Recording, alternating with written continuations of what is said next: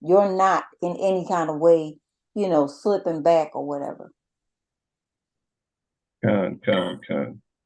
Okay, I got the live stream working now. Oh, prices. Okay. Makayaahlah is in the building. Yawasop is not in the building yet.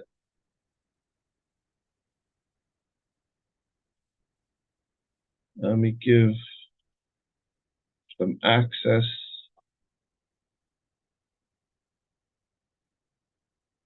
to Shalom.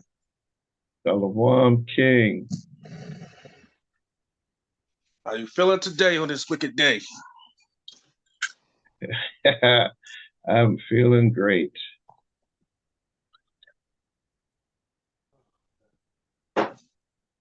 Yeah, man. We were just kind of talking about Thanksgiving, and I was giving my thoughts about it in reference to this being a pagan holiday. And I wouldn't consider Thanksgiving to be a pagan holiday. It's a wicked holiday. But this thing started when Columbus pretty much came here and was genociding our people. So this wasn't like going all the way back to Babylon like all of the other pagan holidays that we know about. But it's definitely a wicked to celebrate the genocide of our people. That's where the wickedness comes in, but it's not. Maybe somebody might give me a different point of view about it, and I might change my opinion about it. But I don't see it as a pagan holiday. It's wicked, right? Our people were slaughtered, murdered, destroyed, right? And now they make it to be something like, we want to give thanks to God. So yeah, that turns it to be something wicked, but to be something pagan, I wouldn't classify it as that. Is Yawasop supposed to be joining you, right, King? Supposed to be. Supposed to be me and Yawasop. Oh, God. So did I save the thing? Lucky, just getting everything ready. So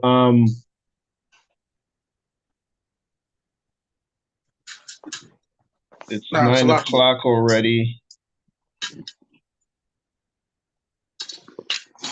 All right, are we ready? Yeah, we're pretty much ready.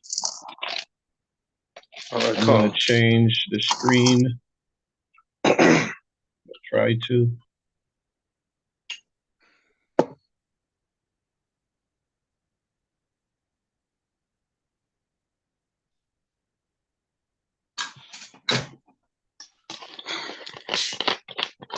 Were you sending me some links? Yes. Okay. You need me to share the screen and bring up the links for you? I didn't look. I just saw some things popping up on my notification.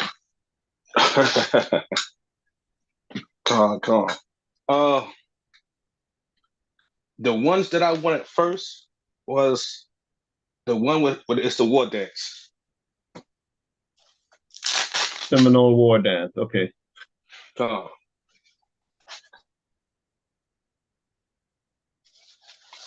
So, oh man, where do we start? Once again,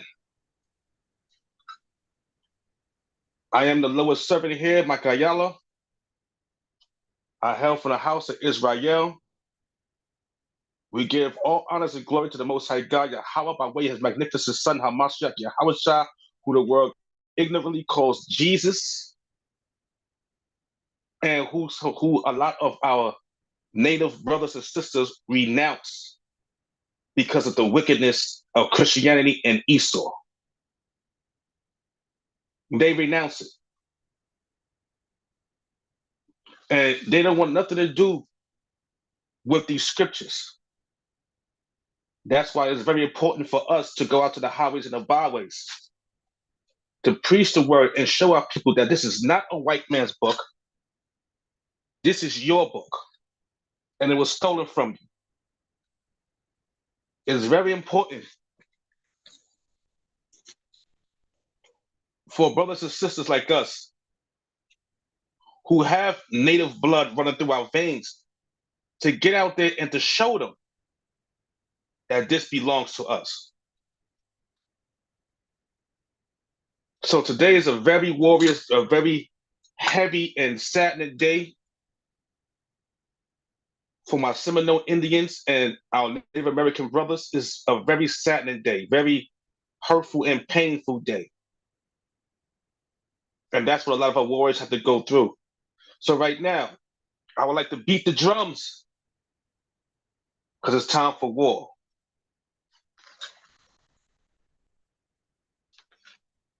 Can we play that video, Elder?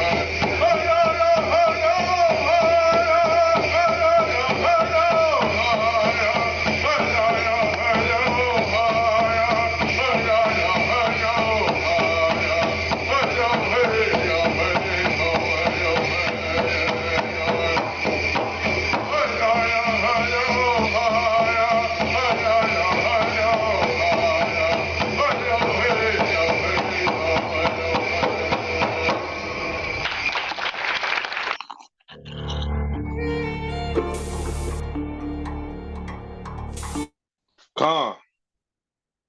Who's my reader for tonight? Shalom, Hey, Shalom, Mighty King. Shalom, this is Yazayan. Hey, Shalaki King. Khan. There's a question that I have. I actually never did deep research into it, and I don't know if you might be able to tackle it tonight.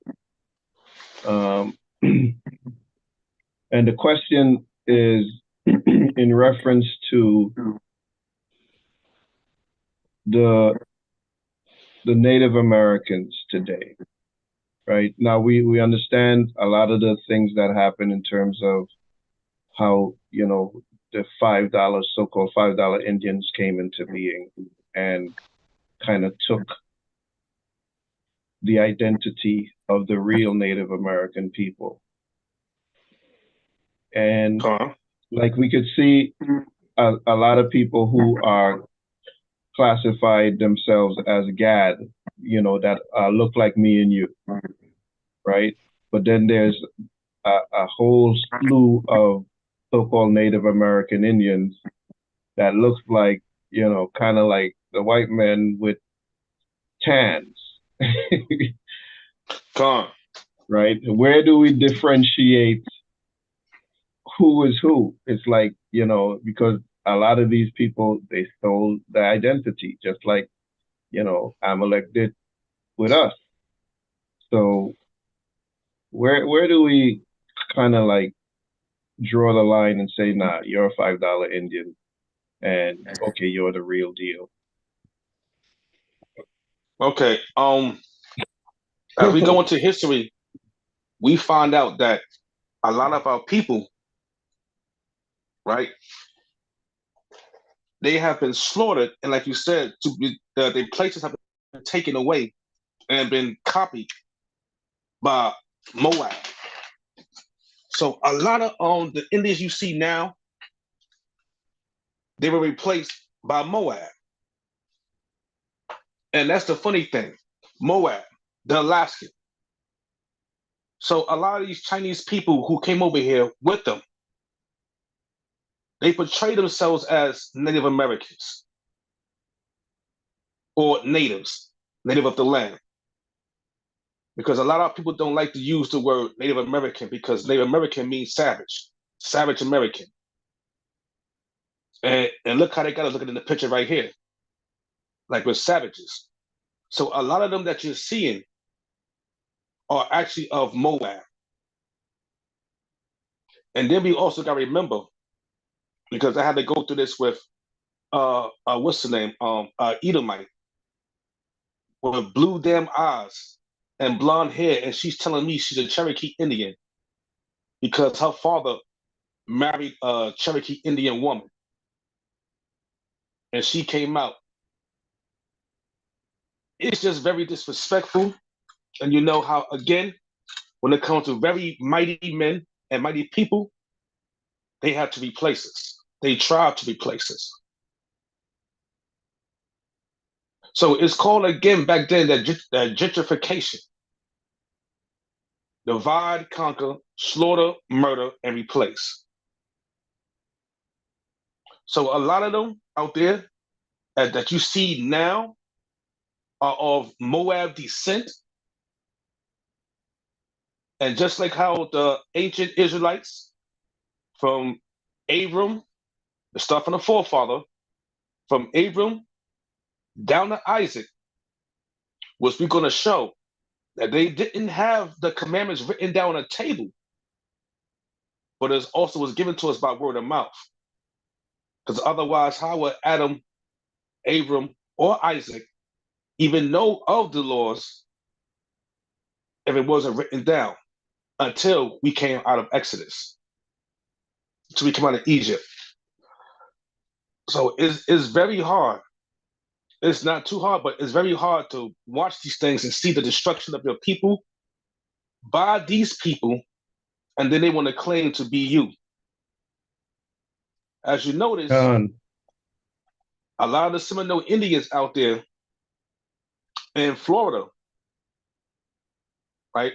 Esau had a terrible war with them, a terrible war. The Second Seminole Indian War, one of the worst wars ever, which Esau never won. Never won. So he really never defeated the tribe of Reuben. So he had to do what? Try to make an agreement with him. And I wish, I wish that I had the picture of my great grandfather when he had all his warlike apparel. And when he came to the States to find his wife who left him, he came to find her. And he told the American president, the people, if I do not find my wife here, he will declare war with the American people. And they didn't want that. And they produced her, brought her forth. So I wish by all means, by the way the Most High, that I still had that picture to show and proof of these things. And I think what I'm going to do next time, just to forward the story again, because it's going to be about word of mouth, like how it was with the ancestors, word of mouth. I'm going to get it from my grandmother. And I'm going to let her speak and tell a story herself directly. So these things been going on for a long time. You go out there, like when I went to Oklahoma City for to drive the trucks, and I'm looking to see if I see any of my people there, Native Americans or Seminole Indians, because I'm that far to the west. I'm close by the Trail of Tears, the Trail of Tears. I'm close to it. I'm in actual Oklahoma City. So I'm looking around and trying to find my people. And when you see a lot of them up front, up close, they're just a little bit lighter than us. just a little bit. Not that much, just a little bit. And a lot of their hair is straight, jet black, dark black. But that's for the women. A lot of the men hair are curly, like our hair. But it's not as curly as our hair. So this is what makes us different. What makes the Seminole Indians and the Native Americans different from the other tribal brothers. Also from the way how their hair look. We have I wish I had this brother over here now, an elderly Cherokee Indian. He lives about 2 blocks from me. All gray hair. All gray hair. And he's darker than me. We have another one named, I call him, his name is Native G. Live about 4 blocks from me. The same way, same complexion.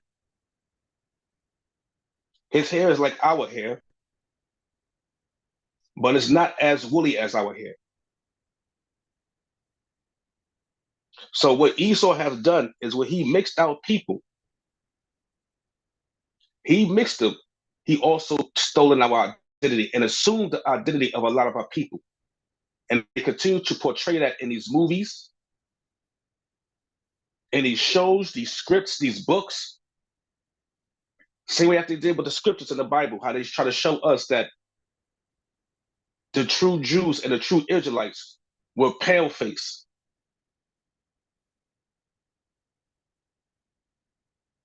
So it's a lot more explanation going on to that, which I could get into, but I would rather do it with facts and history to show and prove that, not just off the top of my head. Salakia. Sure. With that Hosea 7:6 fit that? It's 7:6 or 7:8? 7:8. Sorry. Well, that would be a lot for Ephraim. And I can't say really for the natives because the natives, they can't stand the Oquinsu Ocha. They can't stand them. So we can't really say that's for the natives, but for Ephraim and some of the other tribes, they have mixed themselves with the enemy. They are a pancake, a cake not turned. And they continue to do so to where they will also fight against their own brothers and sisters because they are lighter skinned and they keep getting lighter by mixing themselves in with the enemy. They would rather mix with the enemy than mix with you. That's also a hurtful thing. But this is what Esau has done to our people. I got another one. Oh, go ahead. Yes. Oh, I was just gonna say my thinking was that when it said Ephraim, we were talking about the whole 10 tribes because Ephraim is the main tribe. So that was my thinking was. But Khan. Right, Khan, he is. He is. He's the main tribe that separated us from Solomon, and not just Solomon, but his ancestor. You know, his descendant, Slaki, his descendant, that had taken over at the throne at that time. They quickly ran away. So that's why they were saying the only ones who were going to listen to the house of David was going to be the last 3 tribes. And that was Judah and Benjamin. Judah, Benjamin, and Levi. The other tribes left. And thus the other tribes were called heathens. Because they did what? They left and they have not continued to keep the statute, laws, and commandments. And this is why we always stress it when it comes to the New Testament, because the New Testament only gives you 3 tribes. 3 tribes as Jews, right? Judah, Levi, and Benjamin. They don't tell you about the other tribes. because the other tribes are considered as Gentiles. Like if I had my Zonathan Bible dictionary, I'm waiting to get that to order it. It will tell you that Gentiles are usually a non-Israelite tribe, non-Israelite people. And when you go to 2nd Esdras, chapter 3, verse 33 and 34, he tells you that he went to these people, our people, Israel. He didn't say the Jews, he said Israel. Because now Judah has been split from Israel.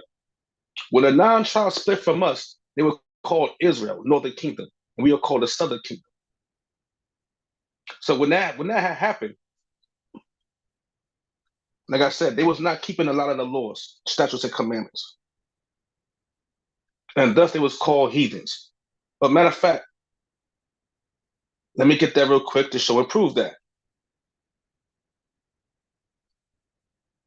Am I reading there? Come. Let's get 2nd Esdras. Let me see. 2nd Esdras is in 4. Let me jump down here. It might be 2.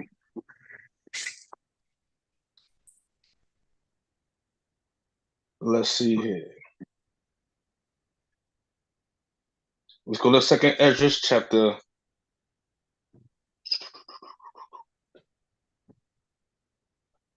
Chapter of wickedness. All right, it's going to be in 4.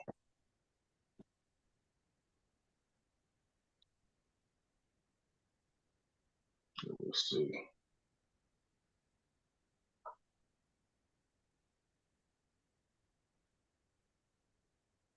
Give me 1 second. I used to love reading this all the time.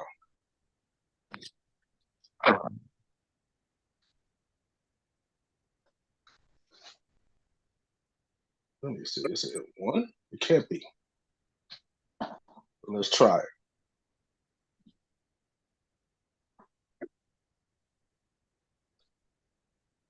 So lock here, peoples. I'm just trying to make sure I find this. Okay, it is 2nd Esdras chapter 2, verse 30. We're going to start at 32. And this is the book of 2nd Esdras, chapter 2 and 32. Embrace thy children until I come, and shew mercy unto them. For my wells run over, and my grace shall not fail. Now he's telling us the grace is not going to fail. So he want Esdras, not just Esdras, to go out there and preach the word, but he want us to preach the word. But what he mean by his grace shall not fail and embrace his children, he's talking to wisdom, because wisdom also is like a mother to us. And he's talking to Jerusalem. When that time comes, he wanted to embrace us, because again, our people had left his statutes, laws, and commandments. And the only ones that are trying to keep it are the ones whose eyes are open.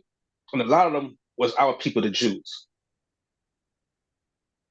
They were the ones who were still trying to keep the statutes, laws, and commandments, trying to do their best to do it in the land of the captivity. While the other nations said they got tired of these wicked people and they left. We could go back to that too. That's in 2nd Esdras chapter 13, verse 45. But let's continue, King. 32. Embrace thy children until I come and shew mercy up unto them. My bad. Verse 33. I, Esdras, receive a charge of the Lord upon the Mount Orel, that I should go unto Israel. But when I come unto them. Salakia, looking, King. Now see, the main line here, this is why he said precept upon precept, line upon line. The main line here is that I should go unto Israel. Now, if you remember, Israel is already separated. So it's no longer Judah and Israel. So now it's just Judah and Israel. We are two kingdoms now. We are 2 kingdoms. Like he said in Ezekiel, I will make Judah and Israel one stick. So we're now 2 kingdoms. So this specifically scripture is telling you he's going into Israel, the other tribes, not the Jews. Yeah, continue, King. None. But when I come unto them, they set me at naught and despise the commandment of the Lord. Continue, bro. And therefore I say unto you, O ye heathen, that hear and understand, look for your... Come. My bad, King. And you see that? He's calling them a heathen. See, this is why a lot of times Esau wants these books taken out, especially the Apocrypha. That's exactly why. Because he tells you specifically who he's calling a heathen here. He's calling Israel a heathen. Not the other nations, not the Jews. He's calling Israel a heathen. Continue, King. Well, I just... that hear and understand, look for your shepherd. He shall give you everlasting rest, for he is nigh at hand, that shall come in the end of the world. Come on, Salaki. Now, we also got to remember who did Christ come to save? His people. He came to save his people from their sins. He didn't come for the other nations. So when you read this scripture here, it clearly tells you that he's speaking to them and telling them, look for your shepherd. Who is their shepherd? Makayaahlah. He's not telling it to the other nations or anybody else, but he's telling it to Israel, who he just called a heathen. That's one of the main reasons why they want to take this book out.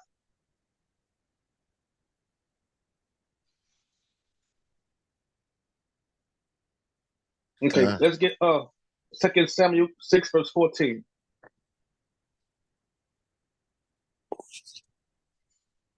This is the book of 2 Samuel.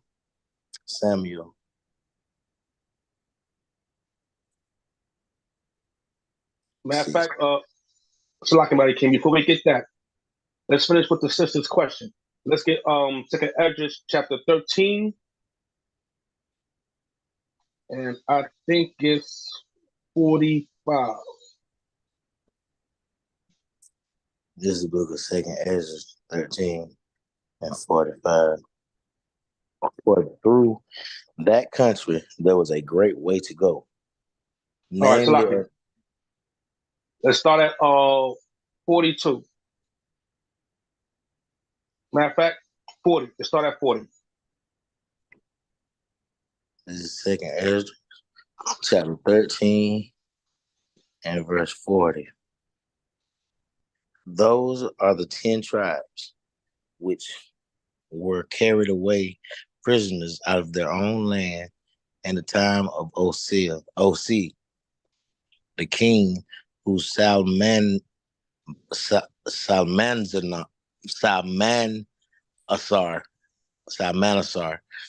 the king of Assyria, led away captive, and he carried them over the waters, and so came they into another land. All right, come on. Now, we gotta also remember, not all of them went over there. We still have some of our people that was left over here, that was left over there by Israel, and they were taken captives. So not all of them went across the new land. This is why when Christ came out and was speaking these things, go into the other places, not into the land of the heathens, but go into the other nations and fish for your people.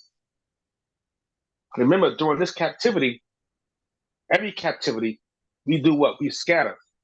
We run away into other nations, hide. And once we do that, we do what? Take on their customs. We do everything that they're doing. And then we become what? We become a heathen. We become a proverb and a byword. Continue, King. But they took this counsel among themselves, that they would leave the multitude of the heathen and go forth into a further country where never mankind dwelt. Come on. That They was that going to they leave the heathen. Like it, bro. They were going to leave the heathen because they couldn't keep their own laws in their land. So what they wanted to do, they wanted to go somewhere far away from these wicked people, far away from them. And that's what, you try to get away from these people and you try to do the right thing. But like Most High God said in Deuteronomy, and not just Deuteronomy, I think it was in Numbers or Leviticus, when our people was murmuring against the Lord, that wicked our wicked ancestors were murmuring against the Lord, and they had to stay in the wilderness for 40 years. Then you had the younger generation who grew up. Joshua was there with them and taught them of the Lord, and they followed him wholeheartedly.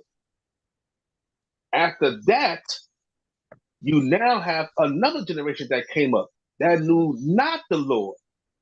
Same thing as it goes here with the so-called Native Americans. When they left from their land, they knew not the Lord and continued to do the things that they was doing. After their ancestors already started building foundations and civilizations on the new land and prospering. Because it tells you in Joshua 1 and 8 that you would be prosperous. Follow the ways of the Most High God. And they done that. So once they do that, new generation after generation, once they stop following the commandments of the Most High God, that's when the curses start to set in. Continue, King.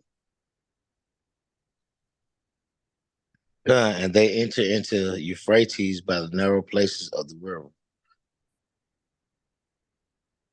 Come on, continue. For the Most High then shewed signs for them, and held still the flood till they were passed over. But once again, he held the waters back. So our people are used to doing that walking journey, that long walk. Same way as the Trail of Tears, we're used to doing that long walk. But the Trail of Tears was much wicked because, again, we didn't have no food, we didn't have no water, and they wanted to continue walking. No stop, sleeping, or rest, or anything like that. None of that. And this was not done by the Most High. So the Trail of Tears was about pain and sorrow. And a lot of our people dropped dead just walking. Continue, King.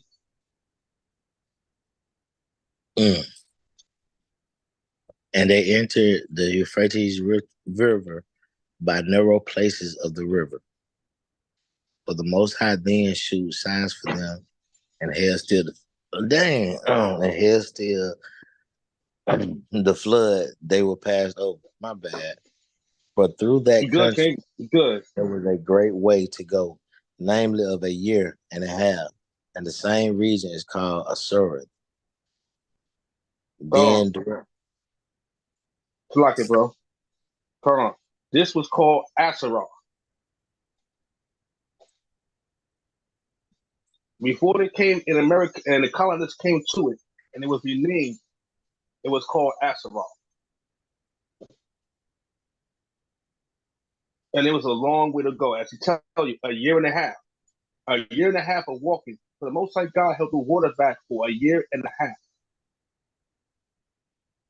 A year and a half. That's the difference between God doing it and Esau doing it. Because when God did it, we survived.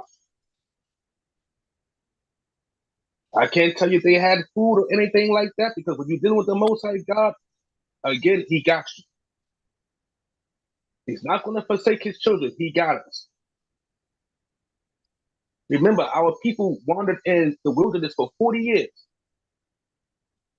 40 years. And their raiment has not ripped. Their shoes have not been worn down or torn down. So if he has done that for 40 years for our people, imagine what he's done right here for the tribes that wanted to go to another land and get away from the heathen, and how they had to walk through for that year and a half.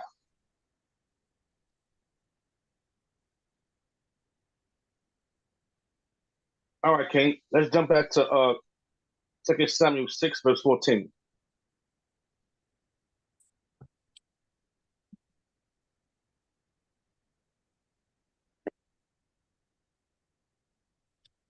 This is the book of 2 Samuel, chapter 6, 14. And David danced before the Lord with all his might, and David was girded with a linen ephod. Con. So now the war dance that I just showed you, it don't look like the dances that Judah would do to this day, does it? It don't look like none of these dances that Judah or Esau will call choreography, whatever the hell he want to call them when you start doing that they're dancing now. You see, Esau has to change the names of every damn thing that we got out there. Everything. He changes it to fit his narrative. So that same Seminole Indian warrior that you just saw was dancing mightily before his God. Mightily. That's a mighty dance. That's a war chant, a war dance. Preparing the men to get out there to get ready for war. Now, all those feathers that he had on him was handed down to him, but also he had trials he had to go through to go get it. So a lot of war chiefs, when we had to get these feathers here, we had to go out there and earn it. And a lot of times earning that is taking out the enemy. So my war bonnet, which is all the way down to my feet, I pray the Most High God, I get to take out more enemies than that. Let's continue, King. So David and all the house of Israel brought up the ark of the Lord with shouting and with the sound of the trumpet. Now, Salaki, notice what he said. All of the house of Israel. That means all 12 tribes. All of us. At this time, we did not split up. We was all together, cheering, happy, peaceful, laughing, joking with each other. Before we go any further, let's get Proverbs 29, verse 2. And we come back here.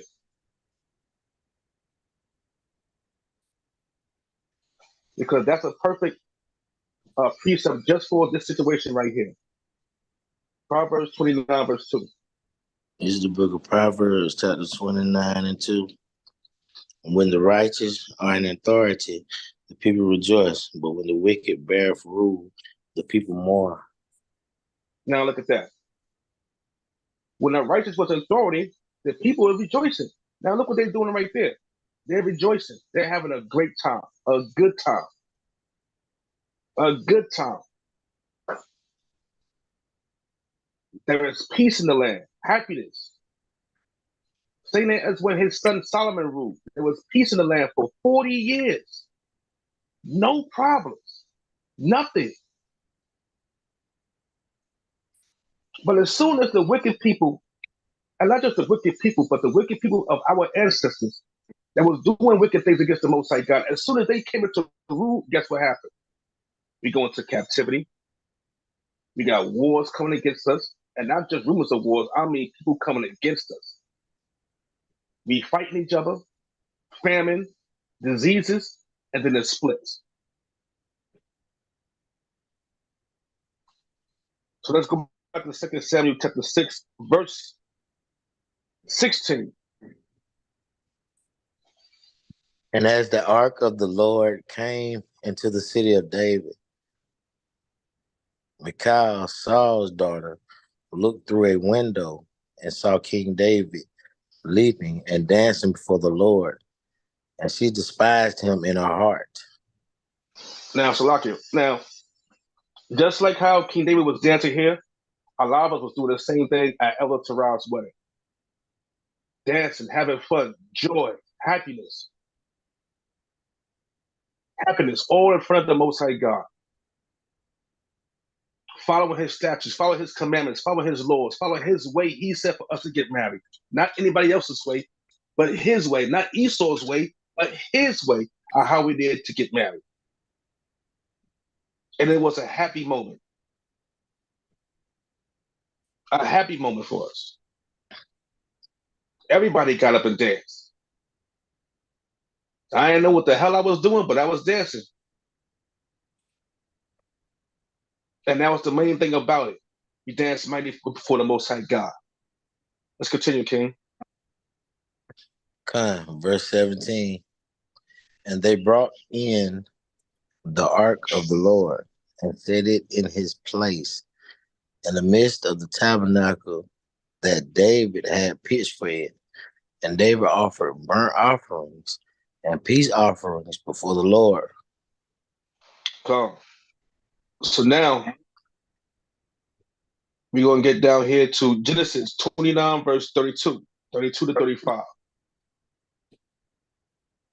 So that's just supposed to show you, again, how mighty our men was. These Gadites, these Seminole Indians, how mighty and magnificent they was. They danced mightily before the Most High God. And when you hear those war chants, when you hear them give their war chants or their war cry, it sends chills down the enemy's spine. Because God is a mighty, powerful people. And it took Esau hundreds of years to try to get rid of him. This is why he gave us smallpox in a blanket, to where now they're trying to deny and say that, oh, that never happened. We never gave them smallpox in a blanket. I'm going to show them proof all that also too. Because now they're trying to change things around. Again, they're trying to hide their sins. They're trying to hide their wickedness of what they've done to the people. So let's get Genesis 29, verse 32. We're going to read to 35. This is the book of Genesis 29 and 32. And Leah conceived and bare a son, and she called his name Reuben. For she said, surely the Lord hath looked upon my affliction. Now therefore my husband will love me. So now Reuben, Reuben was powerful. And he was strong. I mean, a mighty man. Very mighty. And you will find that out later on too also. Continue, King. And she conceived again and bare a son, and said, because the Lord hath heard that I was hated, he hath therefore given me this son also. And she called his name Simeon. Uh-oh. Now we got Simeon on the scene. These are the first 4 brothers of the 12 tribes of Israel. The first 4. And Reuben is power and excellency. Seminole Indians, are they not? This is why Esau conquered them and destroyed him. And they had 2 great bloody wars, which Esau won none of. Continue.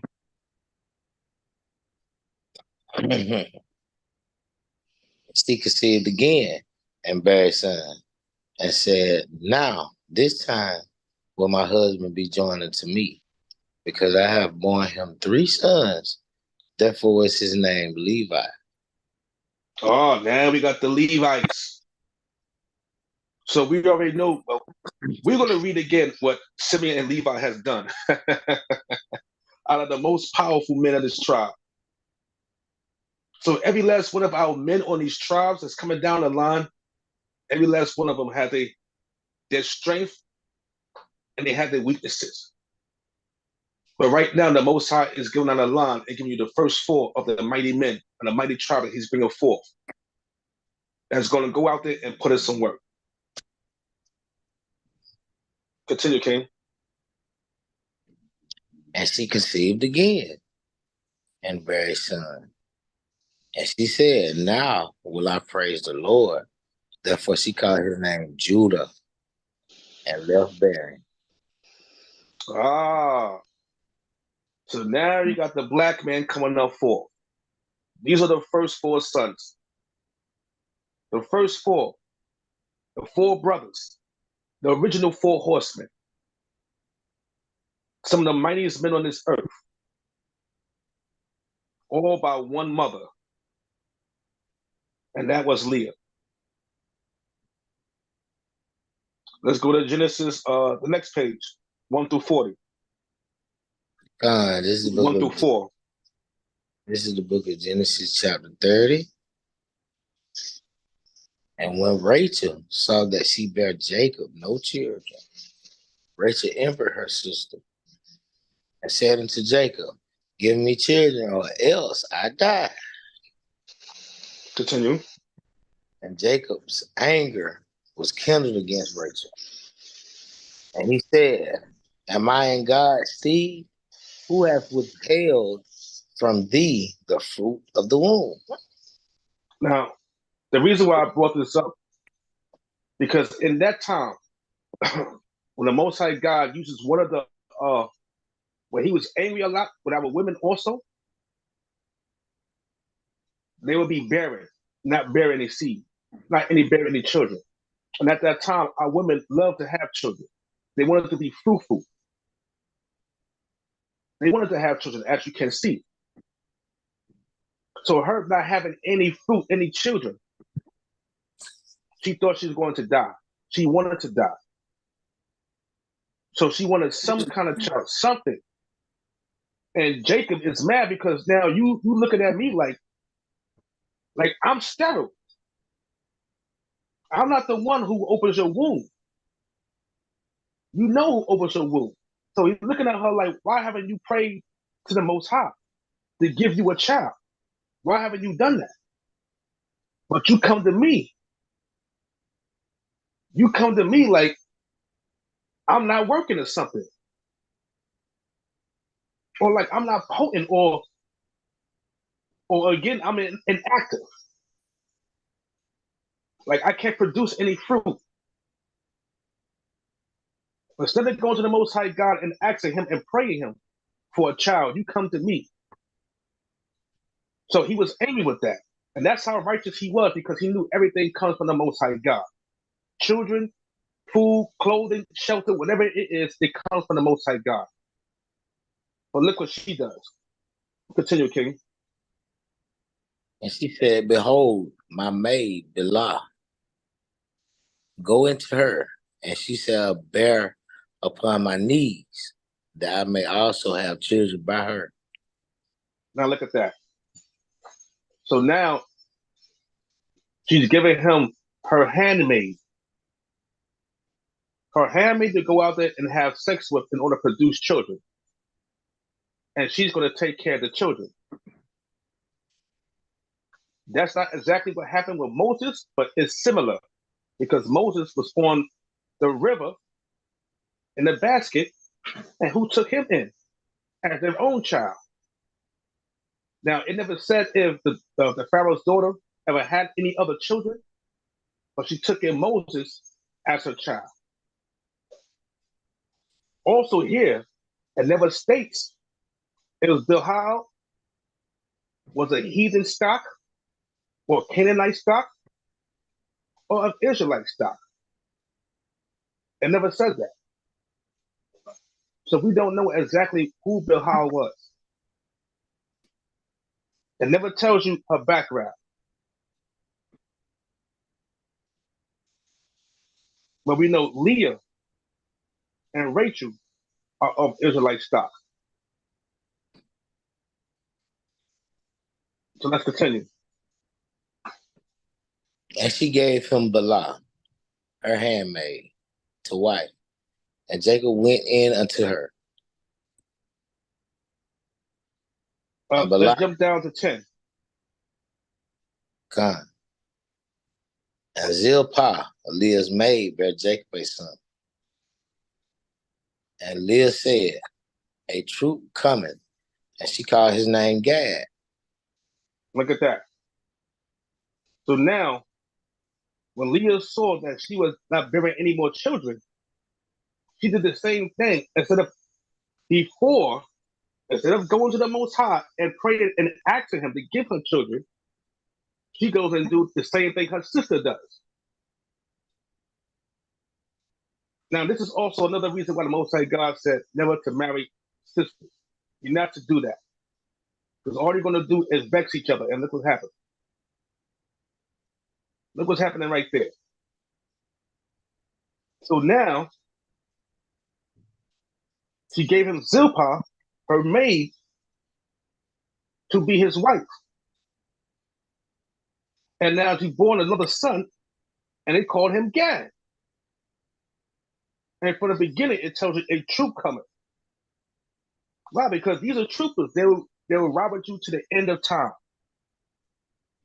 They will ride with you. And you see what happened when it was with the white man, when it's with the Quincy Orchard, when it was with him, they rode with him to the end until they were deceived and destroyed.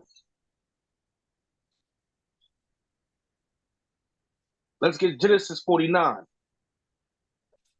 Chapter, we're going to start at 1.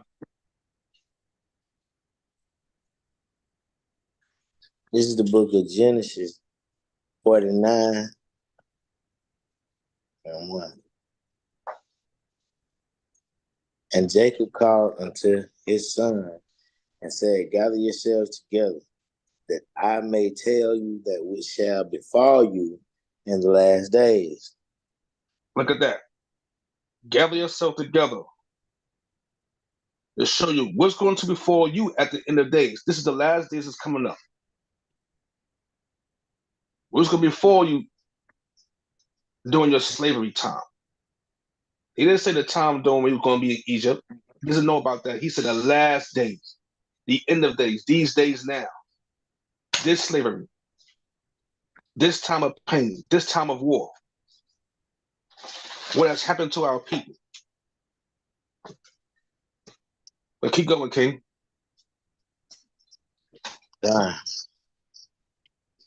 Gather yourselves together and hear, ye sons of Jacob, and hearken to Israel your father. Continue. Reuben, thou art my firstborn, my might, and the beginning of my strength, the excellency of dignity, and the excellency of power.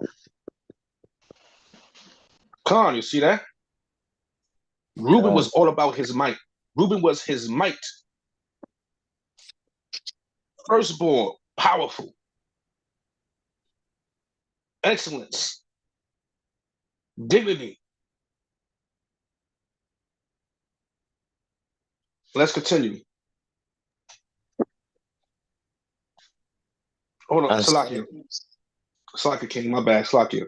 So as he's speaking about Reuben, who is the Seminole Indian, the tribe of the Seminole Indians, as you see in the war dance, it was all about showing might and power and showing that they're never scared to go out to go and do battle with the wicked or Quincy Ocha.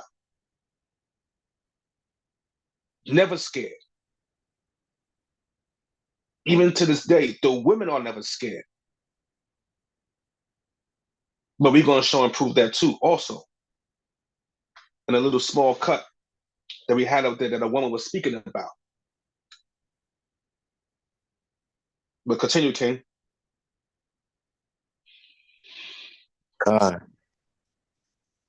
Unstable as water, thou shalt not excel because thou wentest up to thy father's bed. Then defilest thou it. He went up to my couch. Right. He broke a law there. Something he was not supposed to do. And we're going to show and prove that. Let's get Leviticus 18, verse 8.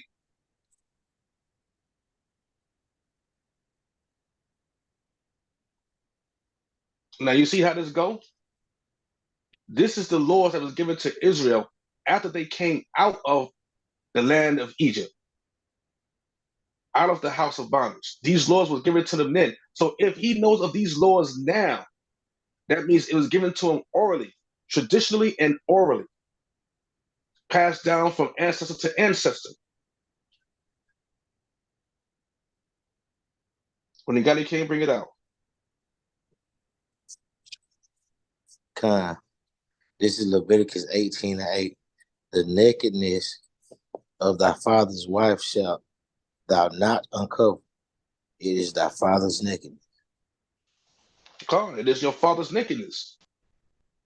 So when he broke in that law,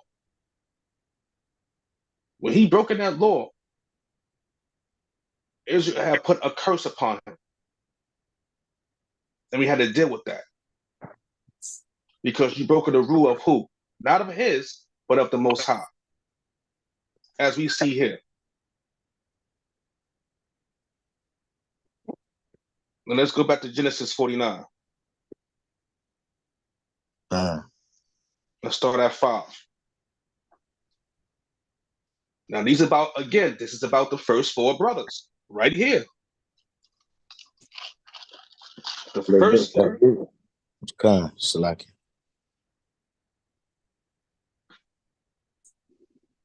This is Genesis 49 and 5.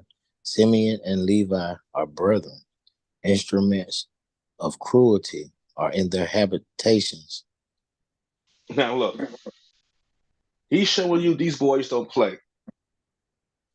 These boys are not here to be taken lightly. When it's time to put their foot in that behind, they're going to do so.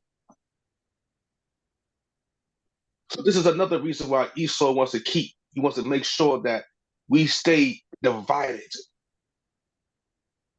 We stay divided because we have the same soul and the same spirit of our ancestors, the same spirit.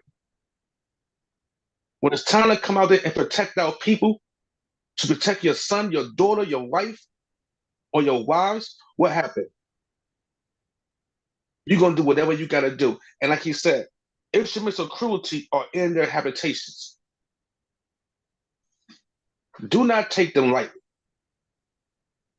As you see the war dance out there, and these brothers right here, the Haitians, you already know they putting in work. They doing that right now over there in Haiti, putting in work. You got Simeon, who's also like Ephraim. You could also call them, some of them, Taino Indians when they came over here. Taino Indians.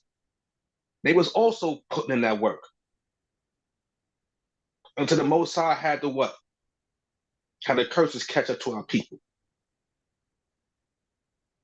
Let's continue. Come. O my soul, come not thou into their secret, into their assembly, mine honor, but not thou united. For in their anger they slew a man, and in their self-will they dig down a wall. Right. They slew a man who touched their sister. They slew a man. And not just a man. They slew a whole tribe of them. I'm sure a lot of us can remember that in Genesis, when the heathen touched Dinah, or Dinah touched her, had sex with her, and they came later and asked, can he take her for hand in marriage? So what did our brothers do? Looked at him like he was a fool. But they said, all right, we'll let that go down, but you're going to have to circumcise all the men. Circumcise all the men. All the men in the household and all the men of your nation. And they have done so. And that's when we went in and put the whipping on their behinds. Just for you sitting out there, just for the other heathens out there raping their sister. Just for that. And you see how, again, how it's coming to a full circle? Because now, look how our daughters are dressing out there now. Look how the daughters of Zion dressing out there to this day. You're showing every damn thing out there, from the breast down to your behinds, the curves and everything. And pretty soon, again, these things are going to happen. Once again. If a heathen did that because he saw how beautiful you were, imagine how it's going to be later on in life when the Most High God takes his hand off the earth and let all hell breaks loose. At the full length of Jacob's trouble. What's going to happen then? What's going to happen then? Well, let's continue, King.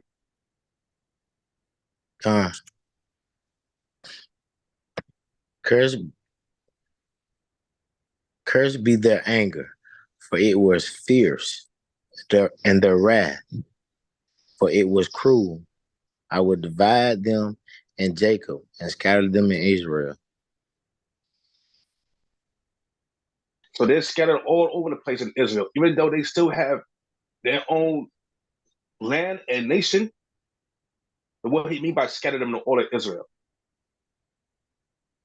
He mean you were married to your other neighbors, your other brothers, your other tribes. He didn't say into the other nations, he said into the other tribes.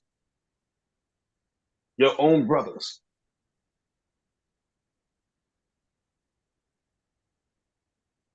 Let's continue, King.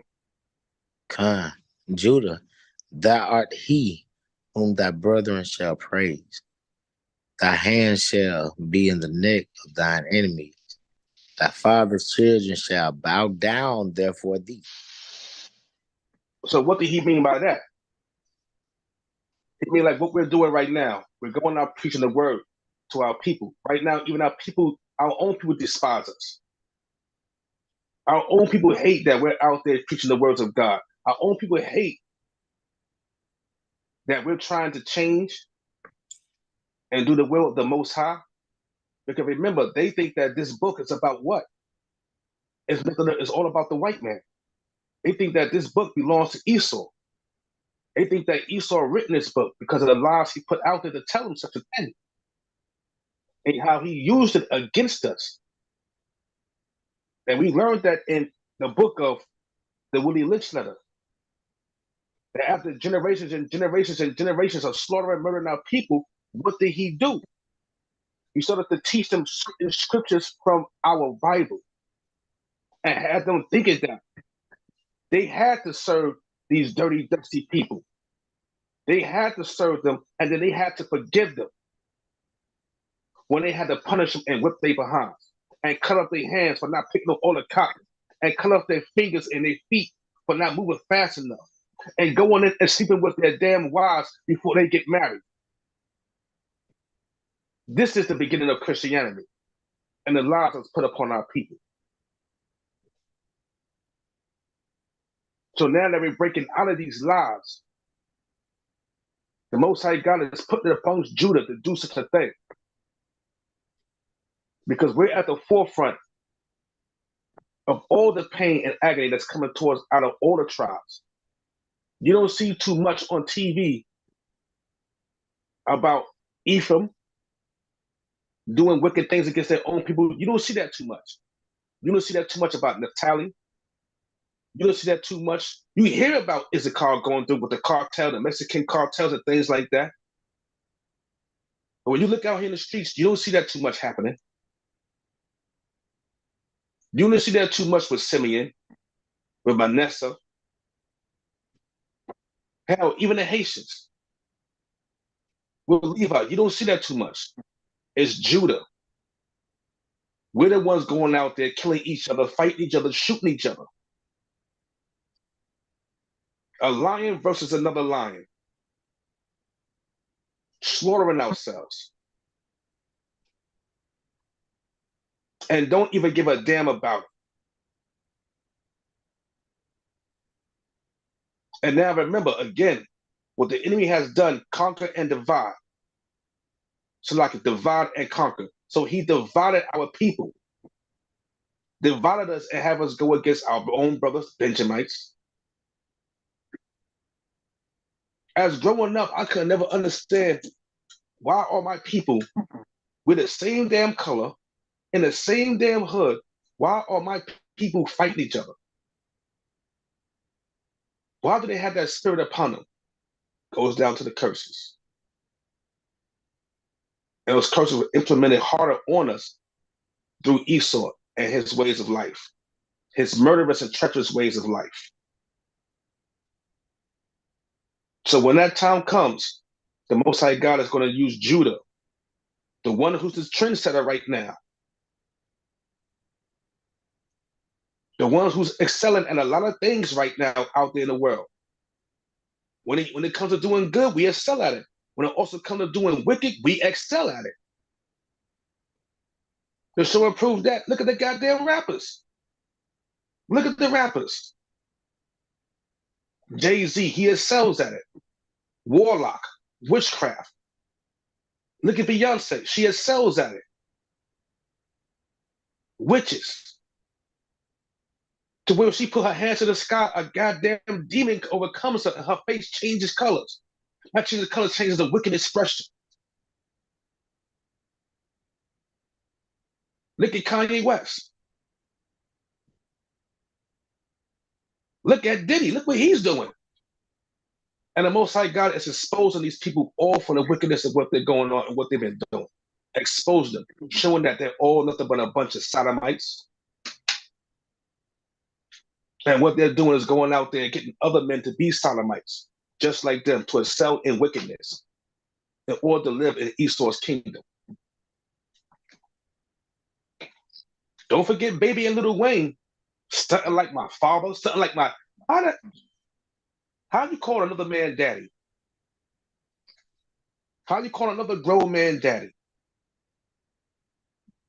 Now, I don't know if a lot of y'all saw the Drake Champs podcast when Diddy was calling Nori daddy. I like how you look. I like how you do something, daddy. I like how you do something, daddy.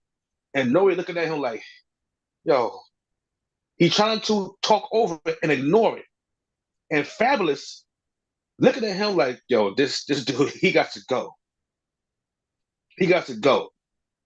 He's disgusting and nasty, and he knows the type of parties that P. Diddy be having.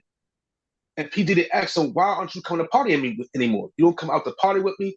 You don't invite me to your parties. It was your birthday. I want to take you out. You want to take me out. So these are the things that these wicked people are doing, and they're being exposed. And the Most High God is exposing these people. Exposing them. And it's our very own people. They love to do wickedness.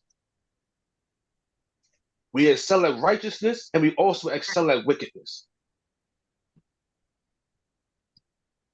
Let us continue.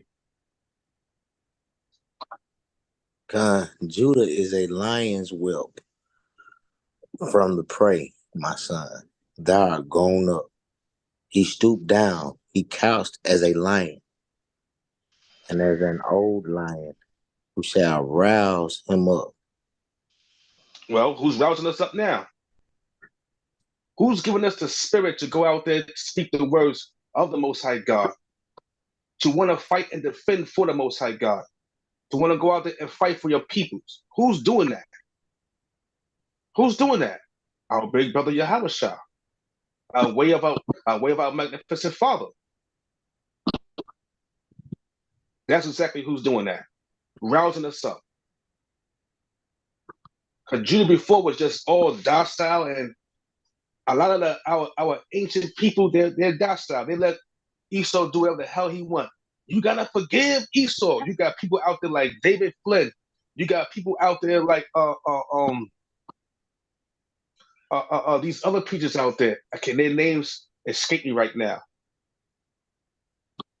You got these apologetics out there right now, trying to again bring you to be soft and weak and docile, and allow all these wicked people to say and do whatever they want to do against your own people and against your God. So this is why God tells us again, study to show ourselves approved.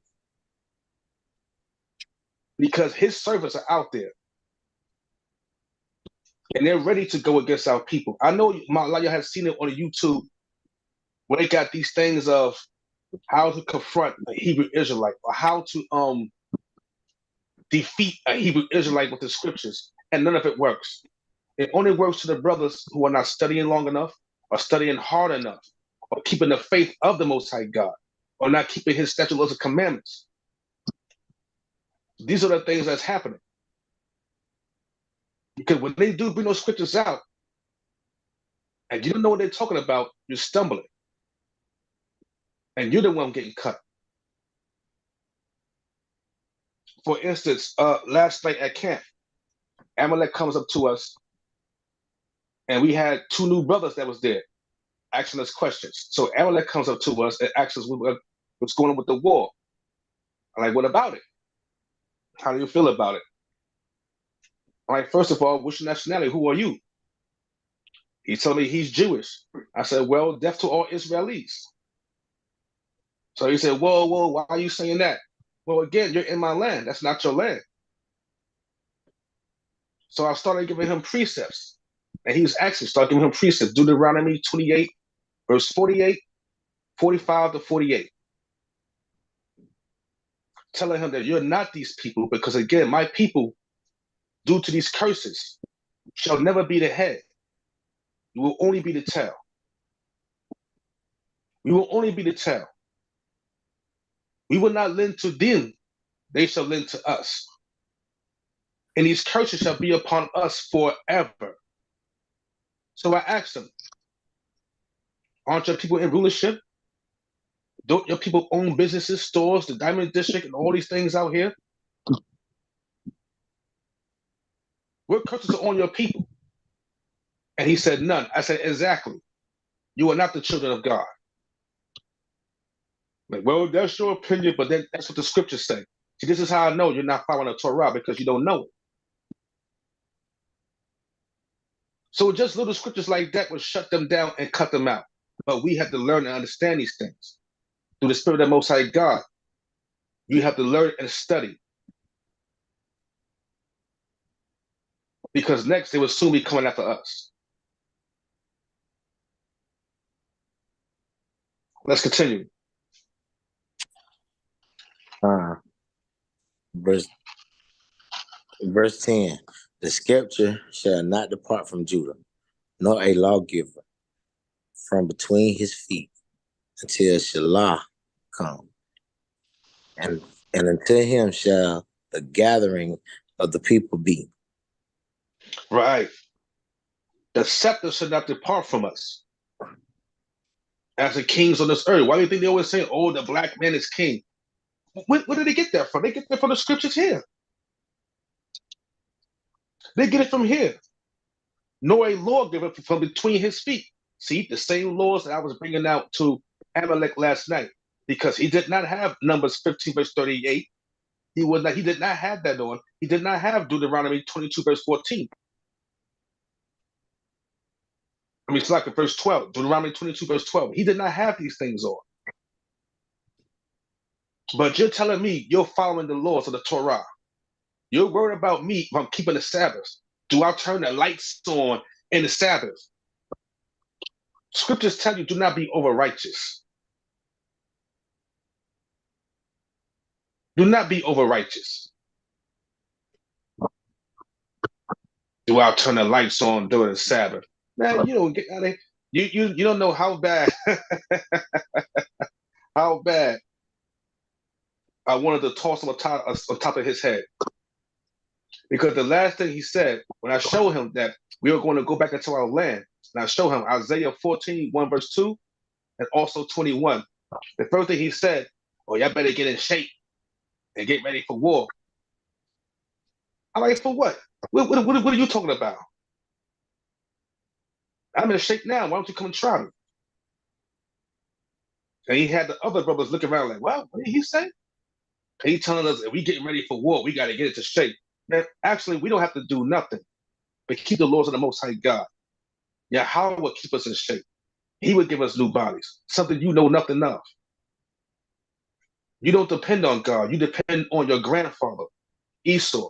This is why Israel and America are like buddy buddies. Lucky. This is why they're like buddy buddies to this day.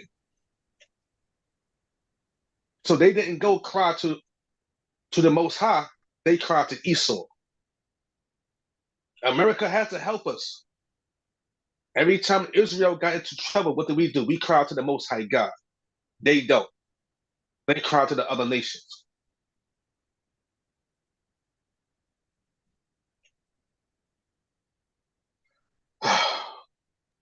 Lucky.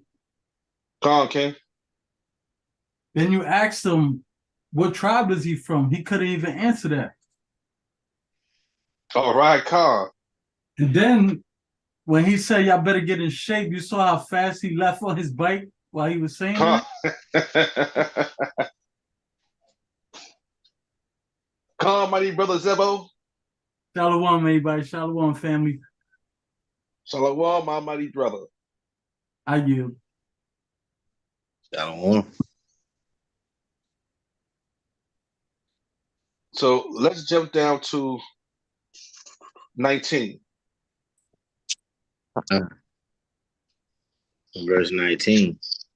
Gad, a troop shall overcome him, but he shall overcome at the last. Right. So he's warning Gad what's going to happen to his people in the end of days. And look what happened. A troop had overcome them, trying to decimate, wipe us out. Gave us blankets, gave us lies, gave us drugs to kill each other. You're going to find all that out in a few. Gave our people all these things before he stole our land. And again, this is what happens when we befriend the other nations. That's what happens when we befriend them. And that's a perfect example of, matter of fact, let's get that great scripture. Sirach 12, verse 10 and 11. Let's get that real quick, that great scripture. That's a perfect example of what the heck the Most High God was talking about. Do not trust these people. And when we trusted these people, or even listen to their humbling words, they murdered us. They murdered us. Same thing as goes for you blacks, Hispanics, most of you blacks, because you black people out there, you so-called blacks, you're taught to love everybody. And you swear that everybody loves you as long as you love them. You keep getting that from the enemy telling you that in these damn churches out here. God said to love all people. We all are children, are God's children. I remember Edomite told me that. We all are God's children. God chosen one flower. He chosen one bird. He chosen one land. And he chosen one people. So everybody's not God's people. So stop that. So these little lies right here, we have to break down and destroy them. And they hate when we do so. But bring that out, King. 10 and 11. This is the book of Sirach, chapter 12, verse 10. Never trust thine enemy, for like as iron rusteth, so is his wickedness. Continue. Though he humble himself and go crouching, yet take good heed and beware of him. And thou shalt be unto him as if thou hadst wiped a looking glass, and thou shalt know that his rust has not been altogether wiped away. Right. So even though he humbled himself, talking smooth words, and he's all nice to you. Like when you walk down the streets out here, you walk past, you see either might they smile at you. I go, yeah, whatever. Because I know better. I know better. Just like how the Amalekite last night wanted to give me a fist pump. Shut it down. Get that out of here. Get that out of here. Why would I shake your hands when I know what happened when my ancestors did shake your hand? Now, don't get me wrong. Sometimes you might have to do such a thing as if you're in your job or something like that. You're talking to your boss or supervisor, whatever it is. Sometimes you have to. But you have to keep these scriptures in your mind and understand exactly what's going on with these people. Let's read 12. Because 12 specifically also goes against our people, especially the Gadites, for what they have done. It's lucky. They trusted these people. They weren't reading the scriptures, and look what happened. Bring it out, King. Set him not by thee, lest when he have overthrown thee, he stand up in thy place. Neither let him sit at thy right hand, lest he seek to take thy seat. And thou at the last remember my word, and be pricked therewith. Right. Don't let these words stick you. Like they stuck our ancestors. Don't let them stick you. Because when you're not following his laws or his words, when you're not listening and reading, and you get bit, these words sting. They sting very hard. And I bet you now that if my ancestors or my mother's ancestors were listening and reading and keeping the laws of the Most High God, and they read this, I guarantee you they would have never trusted Quincy Ocha. Never trust. Never.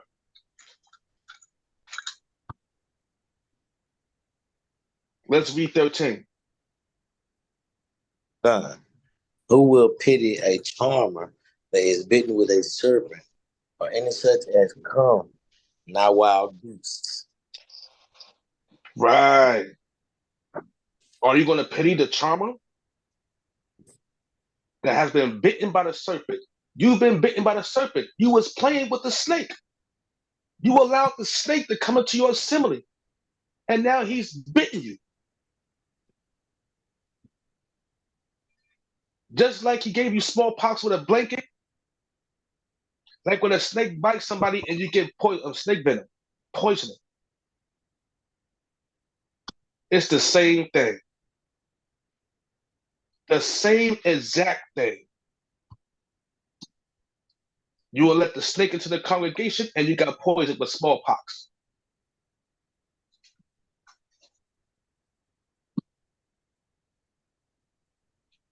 All right, King, let's go back to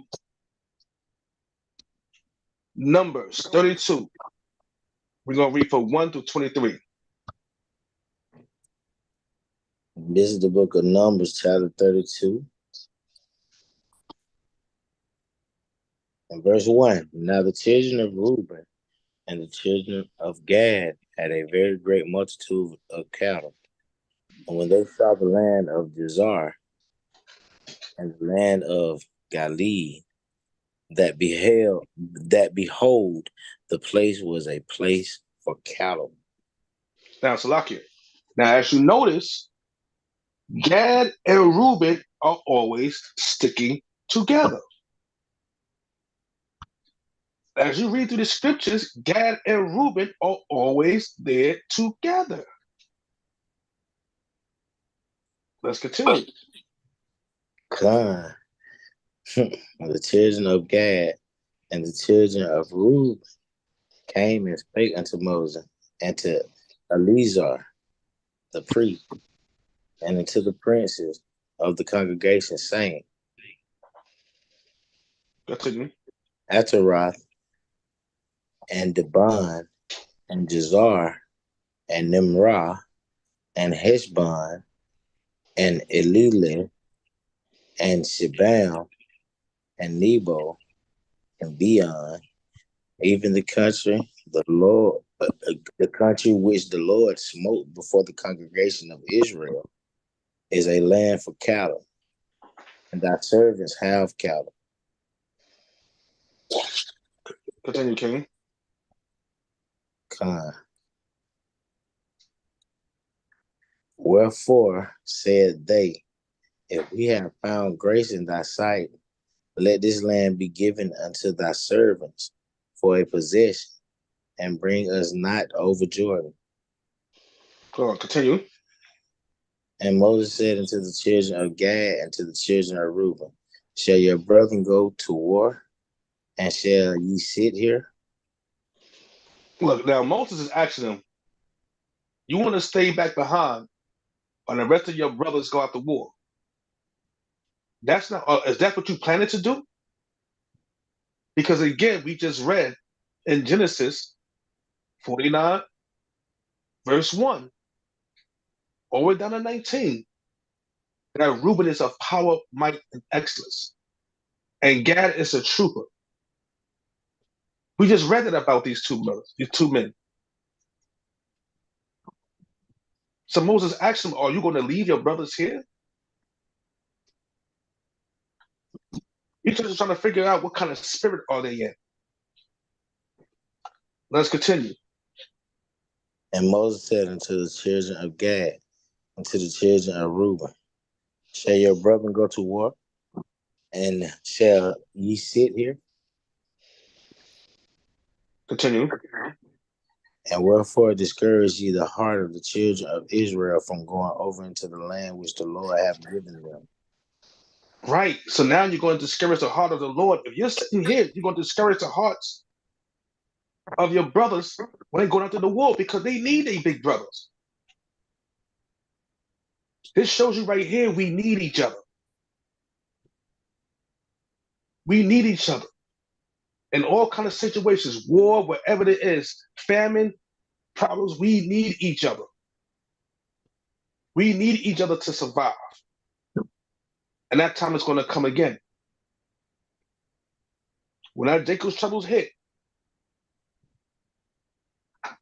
and we looking for help, we going to need each other.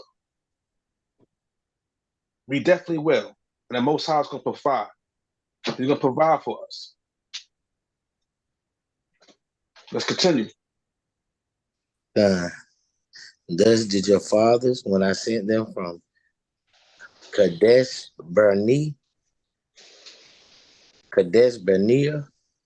to see the land. Continue. For when they went up unto the valley of Escol and saw the land, they discouraged the heart of the children of Israel, that they should not go into the land which the Lord had given them. Right. Go on. The Lord, and the Lord's anger was kindled the same time, and he swore, saying, surely none of the men that came up out of Egypt from 20 years old and upward shall see the land which I swear unto Abraham, unto Isaac, and unto Jacob, because they have not wholly followed me. So like that, see, did we speak on that earlier? We God. spoke on that. The men that was in the wilderness, right? They worked around there for 40 years. 40 years. We spoke on that. Let's continue. Save Caleb, the son of Jephunneh, the Kenizzite, and Joshua, the son of Nun, for they have wholly followed the Lord. Continue. And the Lord's anger was kindled against Israel, and he made them wander in the wilderness 40 years, until all the generation that had done evil in the sight of the Lord was consumed. Look at that. Took them out. All the ones that done evil took them out. That whole evil generation. Until a new generation was arisen. And see, that's the good thing about it. Because in that day, the Lord was showing them miracles in front of their faces. He was appearing. Not he was appearing, but he was sending angels in front of their faces to show them and guide them.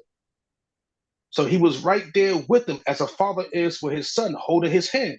Right there. Right there. Let's continue. And behold, ye are risen up in your father's stead, and an increase of sinful men, to augment yet the fierce anger of the Lord toward Israel. Now he tried to go through that again. So that's why Moses asked him, are you going to augment yet the fierce anger of our Lord? Or are you going to do the same thing as your ancestors did? By leaving your brothers out there to go fight for themselves? Are you going to do such a thing? Let's continue. God, for if you turn away from after him, he will yet again leave them in the wilderness, and ye shall destroy all his people. Come on. This time there will be no coming back. Continue, King. And they came near unto him and said, we will build sheepfolds here for our cattle and cities for our little ones. Continue. But we ourselves will go ready on for the children of Israel until we have brought them unto the place, and our little ones shall dwell in the fenced cities because of the inhabitants of the land.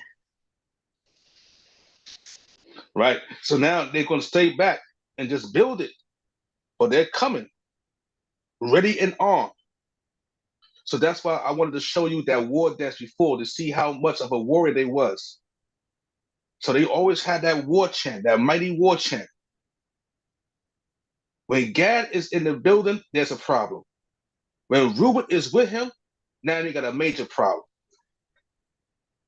And this is why the Quincy Ocho always wanted to do what? Separate us. He can't have that. This is just showing you again how mighty each tribe was and that we depended on one each other. We depended on each other. If you got Reuben and Gad together out there fighting those wars, now if they were together out there fighting all those wars that Esau was bringing towards them, I mean all those wars, even the Indian Removal Act that he brought against our people, if you had them together, fighting together against Esau, Esau would not have survived. He would not have survived.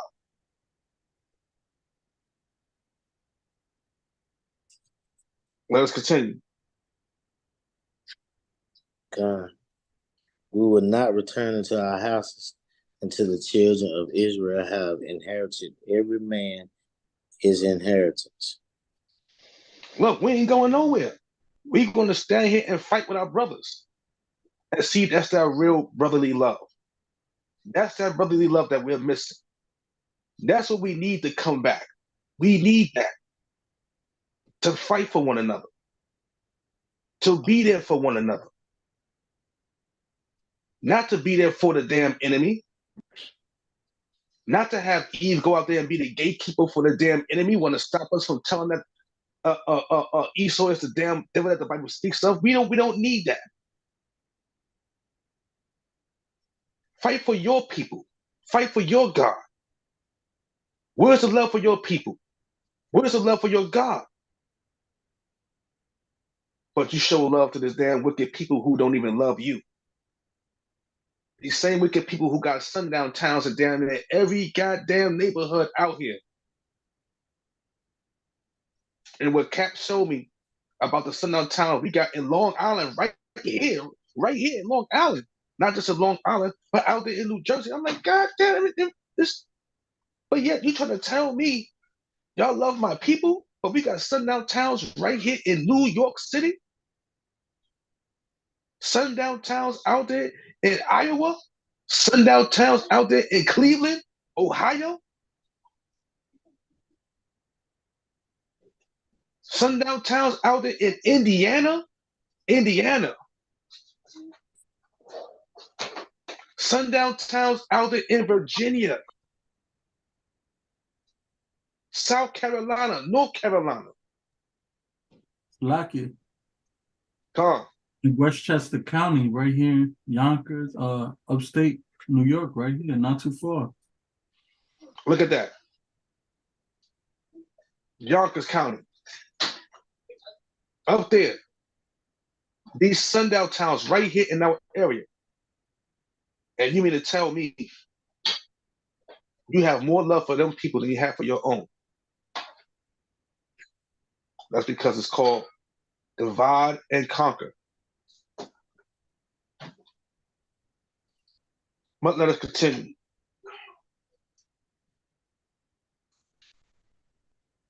God, for we will not inherit with them on yonder side Jordan, afore, because our inheritance is fallen to us on this side Jordan eastward.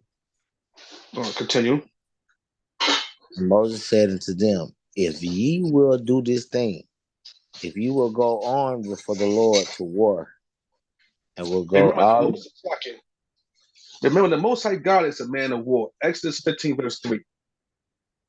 He loved to see you fighting for your brother, when you're fighting for righteousness.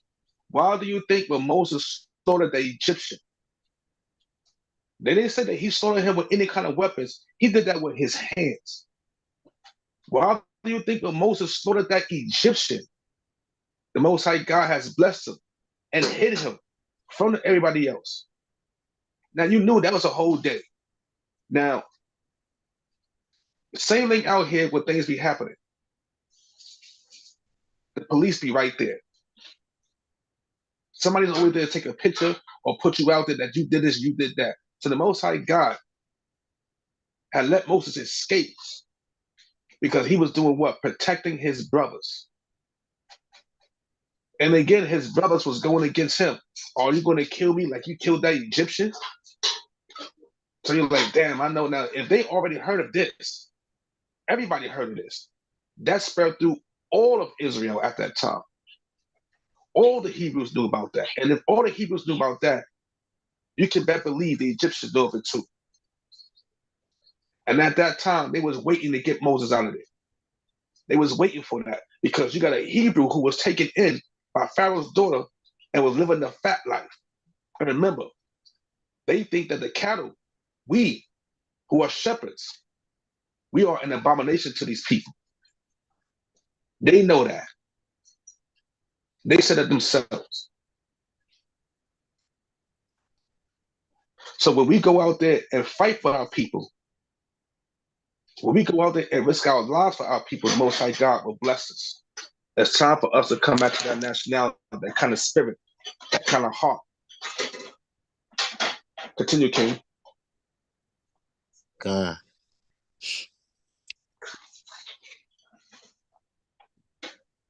And Moses says, and we'll go, all of you, armored over Jordan before the Lord, till he have driven out his enemies from before him, Continue.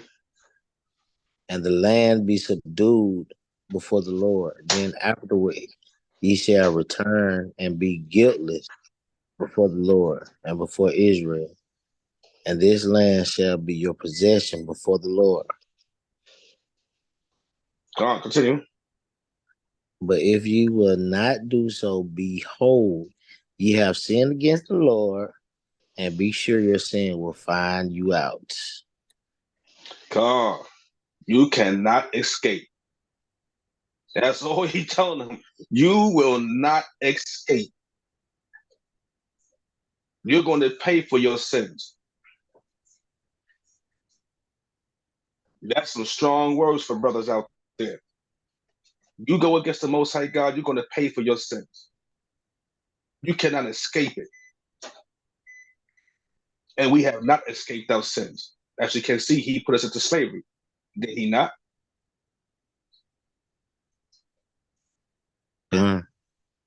So let's go down to Joshua. Matter of fact, Deuteronomy 27. We're going to start at 9.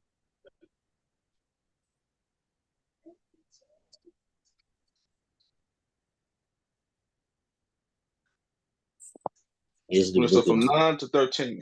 Come on, go ahead, King. this is the book of Deuteronomy, chapter 27, verse 9. And Moses and the priest, the Levites, spake unto all Israel, saying, take heed and heart, O Israel. This day thou art become the people of the Lord thy God. It's like it. Now he's telling us that this day you have become the children of God. From this day on, follow his statutes, laws, and commandments, or he will punish you. We learn that in Joshua, where he said, if you do not follow me, I will turn and do you hurt. He is not playing. And thus here we are in slavery. Continue, King.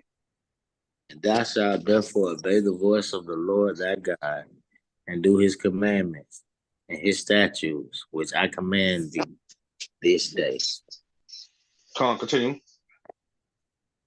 And Moses charged the people the same day, saying, These shall stand upon Mount Gerizim to bless the people when ye are come over Jordan, Simeon and Levi, and Judah, and Issachar, and Joseph, and Benjamin. And these shall stand upon Mount Ebal to curse Reuben, Gad, and Asher, and Zebulun, Dan, and Naphtali. Come on. So now he's telling you that you got the brothers who are going to bless and give blessings, and you have the brothers who are going to give out curses, who are going to curse the other nations. That's exactly what he's telling you. And don't you see that? With the Native Americans, aren't they called a spiritual people? Just like Judah, aren't they called a spiritual people? And what Judah always wants, he wants to chill. He wants to be happy. He wants to be happy. That's all they see our people out here. They was taught to be by following Christianity. And we use music as a way to be happy, and also as a way to destroy our own people. Because Esau have found out that using music, I can control the children of Israel. I can't control them. So this is why he got this wicked drill music out there and all other kinds of forms of music to keep our minds destroyed. Because it what? So like it does portals and open up and put spirits on you. It puts spirits on you. And you can't tell me it don't. Because when it's time for you to go out there and to be with your woman, what kind of music you putting on? You putting on that Barry White? You putting on that Jodeci? You putting on that Boys and Men because you want to set the mood. You setting the mood. When you want to turn up, go out there and do war and do damage, you do what? You play that wicked drill music. For me coming up, when it's time for war, I should play a lot of DMX, a lot of locks. I used to play that all the time when it's time to go to war. So like I said, you can't tell me that this music don't put spirits on, because it damn sure does. So when you sing righteous music, like we were singing that Elder Taraz wedding, guess what happened? Everybody felt that because the Spirit of the Lord was upon everybody then. Everybody got up dancing, we gonna roll with Yahweh. The sister was out there singing her heart out. Everybody felt that pain that she was singing. Sean Paul's out there singing, rapping with the living waters. Everybody felt these things. To where the DJ came over there and gave me a handshake, saying he felt those two songs. He felt those songs because it's all about the Most High God. They felt that.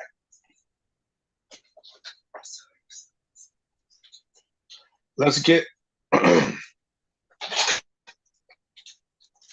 Joshua chapter 4, 12 through 13.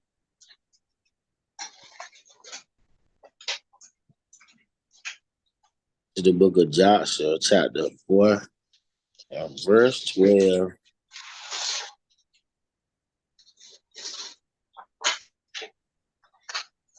And the children of Reuben and the children of Gad and half the tribe of Manasseh passed over armed before the children of Israel, as Moses spake unto them.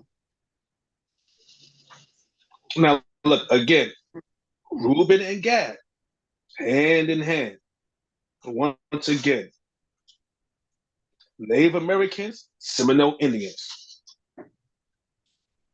Continue, King. About 40,000 prepared for war, passed over before the Lord unto battle to the plains of Jericho. Armed, ready to fight. Warriors. Warriors. So once again, there go that war dance. Look at that war dance. Let's get Joshua 20, verse 8.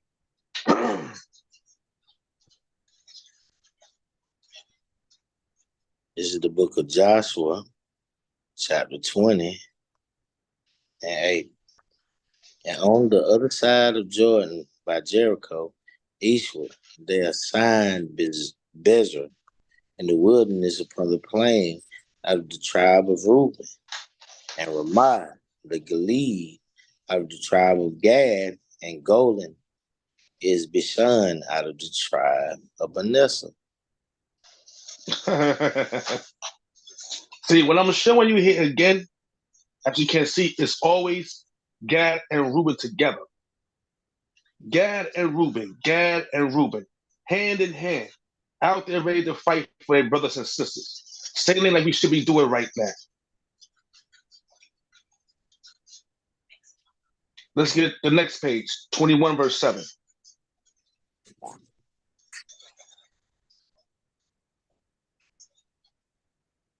This is Joshua chapter 21 and verse 7. The children of Merari by their families had out of the tribe of Reuben, and out of the tribe of Gad, and out of the tribe of Zebulun, 12 cities. So as you notice, Gad and Reuben are always together, and they always doing what? Helping their brothers. Who they just helped out? It was Manasseh, and now they out here with Zebulun, holding it down. That's that brotherly love. That's that real brotherly love. They're out there helping their brothers. Let's get Revelation 7, verse 5. They're showing their love for their people. This is why loving your brother is so important in our kingdom, in our nation. It's so important. Because if you don't love your brother, you don't love yourself. You don't love your people.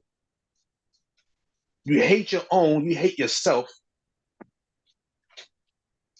And you don't want your brother to succeed. That's like you getting a wife and you hating your wife for everything she's doing because you're not succeeding. But you're not helping her succeed either. Same thing as here. They're not helping their brother succeed. If they're not doing that, you're hating your brother. And that's what's happening right now on these streets. The ones who always want to help you out and want to give to you, but sneakily, because like I said again, you can't trust these damn devils. You can't trust them. They'll give you a job. They'll do this and do that. But you're not going to get the same kind of payment that you thought you were going to get. It's always a fine line with these wicked people. When you got that Revelation 7, verse 5, bring that out, King. This is the book of Revelation, chapter 7 and verse 5. Of the tribe of Judah were said 12,000, and of the tribe of Reuben was said 12,000, and of the tribe of Gad was said 12,000. And these are the people he's looking for right now. These 12,000 mighty men. And you see how they went down the line once again? These was what? The first four brothers. Now, Shemaiah, you still there? Yeah. I sent you something that I wanted to be played real quick. Let me try to get back to it. All right. these papers here, when it talks about the one that's at the bottom, the colonials give effective blankets to the Native Americans. I sent that to you. If you can you share it with the brothers and sisters? What? Okay, yeah. I think I found it. Okay. Con. Come.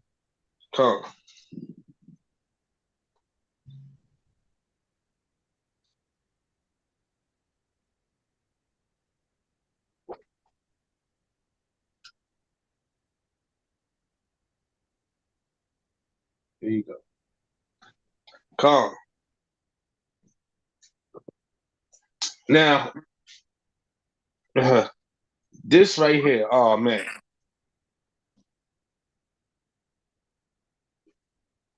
This right here is going to tell you what they have done and how they're trying to hide it.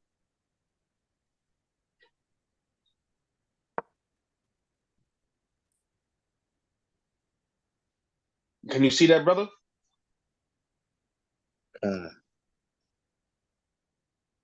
You can't read that out for the brothers and sisters. Yeah, come. Okay. The British gave smallpox contaminated blankets to Shawnee and Lenape, Delaware communities. An action sanctioned by the British officers Sir Geoffrey. 1763 and 64, British wages biological warfare with smallpox tribes and native voices, such as blankets contaminated with smallpox and other infectious diseases, aiming to reduce the population of native people resisting their manifest destiny. Look at that. Look at that. You see what I'm saying about these wicked people? This is why you're not to trust these people. You're not to trust them.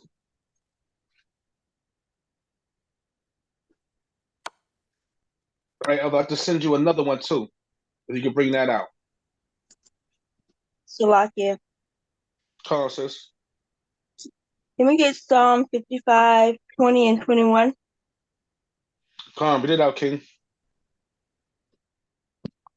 Say it again, Amar, please, man. Psalm 55, 20, and 21. This is the book of this is the book of Psalms, chapter 55, verse 20. He hath put forth his hand against such as be at peace with him. He hath broken his covenant. The words of his mouth were smoother than butter, but war was in his heart. His words were softer than oil, yet were they drawn swords. Right, you see that? You see that? So this is why we always tell our people, do not listen to these people. Do not. And now they're trying to hide this history from our people, trying to tell that they didn't do such a thing. But look what they says here. And what else have they done? Read it out, King. This is Revelation, chapter Revelation, book Revelation, my bad. In verse 7 and 5. No, it's locking, not that. On the screen. Oh, my bad. I'm going to the last verse we took out. Okay. I just go back to the scripture.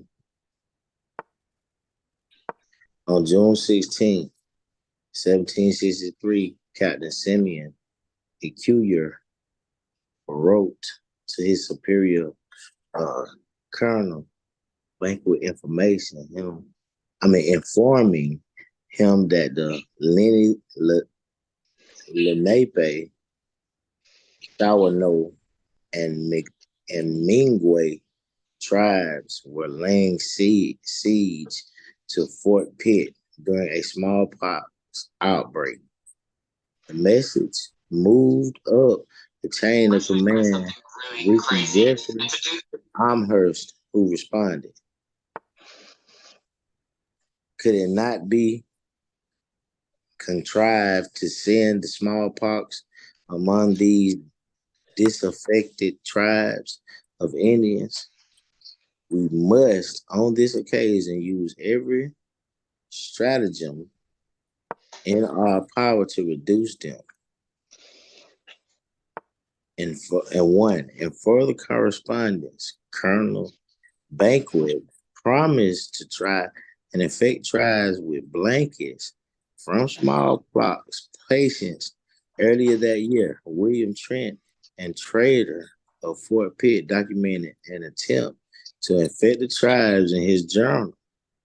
He had gifted Indian emissaries with 2 blankets and a handkerchief from the one on-site smallpox hospital. That's crazy as hell. You see that, right? Yeah, that's ridiculous. These are the devils, the devil that the Bible speaks of. And now they're trying to say that when you go to Wikipedia and all these other sites, they're trying to say that, no, the colonists didn't use biological warfare back then. But this is proof again that what we keep saying, how they gave my people smallpox on a blanket, and they try to do it again to kill off a lot of the natives. Again. Hey, Shemaiah, the last one I sent you about That's the crazy. reservation. After he finished reading that, I need you to bring that out. The last revelations, reservations of the poorest Indians on the earth.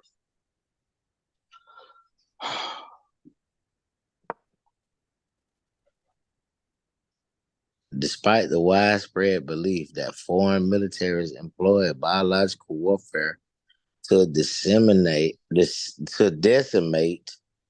native peoples, these 2 examples are the only recorded cases of the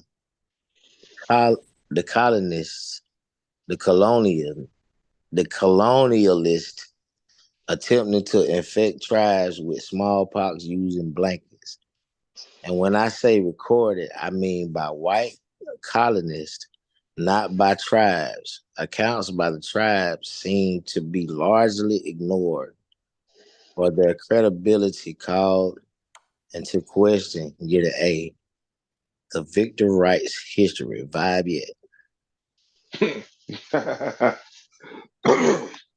Remember, Esau documents every wicked thing that he does. He's that prideful. He documented and he hides it. So this right here is showing and proving again what these wicked people had done. What they have done, they trying to hide this, about how wicked they was towards our people. Using biological warfare to destroy, to decimate the native people. Always.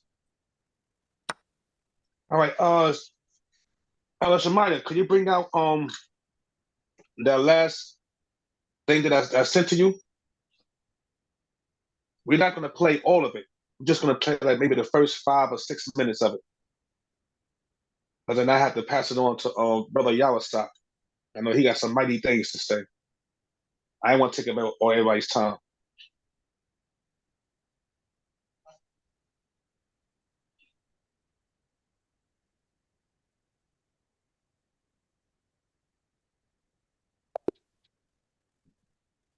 And with this right here, you're going to see a lot of how our people live. I wouldn't come out of here alive. Is this Norway? This is the hood. How you doing, Father Clink? We are one of the poorest counties in America. Gunshots, how often? Every night, almost. Purify ourselves off so nothing follows us. Cartel has made its way onto the reservation. Mexican cartel. Mexican cartel. This is a sweat lodge. Bloods and Crips praying together. This is all Washington's land? Yeah. These rocks are considered our grandfathers. This was where they sold the most beer in America. That's a meth house. If they're boarded up, they found meth in there. If we can begin to realize that our differences enrich us, then diversity is something good. Otherwise, diversity is just the walls that separate us.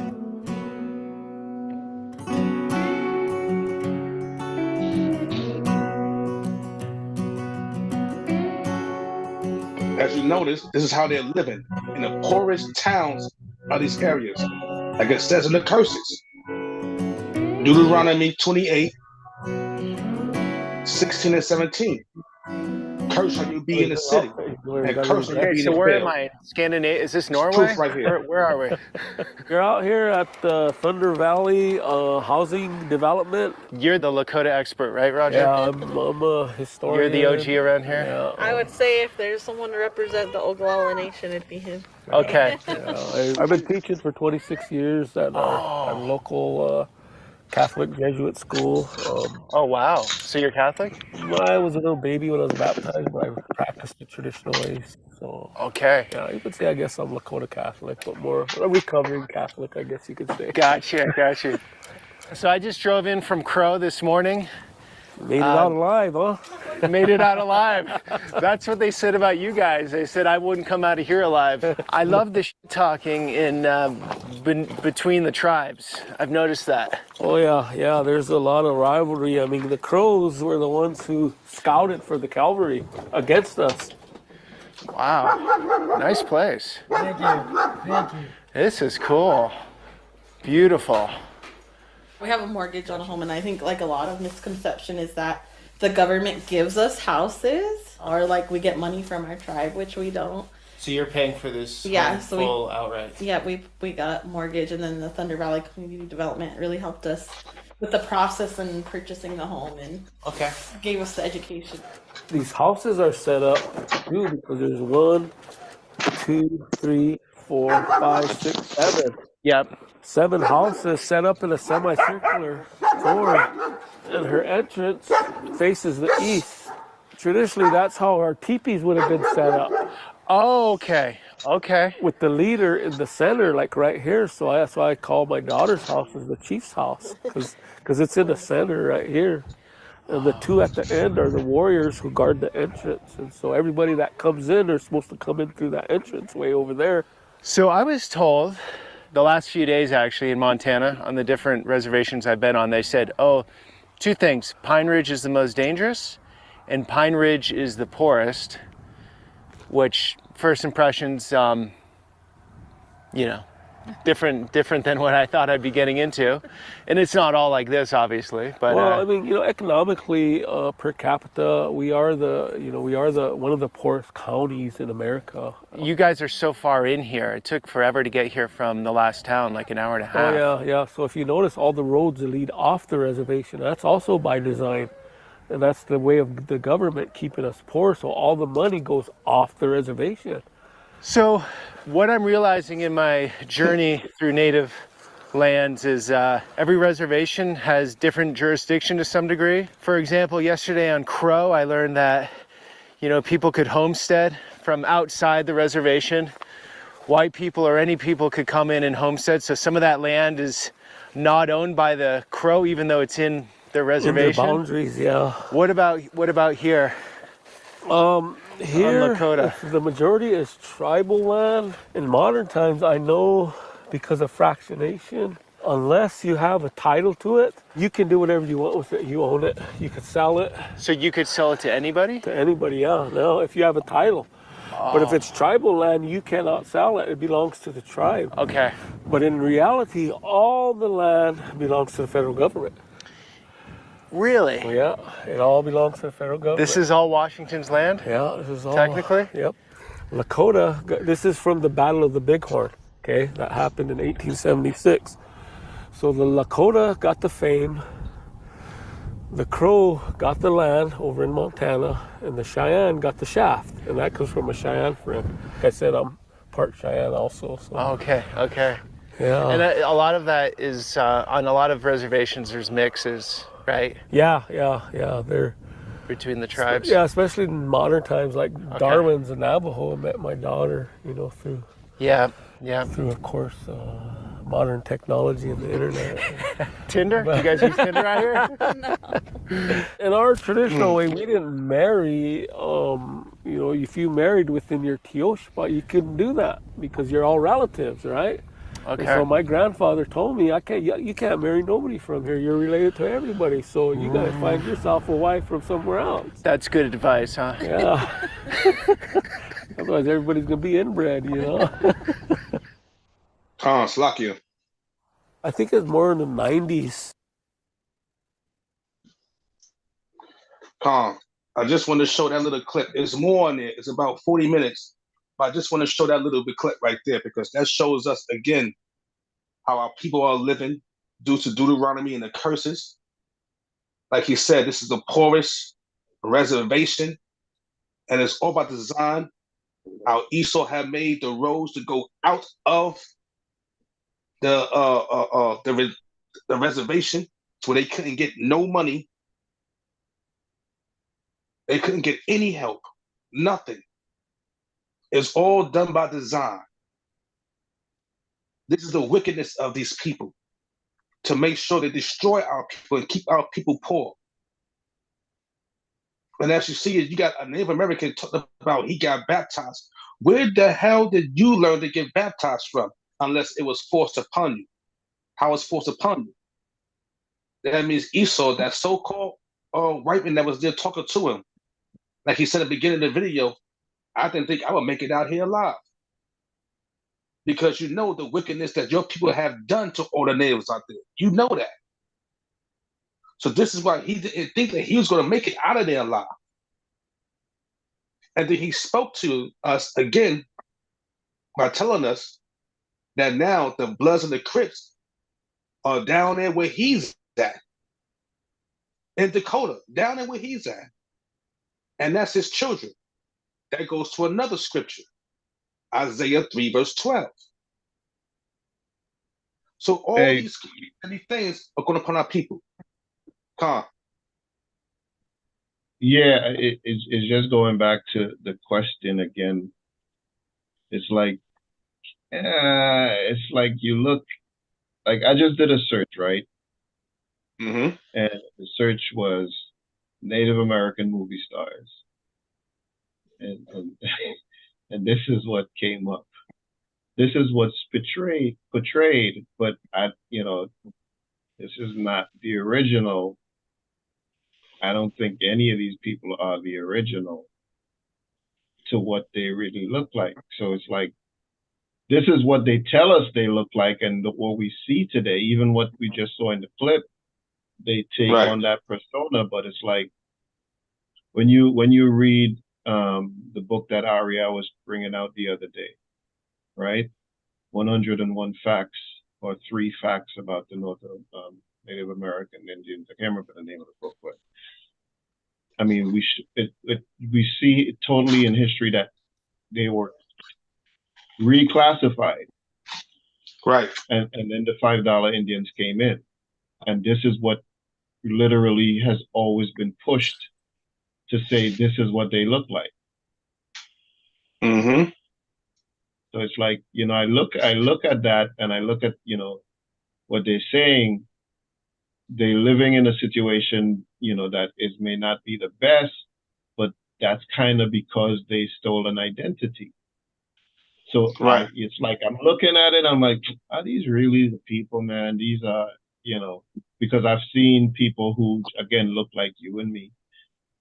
And they are saying, yes, I grew up, and this is what my grandparents told us, the tribe I'm from, and da-da-da-da-da. That makes sense. But these people here don't make sense to me. Sorry. And I just, like I said, I've never really researched on it, but it's just always been a thing. It's just always been a thing. This is exactly what we've always seen in the movies. Right. This is what we've always seen in the movies. These are what they look like in the movies. But that's not the reality. That's just the narrative of what they keep selling us. Right. These are the inbreeds, the crossbreds.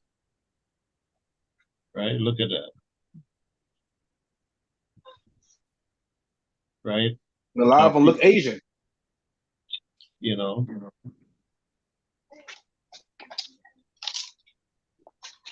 so sorry for stopping you, King. Go ahead, continue.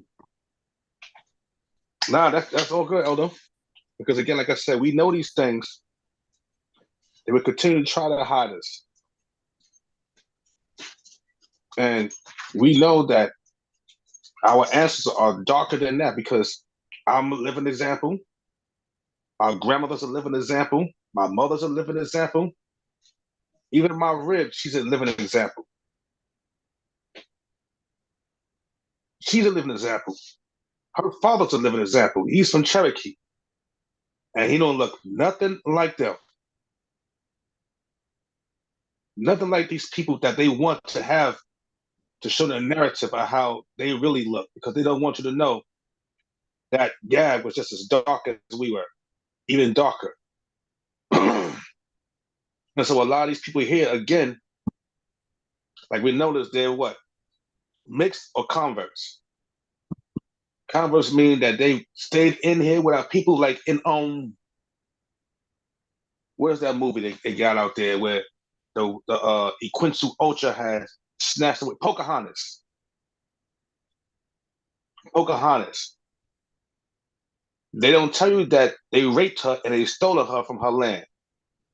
So they portray it as a love story. They portray it as such, which is also another lie.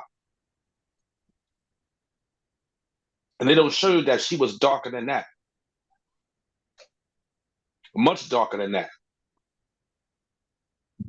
And my rib also has long hair. Long black hair, just like some of these so-called natives out here. Just like them. But she don't look nothing like them. Neither does her father. Nothing like them. And remember, during the Indian Removal Act, when they were removing out people, they had to be classified as Negroes. If they didn't want to go on a reservation, you were classified as a Negro. Classified as a nigger. So again, it's like they water it down our people. And then as time goes on, like how they did in the Willie Lynch movie, with the Willie Lynch book, they mix their dirty blood in with our people. Until they got the desired shade of color that they wanted to call them, these are the Native Americans that we know of. Y'all were never that. Same as the Willie Lynch book.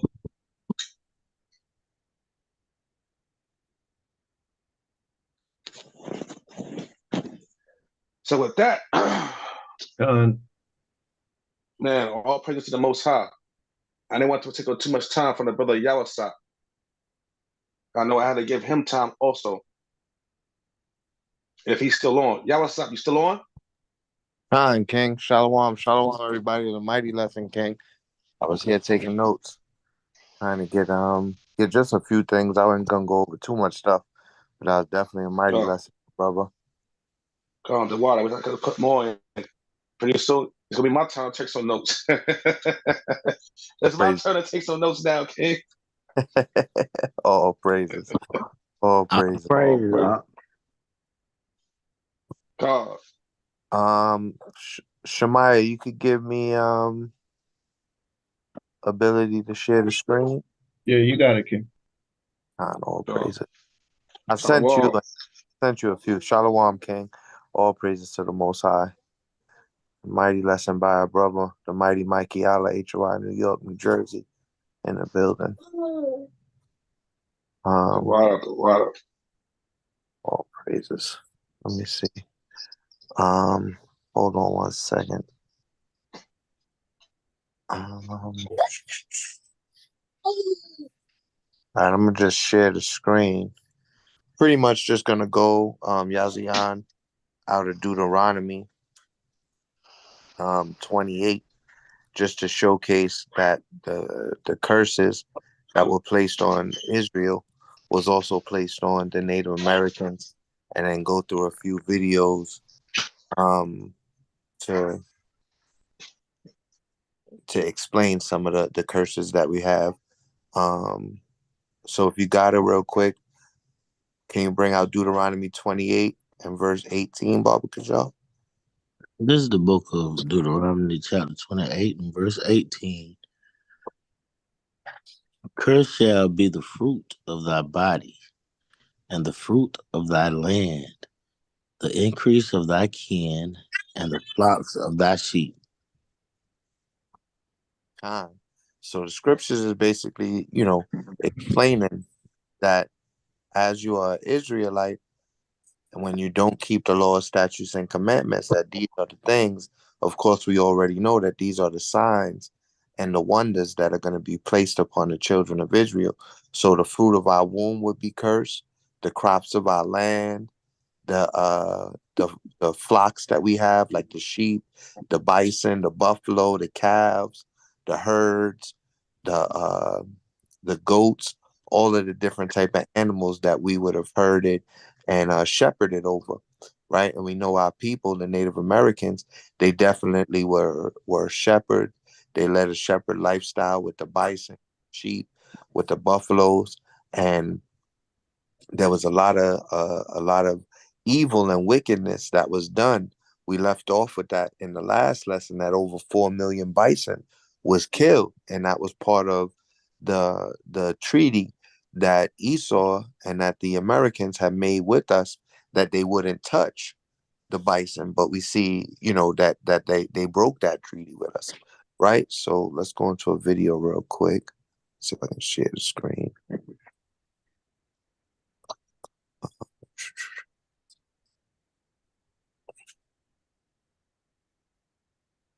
Hold on one second. Get to the video real quick, everybody. Hold on one second. Okay, I got it. I'm not working on my phone, so I apologize for the delay. Should be coming up in like 2 seconds. Just make sure everybody can share. See the screen being shared. And as long as everybody can hold, go directly. Here we go on the YouTube. And this is a video about the buffalo. If you're looking for a stunning dress for your next event, listen up. Rain comes to the prairies, slaking the parched ground and creating a sea of grass.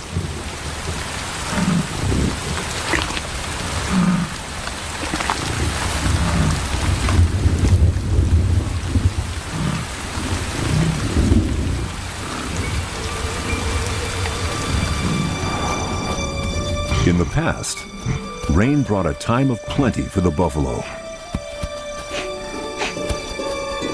and for the many tribes of Plains Indians that depended on the migrating herds. There were no boundaries. Where the buffalo went, we went. And it provided for us in so many ways.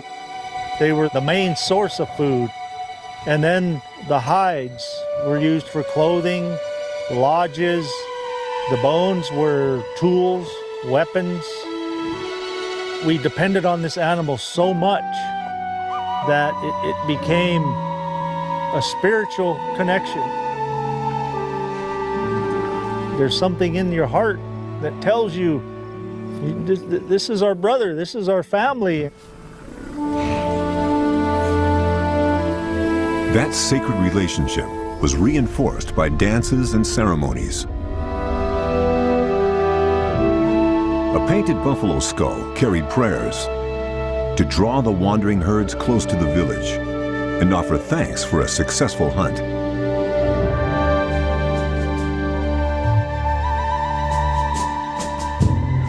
But this sacred bond between buffalo and the Indians, along with the world they shared, was under threat. Within a few decades, in the second half of the 19th century, the herds would be gone. William Hornaday documented this disaster in a book published in 1889 called The Extermination of the American Bison, in which he wrote, "The primary cause of the buffalo's extermination was the descent of civilization, with all its elements of destructiveness, upon the whole of the country inhabited by that animal."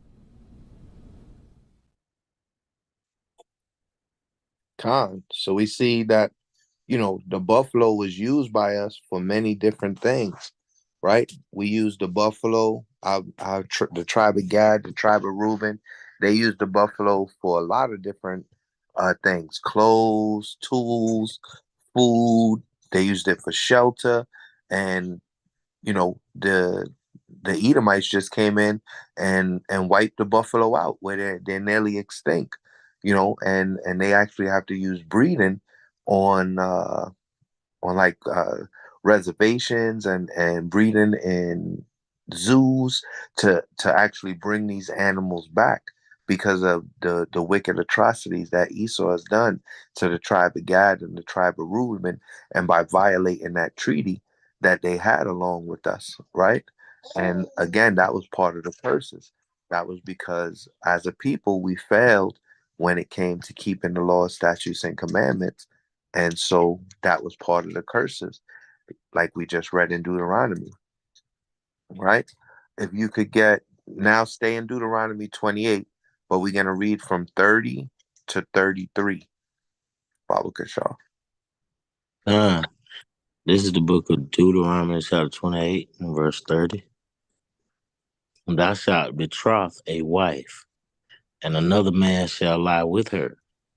Thou shalt build an house, and thou shalt not dwell therein. Thou shalt plant a vineyard, and shalt not gather the grapes thereof.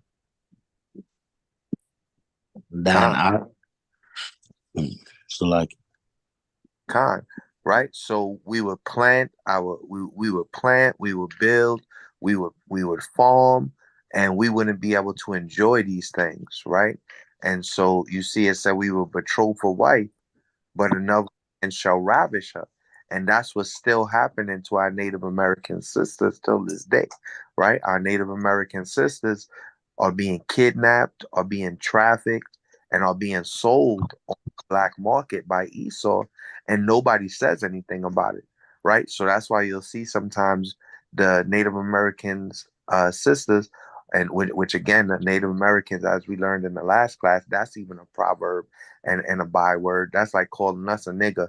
Calling a Native American is the same thing as calling a black person a nigger, an African American, or a Negro. So our sisters from the tribe of Gad and from the tribe of Reuben, you'll see them come out with their faces painted with this red hand on them, right? That's because of the curse that you find now. We just read the first curse in Deuteronomy that could be applied, that we wouldn't have our flocks, we wouldn't have our herds. They would be cursed and stolen and used by the enemy. Now we see our women, right, being ravished and raped by other men. It says we shall build a house, but we won't dwell in it, right? We were going to plant a vineyard, but we're not going to be able to enjoy it. And that's what happened to our brothers and sisters from the tribe of Gad and the tribe of Reuben, the so-called Native Americans, right? And the Seminole Indians. They would they would plant and they would build, but it would be stolen from them. Their land would be stolen, their women would be stolen, and their women would be raped, right? And we see that still happening until this day. So we're gonna watch a quick. Where's the video? I want to start. We're gonna watch two quick videos real quick that showcase that this curse here in Deuteronomy. So when you are talking to brothers and sisters from the tribe of Gad and from the tribe of Reuben, you'll be able to relate and help them to know that you understand what they're going through, and what they're going through is written in the book of Deuteronomy as well. This is how you also, when people say that the tribe of Gad and the tribe of Reuben couldn't be the indigenous people of the land, that's how we know that's false, because they are also experiencing the curses the same as we're experiencing the curses, right? So we're going to press play on these two videos here. First video is this one. It's only a few minutes long. Hey, If your partner is being secretive with their phone, you need to do this now. Most Friday is Missing and Murdered Indigenous Persons Awareness Day, known by its acronym MMIP. The day highlights the crisis of missing and murdered Native American women and men. According to government data, more than 750 Indigenous men and women were missing in 2021, but the number is expected to be higher because of gaps in data and missed reporting. A podcast by CBS News called Missing Justice looks at how the federal justice system responds to these cases, or in some cases doesn't. One of the podcast's reporters, Bo Erickson, who put it together with Kara Cordy, joins us now, along with Darlene Gomez. Darlene is an attorney who represents 18 pro bono cases of missing Indigenous people throughout the southwestern United States. Bo, tell us what your reporting focused on, and what were some of your findings? Our reporting brought us to the Northern Cheyenne Indian Reservation, and that's in southeastern Montana. And it's actually that community that gives us this awareness day for missing and murdered Indigenous people, because the day, tomorrow, May 5th, commemorates the birthday of a woman named Hannah Harris, who went missing in 2013 from the reservation. But what we tried to do for our missing justice investigation is focus on accountability. So we traced the investigation into the death of a woman named Christy Woodenthigh, and she disappeared in March 2020. And we retraced how federal investigators investigated her death. And what we found was that federal investigators failed to follow basic investigative procedures. And what we also found, John, is that these federal law enforcement agencies who are supposed to be investigating these crimes, they are severely understaffed. And this leads to public safety issues across the country. Darlene, what have you learned investigating or representing, I should say, Native American families with missing loved ones? Does that experience match up with what Bo just described? It most definitely does. And you see that across all reservations, whether it's in the Southwest, in Alaska, within the Dakotas. This is a constant issue. And for some tribes, it can happen at such alarming rates that a missing woman goes missing every single week. And that's the case. Yeah, you see, they said that somebody goes missing every single week. This is not talked about on the news, and this is not a big issue in America.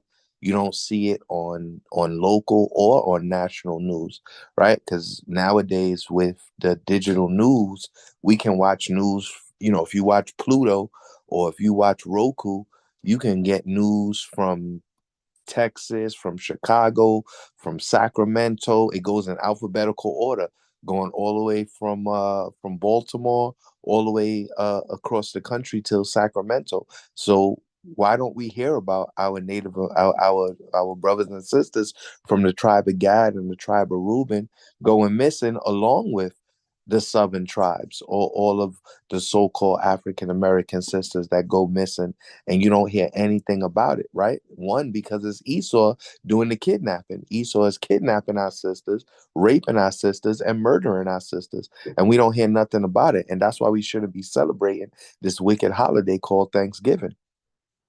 And this is how you apply and teach our sisters and brothers from the tribe of Gad and the tribe of Reuben that they are Israelites according to the signs that's been placed upon them and the wonders that happen to our people, right? It's a wonder, it's an astonishment.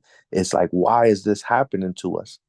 And we have the explanation as to why this is happening to our people, why this is happening to our brothers and our sisters from the tribe of Gad and the tribe of Reuben. Once a week, sisters are going missing. That's why it's so important for you sisters to find yourself a husband, to build yourself a family, to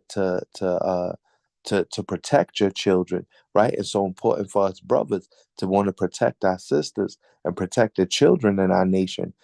And so important for us brothers to go out and to do the work and to teach our people and bring back in the remnant of the 12 tribes of Israel, because this is crazy. That it's at a clip of at least once a week, right? And they're taking this information, right? And this is data from the year 2021, right? and they really started coming out with this because there was a Edomite sister Edomite who went missing. And during that time, our sisters from the tribe of Gad and the tribe of Reuben kind of got fed up. They kind of was fed up with it and was like, why are you focusing on this Edomite? And the Edomite's name was Gabby Petito. That was actually my boss's daughter. I knew her personally, right? When she was a little kid, I knew her personally. I could almost say watch the girl grow up. For 15 years. Her father was my boss, right? And so when I saw that Edomite on TV, and when I saw my ex boss on TV, I was like, oh snap, that's crazy. But then come to find out, it's even crazier what's happening to our sisters because no one cares. No one puts it out. No one does big lessons on this, right? We should be talking about this more often as a community. We should be talking about this more often on the highways and the hedges so that we can bring the tribe of Gad and the tribe of Reuben, so that we can bring the northern tribes into the understanding that they're Israelites. We need to talk about this more. And we need to put it on blast more. We need to make it go viral to show our brothers from the tribe of Gad and from the tribe of Reuben that we care about them and that we care about our sisters being kidnapped and raped. On the Navajo Nation. And so it goes missing every week, and then the follow-up and the investigation is not forthcoming or is not sufficient. That's correct. Oftentimes, your federal agencies are understaffed. The Bureau of Indian Affairs is understaffed. The tribal police are understaffed. So sometimes it takes 3 or 4 days to even get a police report. And very few cases in Indian country ever get solved. Though Interior Secretary Deb Haaland, who is the first Native American cabinet secretary, recently started hearings on this issue. What have they learned in those hearings? They're actually just getting started, John. They're going to do 7 hearings in 7 states all throughout Indian country, trying to hit on some of these major issues that the community is telling federal officials that they are having. This is an issue that's very personal to Secretary Haaland. She's the first Native Cabinet Secretary. She also implemented a missing and murdered unit at a federal level here. So they're going to be taking what they hear in these hearings and try to implement it at a federal level to try to address as many issues as possible. Darlene, you post regularly about missing and murdered Indigenous people on your TikTok page. How has that helped elevate the crisis and visibility of this issue? Because families are able to tell their story, and they're able to tell their story across the United States. They're able to tell their story within their communities. And this has led to tips coming in some cases where we've actually been able to recover an individual who is safe. Bo Erickson and Darlene Gomez, thank you so much for being with us. Thank you. Whoop is having its biggest sale ever. Having a fitness wearable is essential to tracking and understanding your baseline. Hold on, Yazian. You could get for me, Baba Kashar. I'm here. Deuteronomy start at verse 32 and 33. Now, this is the book of Deuteronomy, chapter 28, verse 32. Thy sons and thy daughters shall be given unto another people, and thine eyes shall look and fail with longing for them all the day long, and there shall be no might in thine hand. And that's what we see all of us going through, right? But we definitely see that in the case here, where so many of our tribe of Reuben, our sisters from the tribe of Gad go missing, and there's no might. They don't have any power. When it says there's no might in their hand, that means they don't have any power to change it. There's nobody that's willing to stand up for them. That's why it's so important for us brothers who go out to the highways and the hedges, who do lessons and who are here to teach and to lead our people of Israel, we have to bring these type of stories out. We have to teach people this is the reason why we don't celebrate Thanksgiving. We don't celebrate Thanksgiving because still to this day, they're raping, robbing, and murdering our brothers and sisters from the tribe of Gad and the tribe of Reuben. They're taking them and they're kidnapping them. At least one sister every week is being kidnapped, and it's not being put out on the news. It's not being put out in news articles. It's not being put out in magazines. It's being swept under the rug, and our sisters are dying on the account of nobody being able to stand up for them, right? And it says that this will happen to our sons and to our daughters, and that's exactly what we see happening, right? That our sons and daughters are being taken, right? It says in the scriptures they be given unto another people. Our sons and our daughters are being given to the Edomites, right? And their mothers, their fathers, their tribesmen, their kinsmen is looking for them. And when it says our eyes will fail with longing for them, that we're going to be looking for them, but we can't find them. We're gonna be going and putting in missing persons reports, but nobody's gonna look to it. The cops, the police officers, they're not gonna do nothing. The FBI is not gonna open a big case and have it on the news every day. Where are these sisters? Where are these sisters? They're forgotten faces until they end up being found dead, like we seen in the sister in the last video we just watched, right? And that is something that we have to do a continuous job of, and continue to do a better job of for our Northern Tribe brothers and sisters, teaching about their plight and what they're going through, showcasing why we don't celebrate Thanksgiving, and that we stand along with them, and that we stand shoulder by shoulder with them. And that is why they are known as Israelites, because they also are going through this exact curse here that you find in Deuteronomy 28 and 32. So we're going to press play on this video here. According to the Justice Department's National Missing and Unidentified Persons System, some 600,000 Americans go missing every year. Thankfully, That man says 600,000 Americans every year. So when the last person told you once a week, even that was trying to dumb down and try and desensitize and devalue the life and lives of our sisters from the tribe of Gad and the tribe of, and these are young kids that's being taken. These are young girls that's being taken. These are young sisters, young mothers, right, that are being taken, and literally they disappear. Nobody can find them. What are they doing? Shipping them across seas? They're not sending them to like Africa or something like that. I doubt they should. They probably sending them to like Epstein Island or something like that. They sending them to these hidden places where Esau goes to rape our women so that nobody knows. And they doing this to our women at a clip of, this is costing what's that guy? This guy is famous. This is the Today Show. I forget his name, but he's on the Today Show, and he said over 600,000 women a year are being taken and being trafficked and being sold from our Northern Tribe brothers and sisters. And that is part of the curses. Thy sons and thy daughters shall be given unto another people. 600,000 of our sisters is being taken and given unto another people, and their parents and their families, their eyes is longing to see them. Over 600,000 of them every year. of them are found quickly unharmed. But there remain tens of thousands of cold cases, including a disproportionate number among members of one American community. In our Sunday Spotlight, Harry Smith reports from Montana as part of the NBC News series Missing in America. Jen Buckley carefully applies red paint to her hand. The paint is symbolic. It speaks of violence, of silence, and resilience. It's art intended to have an impact, to awaken a state and a continent to a tragedy of missing and murdered Indigenous women. I think collectively it just doesn't seem like our Indigenous lives are as important as some others. When people go missing, they're not looked for the same way. Missoula, Montana County Attorney Kirsten Pabst.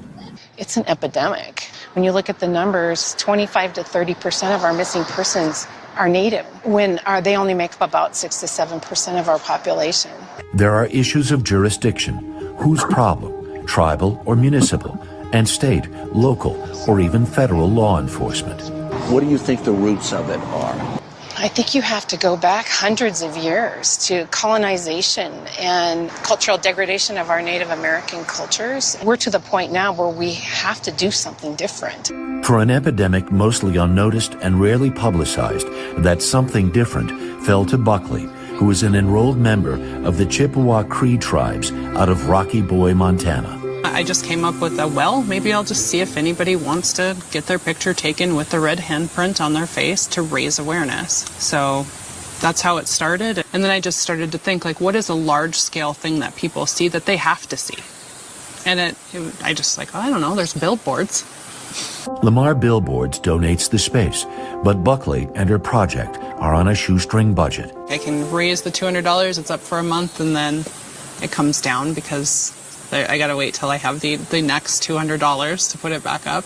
It's needed because too often attention goes elsewhere. Just look at that white female that went missing. Gabby Petito missing for weeks. See, that's the one I'm talking about, Gabby Petito, right? I knew her when she was a little girl, still alive, right? I still talk to my old boss, right? He live down in Florida now, right? And I remember they put this on the news all day, every day. This was all that you seen until they found her. In comparison to our sisters from the tribe of Gad and from the tribe of Reuben, all across the country. They focusing in here on one state, but this is happening across the country in almost all 50 states when dealing with all 12 tribes, right? How many Native American females went missing in that same time period and there was nothing? So not a blip. Veteran Missoula Police Detective Guy Baker. Those billboards are a great way to bring awareness to this very important issue. Important to Detective Baker because maybe a billboard will help him solve a case he's worked for 4 years, the missing Jermaine Charlo. Jermaine is the niece of Valinda Morajo, so close she feels like a sister. During our visit, Valinda volunteered to be photographed by Jen Buckley. The work Jennifer is doing is important. I'm hoping that her work reaches outside of Montana, that we can get billboards in New York, all the way down to Texas and up into Canada. This is crisis and it needs to stop. How is it for you to know your sister has been gone these years now? It's been extremely hard. Maybe this could make a difference. It will. It will. I know it will. For Sunday Today, Harry Smith, Missoula, Montana. Harry, thank you very much. Hey, thanks for watching our YouTube channel. All right. Baba Kashar, you could go jump down to verse 41, and we're going to go 41 to 46. Baba Kashar.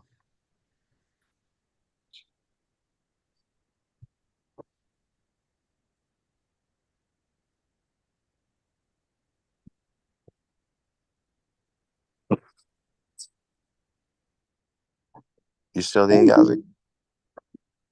I'm here. Stay in Deuteronomy chapter 28. Jump down to verse 41 to 46. This is the book of Deuteronomy, chapter 8. Read on. This is the book of Deuteronomy, chapter 28, and verse 41. Thou shalt beget sons and daughters, but thou shalt not enjoy them, for they shall go into captivity. That's what we just saw happening, where that sister, her niece, been taken and been missing for years. Even the Edomite police officer had to admit that in the same span of time that one Edomite woman went missing, hundreds of our sisters went missing and are being used, quite plain and simple, very unfortunately, as sex slaves, right? Being sold into slavery. We don't even know what Esau is doing. Esau could be chopping their bodies up, using them for stem cell research, using them for food. We don't know what's going on with our sisters because nobody is looking into it. The FBI doesn't have any open cases about it. The city and state police, they try and pass it on to the reservations while our sisters is being trafficked and used. Right? Read on. All thy trees and fruit of thy land shall the locust consume. Read on. The stranger that is within thee shall get up above thee very high, and thou shalt come down very low. Right? So the fruits of our land, the fruits of our trees, they're gonna be consumed, right? And then you see it says the stranger that is within us. That's what the tribe of Gad and the tribe of Reuben, the indigenous people of the land that the Most High led over here, right? That's what they see and saw Esau as when the Spanish and the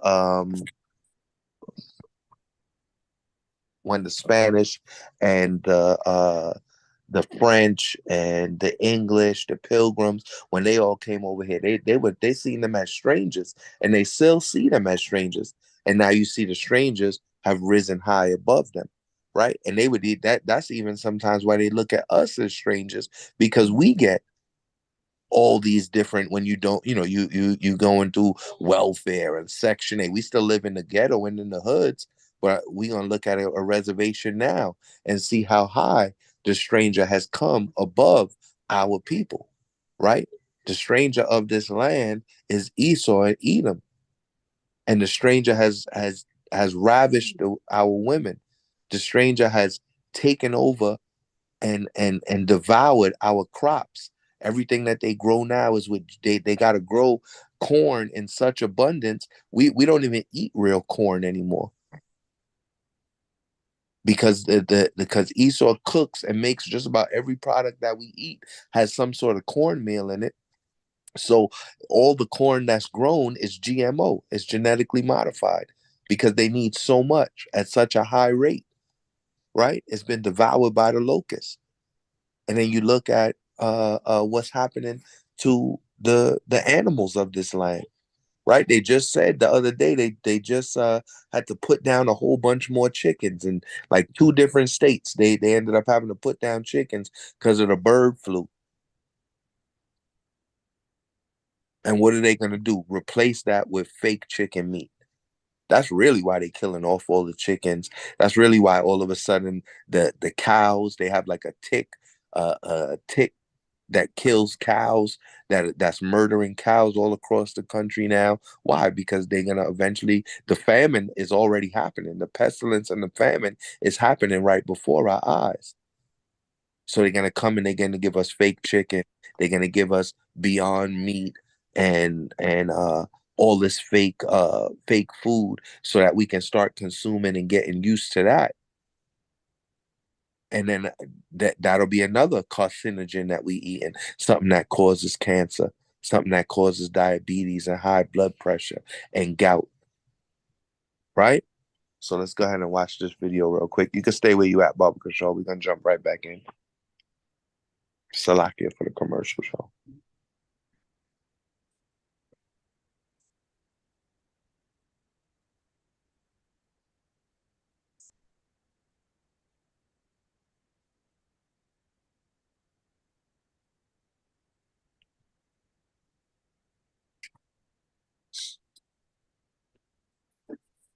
And just so you know, this is a video about the tribe of Gad. We're going to watch 2 videos about the tribe of Gad and the tribe of Reuben, talking about life in the reservations, life on the reservations. And you see his hat, right? It says the only way is the way to Jesus. We got to point them and direct them to Yahweh Shai. We got to point and direct them and show them where in the scriptures their traditions are found, where in the scriptures their traditions of wearing fringes, of being warriors, dwelling in tents are found, that Jacob Their forefather was a plain man dwelling in tents, that we as Israelites were directed to wear fringes throughout all our generations.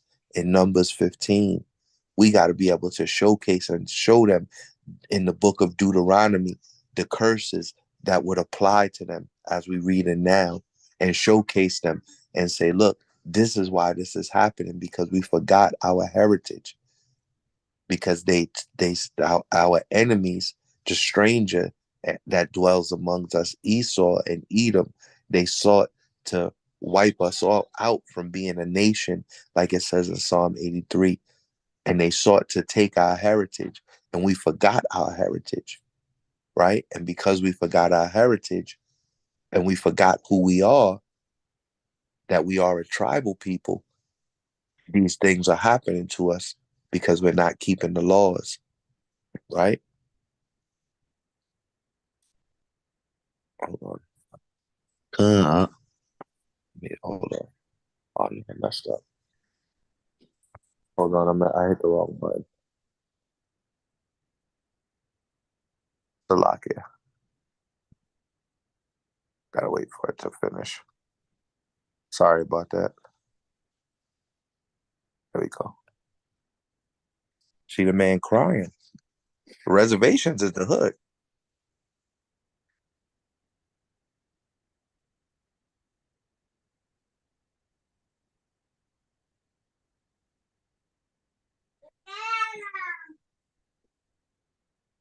You see, the sister said oppression.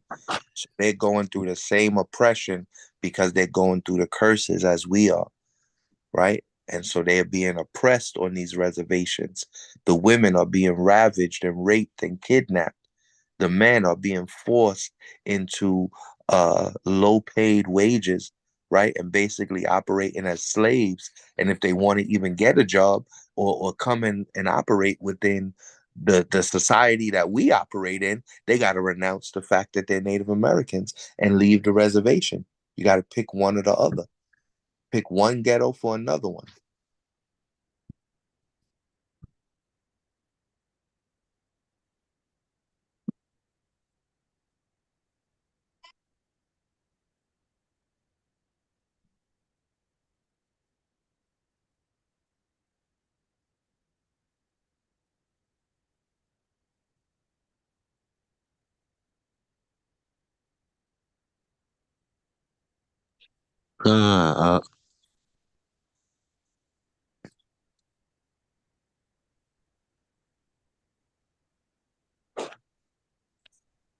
You there, bro?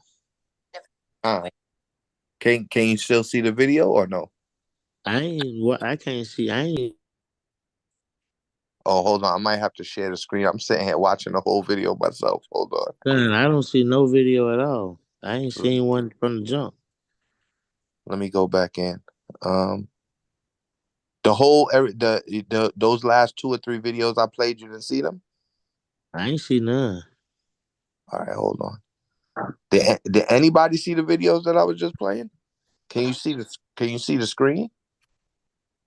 I saw the other one, but I didn't see this one. Okay. All right, Khan. Hold on.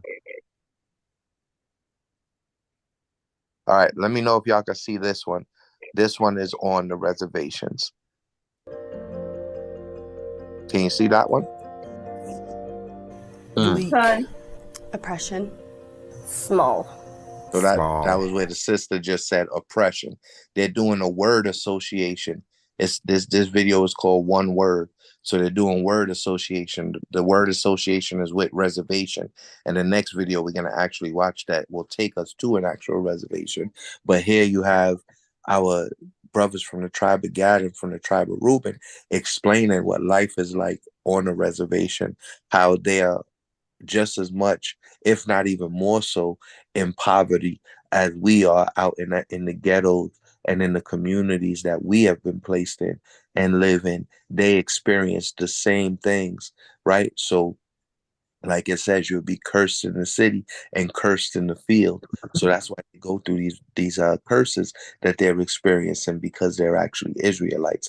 So we utilize those scriptures to teach our brothers and and to showcase that the tribe of Reuben and the tribe of Gad are the so-called Native Americans and Seminole Indians. They're beautiful and sad at the same time. It's beautiful because you're surrounded by people that are just like you. But it's sad because everything that affects big cities, whether it's drugs or alcohol or everything's magnified on a reservation. You see it up front, like in your face. Sick. There's alcoholism, there's abuse, there's domestic violence, there's a lot of things that go on a reservation that really goes overlooked. Just a compromise. It was an agreement a forced agreement probably, that Native Americans were put kind of out of the way, out of sight. Yeah. Prison. It's like where we're trapped. What do you think is the most common misconception about reservations? That there's some kind of abundance, that natives are happy, that they're caring for each other, that they live in some ancient way. Ooh, sad. Poor. A concentration camp, a reservation. One person described it as prison. The other person, he just described it as a concentration camp. The sister said that, we have a misconception that people are living by their old native ways when really they're living in poverty. And like the other sister just said, it was forced upon them, right? And they don't have that ability, or they don't have the spirit. They have the ability, but the Most High, he's hopefully waking up and igniting the flame and the fire within the tribes of Gad and Reuben, which is why we have to go out to the highways and the hedges and speak about these things to showcase to our brothers and sisters from the tribe of Gad and the tribe of Reuben that we understand what they're going through, and the Bible showcases what they're going through. They just weren't taught that part. Because if you notice, they don't want to say the wicked white man. They don't want to go call out the white man and call him the devil that the Bible speaks of. That's because you have to have a specific a spirit. You have to have the Holy Spirit on you to go and be able to call out Esau and Edom, Esau, which is Edom, as the devil that the Bible speaks of. And you see our people, you can see in some of their faces, they want to say, oh, it's the white man who put us and forced us onto reservations off of our land. The white man who put us into these prisons. The white man who is oppressing us. Right? That's why it's up to us to go out to the highways and the hedges and to teach our people that it's Esau and Edom who's been oppressing our people, and teach our southern tribe brothers and sisters that want to call themselves Negro only Israelites, that want to even call themselves Old Testament only Israelites, the ones who don't want to trust and have faith in the sign that was given to our elders that were able to come out with the sign in One West, right? And we did a lesson back on that months ago, right? And they don't want to put faith into the fact that they're Israelites, because it's only by faith that we believe, right? This is part of the faith that we have. Part of the faith that we have is that we're from the tribe of Judah, the same tribe as Yahweh Shai, that we're from the tribe of Benjamin, the same tribe as Paul. We're from the tribe of Levi, the same tribe as Moses, that we're from the 12 tribes of Israel. That's part of the faith. And then we go out and we do the work to teach our people that they're Israelites as well, and to speak prophecies against these nations and these heathens, right? But part of the faith that we have is to believe in the sign. What's the sign? The sign showcases those who are in the so-called Americas, what tribes they would be from based on the land that their people were brought to and where their fathers are from. So that's part of the faith that we walk with, the faith that Yahweh Shai would send a sign to his people that would bring remembrance to his people, that would make his people a nation of kings and priests again. And that's part of the faith of the sign, the 12 tribe sign I don't like to call it a chart. It's actually a sign. It's something that when we have it up at camp, when it's on lessons on the internet, people see the sign. And when they see that sign, the Most High begins to direct their footsteps and their footsteps back to us. And they make a U-turn or they stop in their tracks. And then hopefully, Most High willing, the Most High opens their ears and then gives us an opportunity to plant that seed. And then from there, the Holy Spirit will water and will help that seed to grow. The person will start watching videos. Maybe they'll come back by camp again. They'll start doing research, and hopefully the Most High would lead them to being able to fellowship and find a congregation and to begin to teach other people that they are Israelites. But it's a sign, and we part of our faith is in that sign that Yahushua is evident that Yahushua is sprung out of Judah, that he is the Lion of the tribe of Judah, of the seed of David, of the seed of Jesse, right? So the same way Yahushua believed that he was a Judite, we have to believe, myself per se, that I'm from the tribe of Judah. Right? Anybody else on the call, Sister Arma, that she's from the tribe of Manasseh, right? Anybody else on the call that would be from a different tribe, Brother Joshua, that he's from the tribe of Zebulun, right? And so on and so forth. So that's part of the faith, right? It's not just we don't just put faith in vain things, but we put faith in that we are of the bloodline of Christ, the bloodline of Moses, the bloodline of Jacob, right? And we have to teach that to our fellow Israelites, the tribe of Gad and the tribe of Reuben, because they're being oppressed, they're being kidnapped, they're being raped, they're being stolen from their land and placed onto these reservations, right? Were made to isolate Indian people and hope that we would die off. Depressing. Unfair, because they're not as good as other lands. They're the land that the government and people don't want. Trapped. It wasn't great farmland, it wasn't great homeland, and so it kind of feels like a place off to the side. Even to this day, the natives are fighting for rights to keep the little what they have. There are no good reservations. Baba Kashar, get Deuteronomy. Go to verse 46 from wherever you was in like the 40s. Go to verse 46, Baba Kashar.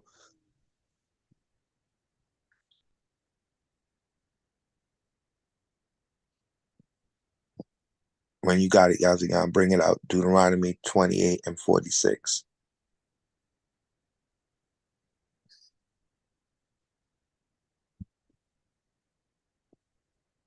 You still there, King?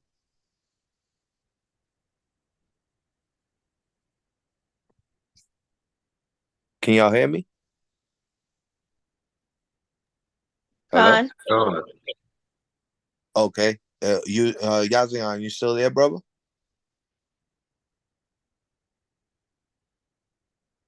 Yeah, I'm still here. Can you bring out Deuteronomy 28 and 46 when you got it, Baba Kashar? This is the book of Deuteronomy, chapter 28 and 46. And they shall be upon thee for a sign and for a wonder, and upon thy seed forever. God. So these things that are happening to the tribe of Gad and the tribe of Reuben, the so-called Native American and the so-called Seminole Indian, are upon them as a sign and as a wonder, right? And they're going to be upon them people forever until Yahweh Shai returns. Just like that, there's a sign and a wonder upon us. So that's what we got to redirect our people to, right? Because they already been indoctrinated with Catholicism. They already been indoctrinated with Christianity. Nobody ever told them that they was an Israelite and that their tribal customs come directly out of the Bible, wearing a jingle dress, right? That the Moses directed the priests to put bells on their garments.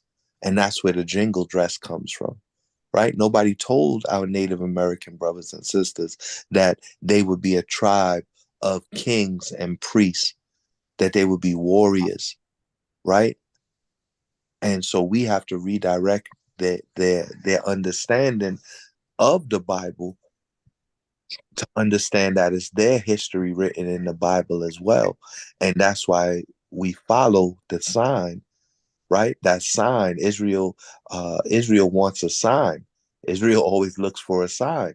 So what did the Most High do? He gave us a sign. And that sign tells us who the 12 tribes are over here in the Americas, from Canada all the way down to South America, right? And then the Caribbean islands as well. So these things will be upon our people for a sign. And these are some of the signs that are upon the Native American people. We got about a minute left. Here's your reservation. You can't go across that boundary. This is your reservation.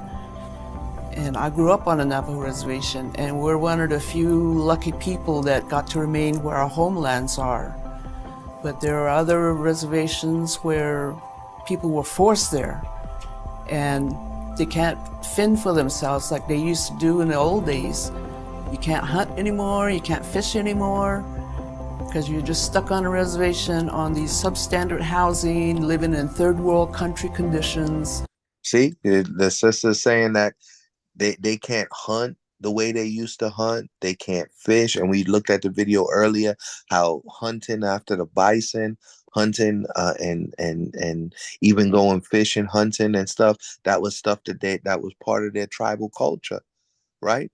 They can't even do that now. We can't even do that. We can't, in a majority, if not in all 50-something states of the United States of America, you will get a ticket and even fined and maybe even jail time if you get caught fishing or hunting without a license. You can't just go fish without a license, right? If you go, especially in the southern states, if you go out and you go fishing and you get caught fishing, or you get caught hunting and you don't have a hunting or a fishing license, you're going to go to jail. You're going to get a ticket. You're going to get a big giant fine. Some states it's up to $2,000 or $5,000 that they could fine you for fishing or hunting without a license. And on these people's reservations, they've been restricted to where they can't even fish and hunt, which is part of their tribal culture. We can't even go out and fish and hunt out here living off the reservation without Esau's permission. Can't do nothing without Esau's permission. Can't even catch water on your own land without Esau's permission. And when we do another lesson in the future, we're going to go into the water that they drink on these reservations, how dirty and disgusting the water is. They leave them with nothing. Youths killing themselves because there's no future, there's no hope. And we have to show them, like it says in Jeremiah 29:11. Get that real quick, Baba Kashad, the book of Jeremiah, chapter 29 and verse 11, right? Because you see the sister here said that the Native Americans, they don't see a future and they don't see a hope, right? But the Most High says something different. So these are all scriptures that we could use when speaking to our brothers from the tribe of Gad and the tribe of Reuben, the so-called Native Americans and so-called Seminole Indians, right? We have to be able to show them that there is a future and there is a hope, and keeping faith in Yahweh Shai and keeping the commandments and coming back and gathering together as the nation of Israel, right? Read that when you got it, King. Jeremiah 29:11. This is the book of Jeremiah 29:11.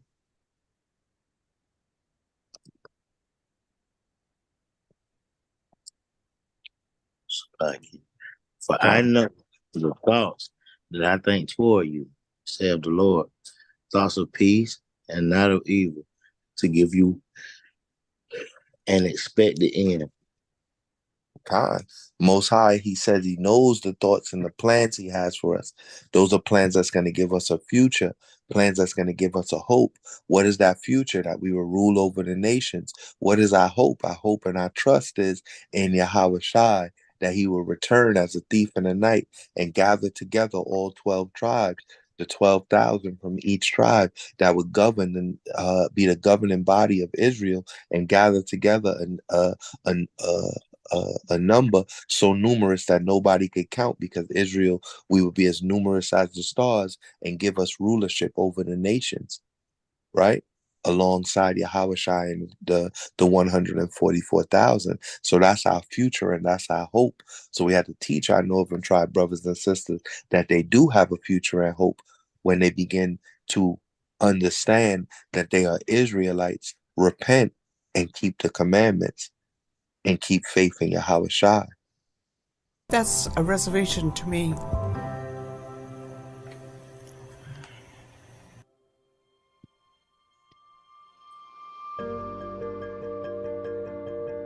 Kind of think that one is over. Let me go to the next one on reservation.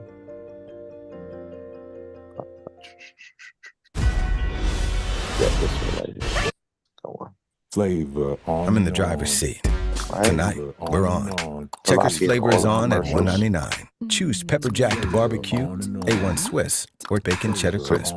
This video you choose. And Checkers classic wings, is now going only to a go dollar each. into what life is truly like on the reservation. It's easy to get What our hosting brothers right. and sisters are going through. And the 30-day In 1851, the U.S. government passed the Indian Appropriations Act, creating reservation lands for Native Americans. But in placing them on reservations, the U.S. government often forced Native Americans to live on subpar land under harsh conditions. So, today, we're going to take a look at what life on a Native American reservation is really like. But before we get started, be sure to subscribe to the Weird History channel. After that, leave a comment and let us know what other parts of Native American history you would like to hear about. Okay, let's do this. For decades prior to the creation of the reservation system, the U.S. government had forcefully and violently relocated Native American tribes, most notably through the Indian Removal Act and the notorious Trail of Tears under President Andrew Jackson. And that's what we learned about last week as well as last night on Wisdom Wednesdays, right? The Trail of Tears, the Indian Removal Act, right? All of these different type of treaties and agreements that Esau and Edom made with us, right? That their presidents made. So if President Andrew Jackson was able to do this, why do people still trust in the presidents today? Why does everybody think President Biden is going to take away your student loans? Why do they think President Biden is going to give you more unemployment money, or is going to increase the minimum wage? All these different things, right? They come in and they promise all these different things to our people, but our people still haven't learned. And all they have to do is look at history, because history repeats itself. It's a cycle, right? It says that in the Apocrypha. It comes back around in the circle. That's where they get the phrase history repeats itself from. It's from the scriptures. It's nothing new under the sun. And we learned about the Indian Removal Act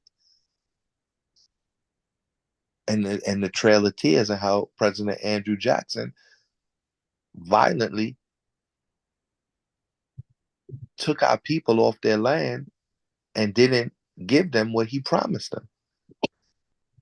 Reservations were created in 1851, but for the people intended to live there, the rules were oppressive and unfamiliar. By 1887, President Grover Cleveland signed the Dawes Act that allotted land to each Native American family. And that's the second one we learned about last week, the Dawes Act, right? When they killed the 4 million buffalo, when they took over 90 million acres away from us, when they had us selling acres to Esau and Edom for 15 to 30 cents. That was the Dawes Act we learned about last week as well. Family to promote ranching and agriculture, ostensibly to improve their... This is all part of that Thanksgiving story. This is why we shouldn't be celebrating Thanksgiving. This is why we should be showcasing to our people why they shouldn't celebrate Thanksgiving, because of such things as the Indian Removal Act, the Dawes Act, right? Because of how our people currently live today, and our women from the tribe of Gad and Reuben are being taken and raped and murdered and trafficked, right? Economic condition and assimilate culturally. It looked good on paper, But it had the opposite effect. Never trust a guy named Grover. This act broke up lands into lots, some not productive. And that was President Grover Cleveland. So we see from President Andrew Jackson to President Grover Cleveland, all the way now to President Joe Biden, getting people to vote for him, saying, if you don't vote for me, you're not black. Telling people that if you vote for me, I will take away your student loans. They still have us trying to put our hope, nation that cannot save us. Or profitable. And at the end of a 25-year moratorium on taxes, many Native Americans had to sell the property they had been allotted to pay state taxes, often excessive. The result was landless families, fractured tribes, and a checkerboard of farmland that could not be worked efficiently by anybody. And they still use that against us today, right? In New York, your taxes on your land is crazy, right? If you get a house in Long Island, a house in Queens, a house in Brooklyn, that you're paying, you're paying $30,000-$40,000 a year in taxes, right? That's one of the reasons why I moved out of New York, because my taxes were crazy. Paying $5,000, $10,000, $15,000, $20,000 a year in taxes, depending on the neighborhood that you live in. You come down south, you get an acre. I don't nearly pay that much now, but for a couple acres down south, you're paying $2,000, $3,000 a year. And if you don't pay your taxes on your land, they will take it from you. They will put a lien on your property. They will put a lien on your house. They will put a lien on your car. They will automatically take money out of your paycheck when you don't pay your taxes. And they've been doing this to our people since the Indian Removal Act and the Dawes Act in the 1800s and the early 1900s. It's nothing new under the sun. They still doing it to us. And we ain't going to go for too much longer. I know it's getting late. I don't want to keep everybody too late. Just go through the rest of it. It may have seemed like a great idea, but it had devastating cultural and economic impact. During the 20th century, Native American life was directly tied to the reservation system. And until the 1950s, most Native Americans lived on reservations. Today, the majority of Native Americans live in cities. But for the roughly 1.2 million who live on the 326 reservations across the U.S., life is still difficult. Tribes have had sovereignty since the signing of the U.S. Constitution. What sovereignty meant has been a point of debate among the tribes and with local, state, and federal governments. But throughout the 18th and 19th centuries, Native Americans lost many of their rights and land. The Indian Reorganization Act of 1934 sought to correct this by encouraging tribes on reservations to draft constitutions, implement laws, and conduct court proceedings. Every tribe is run and organized differently, but they're run by some tribal authority and are exempt from most federal and state laws. Tribal councils control membership, property conduct, and tribal justice. Tribal councils have some form of election and represent the interests of their members and the tribe as a whole. However, while Native Americans and federally recognized tribes are members of their respective nations and enjoy a level of autonomy, they are still legal citizens of the United States. In fact, modern reservations are mostly held in trust by the federal government, while tribes that live on reservations are self-governing entities. So while you live on a reservation, you're subjected to and protected by laws of your tribal nation as well as those of the federal government. It's similar to how state governments operate. However, the multiple jurisdictions of tribal, state, and federal governments has had a complicating effect on crime and the justice system. Due in part to jurisdictional issues, low police staffing, and large areas, reservations experience comparatively high crime rates and low prosecution rates even compared to other rural settings. Violence against women is more common among Native American groups. Even if an assault happens on a reservation, there are few resources and support options for Native women. Due to differences in legal systems, Native American courts do not have jurisdiction to prosecute non-tribal people. They would have to be tried in state or federal courts. Data also indicates that deaths by homicide were more than 2 times likely for Americans living on reservations between 2009 and 2011. These high homicide rates can be linked to alcohol abuse, drug addiction and trafficking, and gang activity.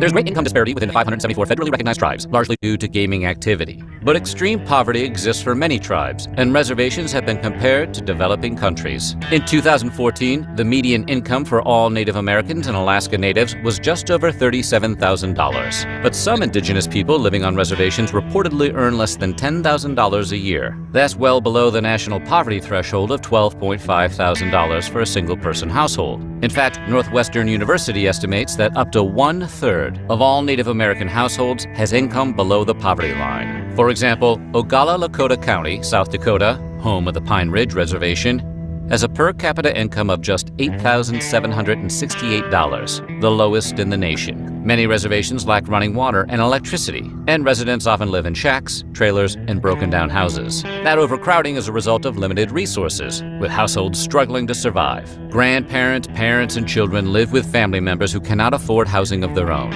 These living situations also mean childcare often falls to grandparents. In other cases, children remain unsupervised while their parents are away at work. And while every kid dreams of not having a babysitter, it's almost never in their best interest. In addition, poor living conditions hamper children's ability to do schoolwork. Cheryl Locke, a teacher at the Pine Ridge Reservation, left the reservation to get a college degree and returned to teach. She regularly sees students without study supplies or even their own beds. According to her, many of the children sleep on floors or wherever they can, and then they're expected to perform 100%. There is some evidence that income levels on reservations may be slowly rising, but Native Americans not living on reservations earn almost twice as much as those who do. Understandably, this fact has caused tension within reservations. According to one study in Native News, Native Americans are, on one hand, encouraged to move into a city, go to school, find a job, perhaps start a family, and at the same time pulled to stay on the reservation, where there's family and generations of support. Making this latter option difficult is the reality that while urban areas are increasingly becoming rife with promise and opportunity, tribal government has a high turnaround rate, which can lead to Right. Get Isaiah 24. Start at verse 3, and we're going to go down to verse 6. But you see what's happening to their land. It showed you pictures of the land that they live on, showed you ways that they live. It said the average income is $8,000 to $12,000. We sit out here and we complain about making $30,000 to $40,000 a year. And $20,000 to $40,000 is probably the average income in our neighborhoods and our communities. And we get all these government subsidies, not to say that they're good, but WIC and Section 8 and child care and all child care tax credits, all these different things. Our so-called Native American and Seminole Indian brothers and sisters from the tribe of Gad and Reuben, they're not even getting those. They've been left to fend for themselves on polluted land, on land that doesn't bear forth any fruit, like we read as part of the curses, right? They've been sitting in land that their herds are unable to eat. They can't have flocks on their land. And they getting $8,000 to $12,000 a year as a median income, and they got $5 Indians running these places and trafficking our women and giving our women over to Esau and Edom, running them into the ground. Bring that out when you got it, Barbara Kashaw. Isaiah chapter 24, start at verse 3, and we're gonna go to verse 6. This is the book of Isaiah chapter 24 and verse 3. The land shall be utterly emptied and utterly spoiled, for the Lord hath spoken this word. Right? The Lord has spoken this word. The land is empty. The land is spoiled. Who emptied the land and who spoiled the land? Esau and Edom. And why did they do it? It's going to say why the Most High gave them the opportunity to be his sword, right? Because we failed at keeping the law, statutes, and commandments. And that's why it's so important to go back and teach our Native American, so-called Native American and Seminole Indian brothers and sisters from Gad and Reuben to begin to follow the law again, right? The Lord hath spoken this word. Read on. Come, the earth mourneth and fadeth away, and the world languisheth and fadeth away. The hardy people of the earth do languish. Right, the earth mourns and fades away, right? So you see our people, there's only, it said 1.2 million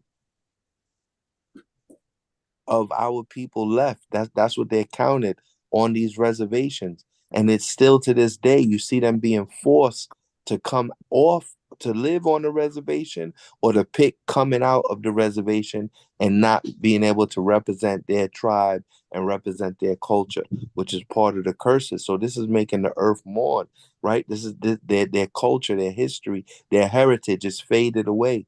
That they don't want them to remember that they're Israelites. They don't want them to remember that they're a tribal people. They want them, just like they did back in the days, to assimilate them into Catholicism, into Christianity, into the worldly education system. They want to assimilate them into there. They want to entice them to come out and make $30,000 or $40,000. Come get a regular job and live off the reservation, and don't go and help and lead your people, right? And you saw they had the sister with the red hand on her face. This is an epidemic, right? Read on. The earth also is defiled under the inhabitants thereof, because they have transgressed the laws. What did they do? Transgressed the laws. So that's talking about us. We transgress the laws, right? Sin is a transgression of the law. So we sinned against the Most High God. Read on. Changed the ordinance, broken the everlasting covenant. Right. We changed the ordinances, right? And Thanksgiving is a changing of the ordinance. Instead of being ready and willing and knowledgeably celebrating the Feast of Dedication, Hanukkah, the new moons, and celebrating the high holy days, the ordinances were changed. So now people are looking to celebrate Thanksgiving, and then Christmas, and then New Year's, and then Valentine's Day, instead of celebrating Purim, celebrating the day of Simon Maccabees, celebrating Hanukkah, celebrating Tabernacles, celebrating Passover, celebrating first fruits, because the ordinances were changed by Esau, right? Read on. Therefore have the curse devoured the earth, and they Therefore, that therefore have the curse devoured the earth. What is the curse that devoured the earth? The curse is in Deuteronomy 28 and throughout the whole of Deuteronomy 28. That is the curse that devoured the earth, right? Because we transgressed the laws. Esau was able to change the ordinances, and we broke the everlasting covenant. The Most High didn't break his covenant. That's why he sent us Yahweh Shai to have faith in. And that's why grace and mercy came through Yahweh Shai, because the Most High didn't break his covenant, right? He didn't forget his covenant. But that curse that's now devouring the earth, that's the curses of Deuteronomy 28 and 6. Deuteronomy 28, because we were supposed to have dominion over the earth. And when when the righteous are at rule, the earth rejoices. Right? So when we begin to walk, as it says in Deuteronomy 6 and 25, this is our righteousness. In Deuteronomy chapter 4, this is our wisdom in the sight of the nations. Right? So this is our wisdom and our righteousness to keep the laws. So when the righteous are in rule, the earth will rejoice. But when the wicked are at rule, the people and the earth mourns. That's why it says the earth mourns. That's why it says the earth is fading away. That's why it says the earth is defiled under the inhabitants thereof. Who are the inhabitants? We are also inhabiting the earth, but the wicked are ruling this earth. Like Job 9 and 24 says, the wicked have been given rulership over the earth. Right? Well, slightly paraphrasing. But the wicked rule the earth. Right? So the wicked change the ordinances, teaches everybody to transgress the law, and teaches that the Most High himself would break his covenant by giving salvation to everybody. Because that would be breaking the covenant that the Most High made with Abraham, Isaac, with Jacob. That would be breaking the covenant that the Most High made with David, with Yahweh Shai, saying that everybody could be saved. When Yahweh Shai didn't teach that, when the Most High never said that, thus saith the Lord.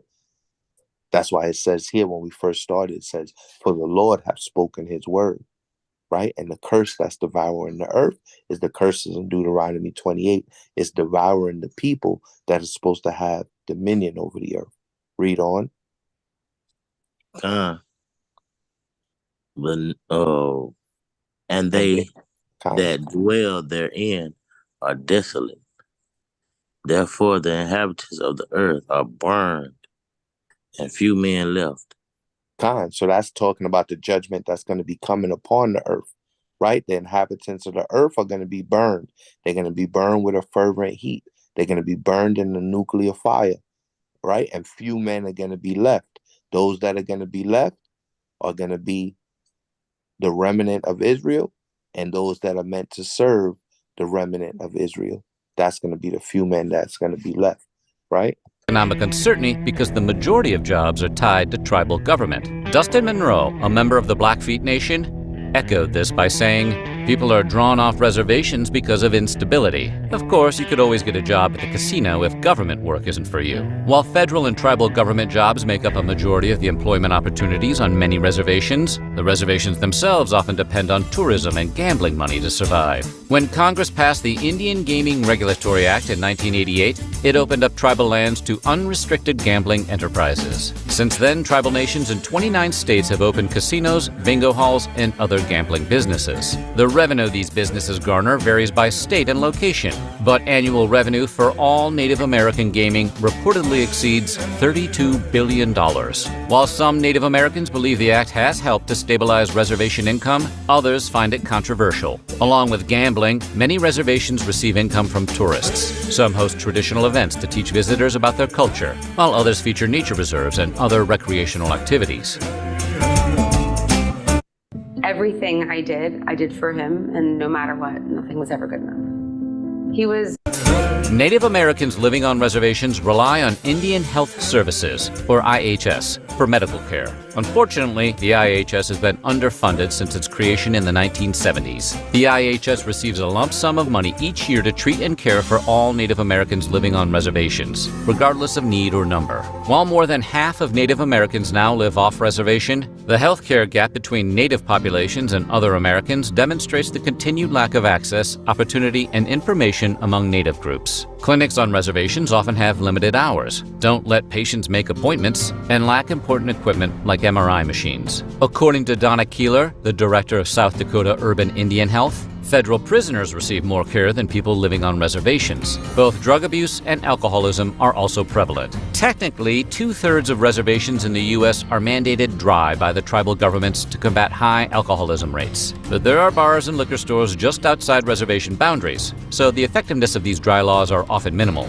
Studies show teenagers on reservations are much more likely to use serious drugs like methamphetamine. Between 2006 and 2014, drug cases on reservations reportedly increased drastically. Calls for prevention programs, especially in the face of high fetal alcohol syndrome numbers and incidents of babies born addicted to meth, have emphasized the importance of local support systems. But with a lack of access to adequate health care and substance abuse treatment facilities, Native Americans are more than 4 times more likely to die of liver disease, 3 times more likely to die of diabetes, and almost twice as likely to die of pneumonia or influenza. The life expectancy for Native Americans is considerably shorter than the national average. Studies show that between 2009 and 2011 was more than 5 years below that of any other racial group in the United States. That sounds bad, and it is. But it's actually an improvement from 1970, when the life expectancy for Native Americans was only 44 years, 30% lower than other Americans. However, life expectancy for Native Americans varies by state and reservation. In some areas, it can be as much as 20 years shorter than that of other Americans. For example, at the Pine Ridge Reservation in South Dakota, life expectancy hovers in the upper 40s for men and mid-50s for women, far below the state's already low average. Right. Their life expectancy is in the 40s and 50s, in the mid 40s for men and in the mid 50s for women. That is ridiculous. That is evil. That is wicked. Right? The Most High said we would live 120 years. Out here, our life expectancy is anywhere from 65 to 85. Growing up in the hoods and the ghettos and neighborhoods that we grew up in, we don't even know how bad our Native American brothers and sisters have it on these reservations. But yet You see Israel still murmuring and complaining. Israel still bitching and moaning about how bad we got it, when we don't even look at how bad our Native American brother, that some of these people would wish to grow up in the projects. They would wish to grow up in the neighborhood where they could walk down to the corner store and get a hero from the deli. They would wish to grow up in a neighborhood where they got a supermarket. You just heard the guy say, and there's dry laws, meaning that they're not even allowed to have alcohol sold on the reservation because there's such a high level of alcoholism. But we got a dang liquor store on every corner for Judah and for the southern tribes out here, and some of the northern tribes that live out in our neighborhoods, and we live in the same communities. These people got to go off the reservation to bring liquor back onto the reservation, and they get persecuted for that. They can get arrested for that. So they turn to even harder drugs, doing methamphetamines, right?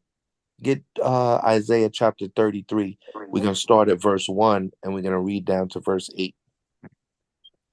And then this will be the last video. And we'll look at a quick article, and then we'll end class because I know it's getting late. So the water for everybody that stuck through it.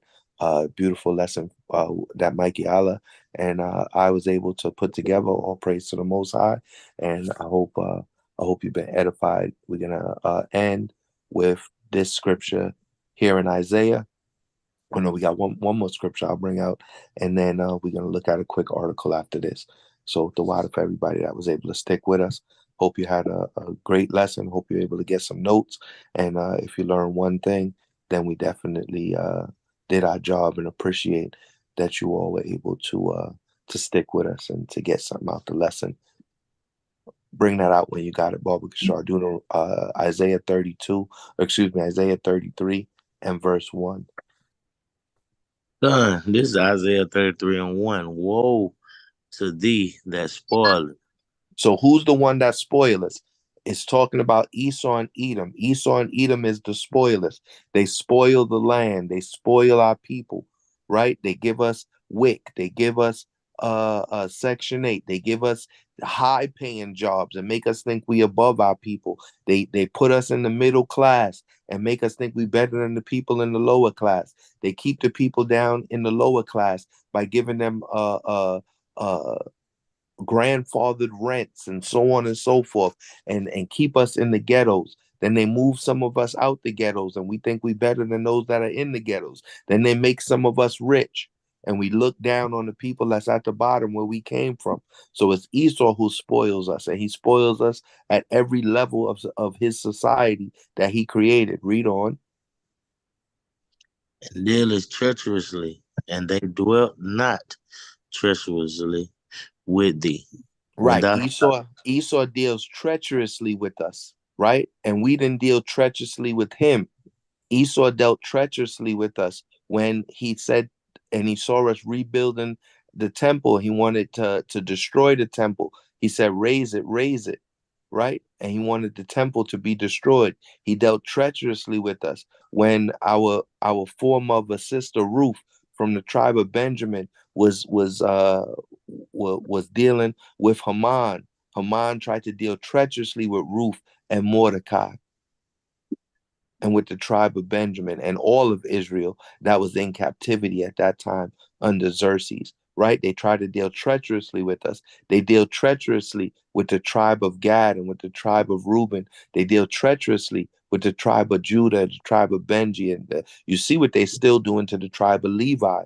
They deal treacherously with us. They deal treacherously with our brothers and sisters from the tribe of Issachar, the so-called Mexicans and the South Americans that are trying to get out of the situation that America created in their homeland. Because it was America who created the drug wars and the drug cartels in the 80s with Ronald Reagan and the Contra. They created all of these things. America created the lack of resources and the lack of food in these countries. That's why certain nations such as Venezuela are against America. Brazil is against America, They joined up with BRICS. They joined up with Russia. They joined up with Iran. They joined up with South America because they're against the way that America does business, because America deals treacherously with us and we didn't deal treacherously with them. Read on.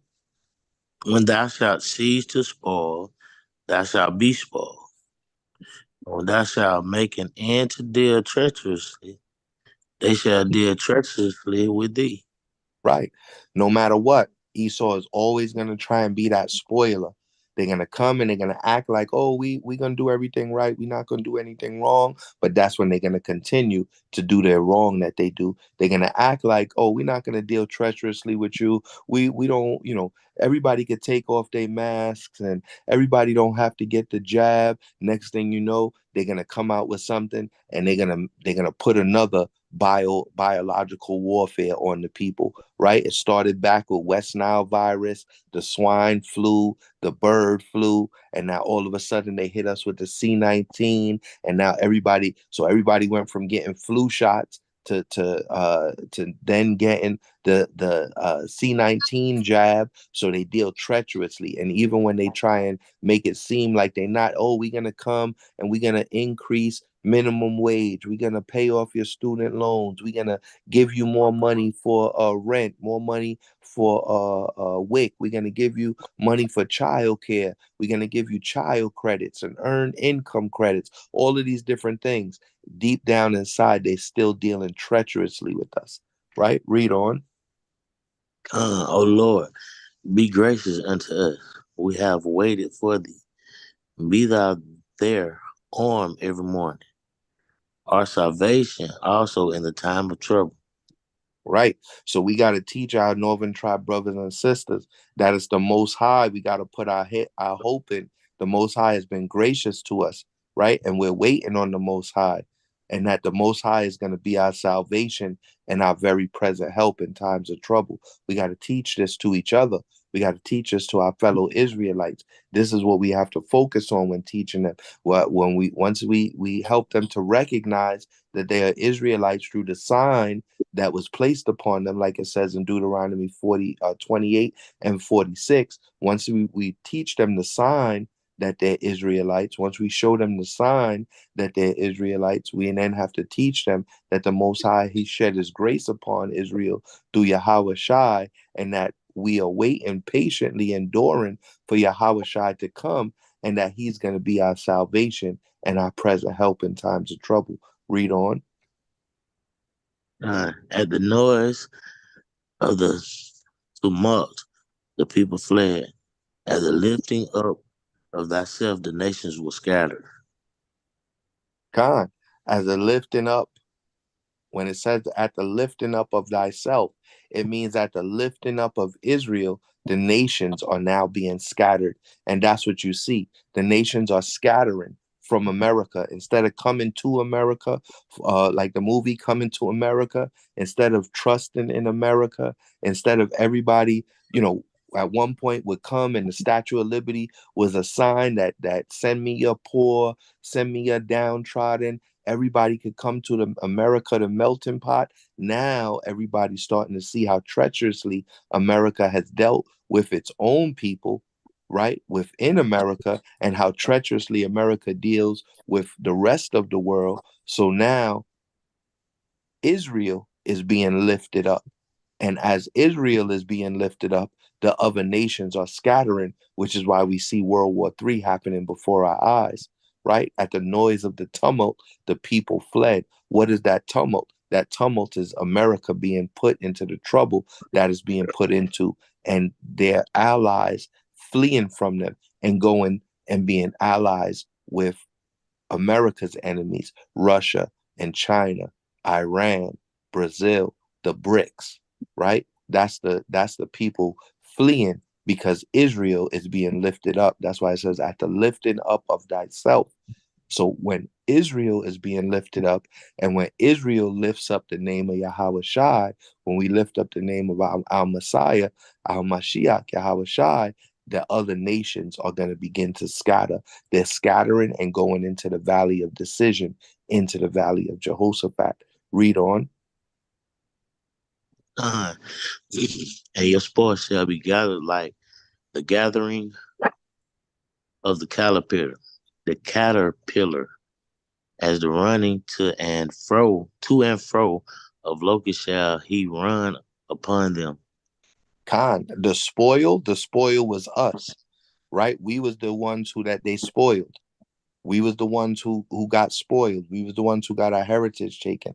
So we were the spoil that are now being gathered together like the gathering of a caterpillar. So like there's different bugs that the ants gather together.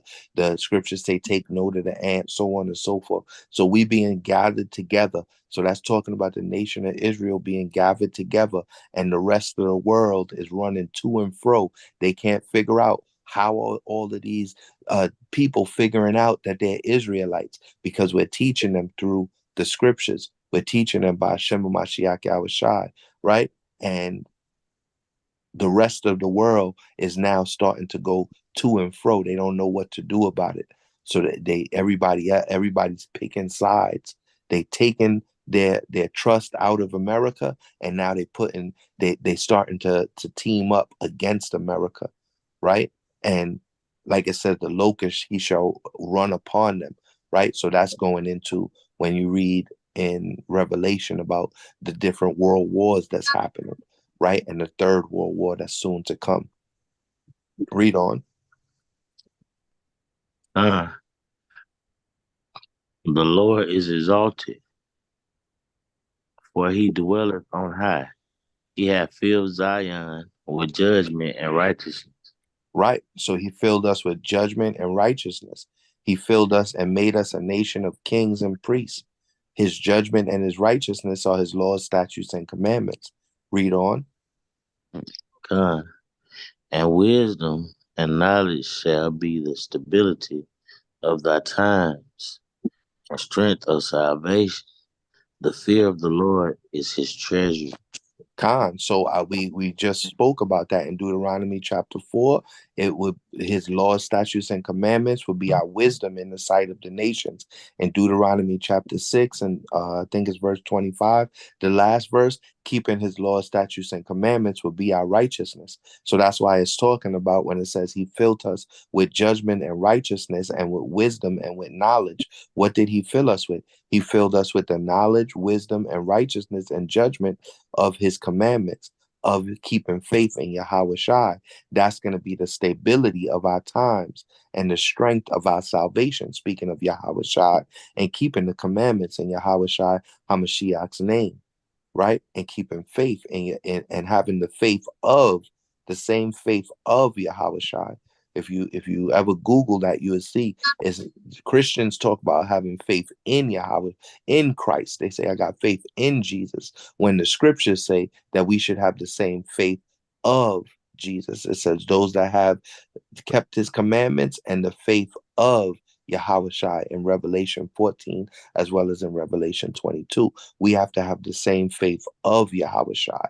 And what that faith is the faith of the wisdom and righteousness, the righteous judgments and knowledge of keeping the commandments. That's going to be our stability, right? And that's why it said the fear of the Lord is his treasure. The fear of the Lord is going to lead you to wisdom. That's where you're going to find it. That's why Yahweh Shai said, where your heart is, there your treasure would be also. So our heart has to be, our mind has to be constantly meditating in the scriptures, constantly thinking upon the scriptures, constantly having the scripture on your heart, because where your heart is, there your treasure is also. That's why I said the fear of the Lord is his treasure, and that the fear of the Lord is the first step to wisdom.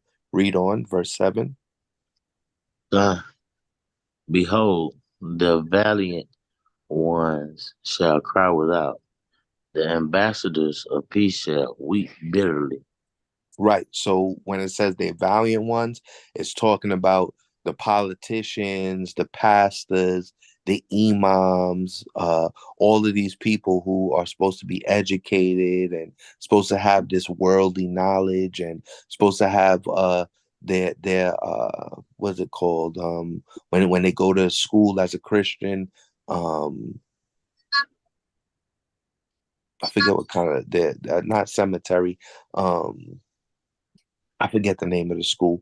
When they get ordained and so on and so forth, those are the valiant ones, right? And the ambassadors of peace, the people who are speaking peace, who are telling us to pray for the peace of Israel, right? Those are the so-called ambassadors of peace. When they see what the Most High is doing and how the Most High is going to actually bring war upon the face of the earth, that they're going to weep bitterly.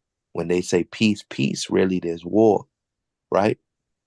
So we got to prepare war and prepare slaughter. And that's what we need to be preparing for. Yahweh Shai said, think not that he came to bring peace, but to bring a sword, right? So these people that are in the Christian churches that are crying for peace and praying for peace, and these so-called Israelis, the wannabes that are crying and praying for peace, they're actually going to get war. They're going to get the sword, and they won't be ready or prepared for the war. They won't be ready or prepared for the sword because they were listening to the ambassadors of peace. So that's why it says they're going to weep bitterly. Read on verse 8. The highways lie waste. The wayfaring man ceaseth. So when it says the highways lay waste, it's meaning that the earth is going to lay at waste, but it also ties in to when Christ told us to go out to the highways and the byways, go out to the highways and the hedges and the chief places of concourse. So the highways laying waste ties in to us no longer going out to the highways and the hedges, because it's no longer that time for us to be fishers, right? So the highways lay waste. No longer you're going to see the Israelites out on the highways and the hedges teaching the word and teaching our people the truth of the Bible, because the highways are going to lay waste, and it's not going to be time for us to go out anymore to the highways and the hedges. Read on. The highways are waste. The highways lie waste. The wayfaring man, he had broken the covenant. He had despised the cities. He regarded no man. So the Most High is going to come, and he's going to he despises these cities, right? And so he's going to destroy these cities. When it says he regardeth no man, remember, Most High doesn't have a respect of person, but he gave respect unto Israel, right? He had respect unto Israel, his chosen people. So when it says he regardeth no man, that means the other nations, that ties into the other nations being spittle and the other nations being nothing to him. He's not going to regard these other nations and these big cities that they built.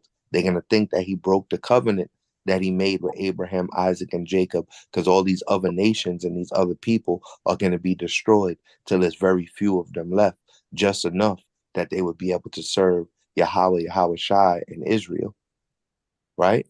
We're going to press play on this. Let this video play out. It's another 3 minutes. Some homes and buildings on reservations lack running water due to the remote location and the lack of reservation infrastructure. In Arizona and Utah, for example, people living on Navajo Nation land regularly visit watering holes 5 to 6 miles away to retrieve water. At the Pine Ridge Reservation in South Dakota, some people have lived their entire lives without running water or electricity. That's less than 100 miles from Mount Rushmore, one of the most famous national parks in the United States. But running water is only part of the problem. Insufficient sanitation and groundwater pollution further limit access to clean drinking water. In North Dakota, Nebraska, and other western states, mining operations and outdated wells contaminate water on reservations. In Arizona, for example, numerous health conditions and high rates of child death are linked to uranium contamination. In 2016, a major protest took place at the Standing Rock Sioux Reservation. Uranium in the water, lead in the water, toxic waste in the water. Look at what our brothers from the tribe of Gad and Reuben, the so-called Native Americans and so-called Seminole Indians, is dealing with. And let's stop complaining and go out and teach them that they're Israelites as well. In North Dakota, where people from across the country joined Native American water protectors in protesting the Dakota Access Pipeline. During construction, engineers rerouted the oil pipeline through tribal lands, reportedly without tribal permission. Protesters engaged in a months-long battle to stop the pipeline's construction and deter water contamination at Standing Rock. But in the end, the U.S. government allowed construction to continue. Reservations play an Right, so that's the end of that. We're going to get 2 more verses. Get Deuteronomy My bad. Get Isaiah 31. I'm stuck on Deuteronomy 28 because these are the curses that they're going through. They're going through the curses, and if we just we're able to, Most High willing, by Shema Mashiach Yahushua, the Most High will give us more opportunity to speak to our Native American brothers and sisters from the tribe of Gad and our Seminole Indian brothers and sisters from the tribe of Reuben, and gave us more opportunity to speak to our northern tribe brothers from Issachar and from Ephraim and from Manasseh and from Zebulun and from Asher and from Naphtali and from all of the northern tribes. We would be able to help them to understand that they're Israelites. They need to repent, keep the commandments, and keep faith in Yahweh Shai HaMashiach. And the Most High would continue to do his will, to do his, and to perform his word and his mighty works upon the earth, sealing the 12,000 from each tribe and sealing his commandments on our minds and writing his word and his laws on the tablets of our heart, which is the covenant that the Most High said he would make with Israel in the book of Jeremiah. Get Deuteronomy chapter 31, or Salakia, Isaiah chapter 31, and read verse 1. Baba Kashar. This is the book of Isaiah chapter 31. Woe to them that go down to Egypt for help. Woe to them that go down, Khan. Woe, Salakia, woe to them that go down to Egypt for help. So many of our people go down to the Section 8 office. So many of our people go down to the WIC office. Now, if you're going to be taking advantage of Esau's system, if you need the help, if that's the only way you could get certain things, the Most High understands that. This is talking about people that are totally reliant, right? The sisters that's out there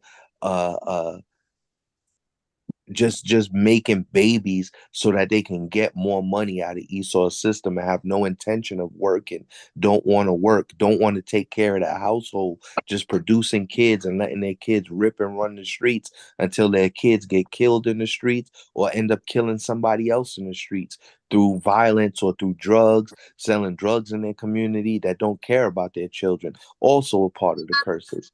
Right? So that's what it's talking about when it's saying, woe to them that go down to Egypt for help, right? Woe to us when we go and we look for this nation, when we go and we vote for a president because we believe the lies that the presidents are telling us when they're going and trying to get our votes. Woe to us. Woe means destruction. So it's destruction to those that go to Egypt. Egypt here, right, is also symbolizing America. That's why in the back of the dollar bill, you see the pyramid. So woe to those people that believe this American dollar can help them get out the curses. Woe to the people that believe this American dollar can help them get off the reservations. That this American money and this American system can get you out of the ghetto and can get your people off of welfare. They want to keep your people on welfare. They want to keep your people, our people, right? But they want to, when I say your people, they want to keep your people down and out and reliant on their system for help. They don't want us to help each other and keep the law and love our brother. They don't want us to have a tender eye and a loving heart toward our brother, toward our neighbor, toward our fellow Israelite. They want us to have an evil eye towards our brother and then look to them for the help. Look to their police officers to police our neighborhoods. Look to their police officers to get the drugs off of our street. Look to their police officers to get find our missing sisters that have been kidnapped.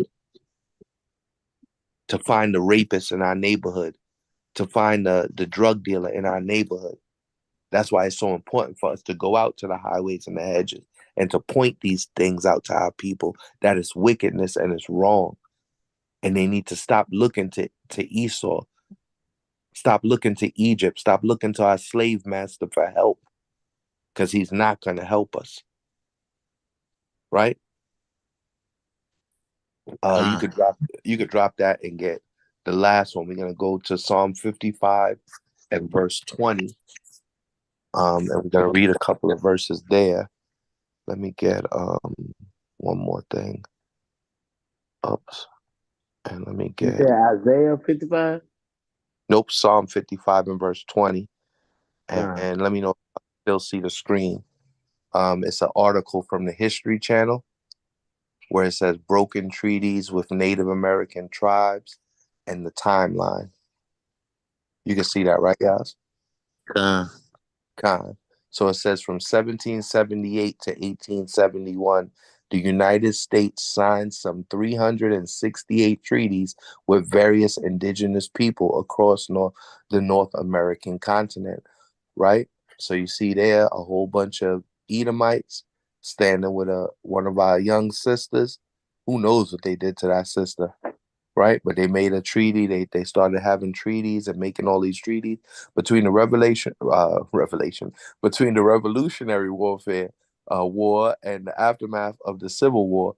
Over the course of almost a century, the United States and Native American nations signed some 368 treaties that would define their relationship for centuries to come. And we just heard in the video that over 90% of those treaties that were signed were not they were not enacted, right? They were not upheld. They were not upheld. The water Yazian. They were not upheld by the Edomites, by the American government, right? So it says, I'm gonna just jump down. It says, as white settlers began moving onto Native American lands, the idea came into conflict with the relentless pace of westward expansion, resulting in many broken promises on the part of the U.S. government. So when we go out and we teach our people, right, we have to, again, showcase to the tribe of Gad and the tribe of Reuben that this is why these things happen to you, because you are actually part of the 12 tribes of Israel, right? And this just goes through all these different treaties, right? You can Google the article for yourself because it's kind of late. I don't want to take up too much time, but it's you just Google, or you can even go to the History Channel website because it's directly off the History Channel website. But you can Google the auto broken treaties with Native American tribes. Here's the timeline. So from 1778, right, the Treaty of Fort Pitt, Treaty of Hopewell, the Treaty of the Calico Treaty, right?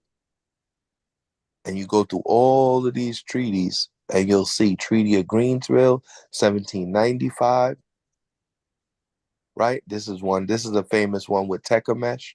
He was a Shawnee war chief, organized Native Confederacy to mount armed resistance to continue the U.S. seizure of the Native American lands. So they tricked Tecumseh. He's one of the famous war chiefs in Native American history. The Treaty of Fort Wayne, right? And the list goes on and on. You see here what we learned about the President Andrew Jackson and the Indian Removal Act, right? And they go and they show you a whole bunch of different articles again on Andrew Jackson and the Trail of Tears, right? Go through it. Says an estimated 10 to 25% of Cherokee would die during the 1,200-mile trek to Oklahoma, later known as the Trail of Tears. 10 to 25% of their nation. It was millions of these people. 100, 200, 300, 400,000 people died because they signed a treaty with their enemy. That's why, again, like Makayaahlah brought out earlier, never trust your enemy, right? In 1980, the Supreme Court ruled that the Black Hills were illegally confiscated and awarded the Sioux more than $100 million in reparation. The Sioux leaders rejected the payment, saying that the land had never been for sale.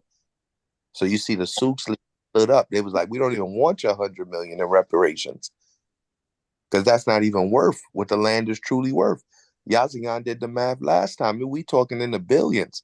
You're gonna lowball us and offer us $100 million, and the Sioux leaders rejected the payment.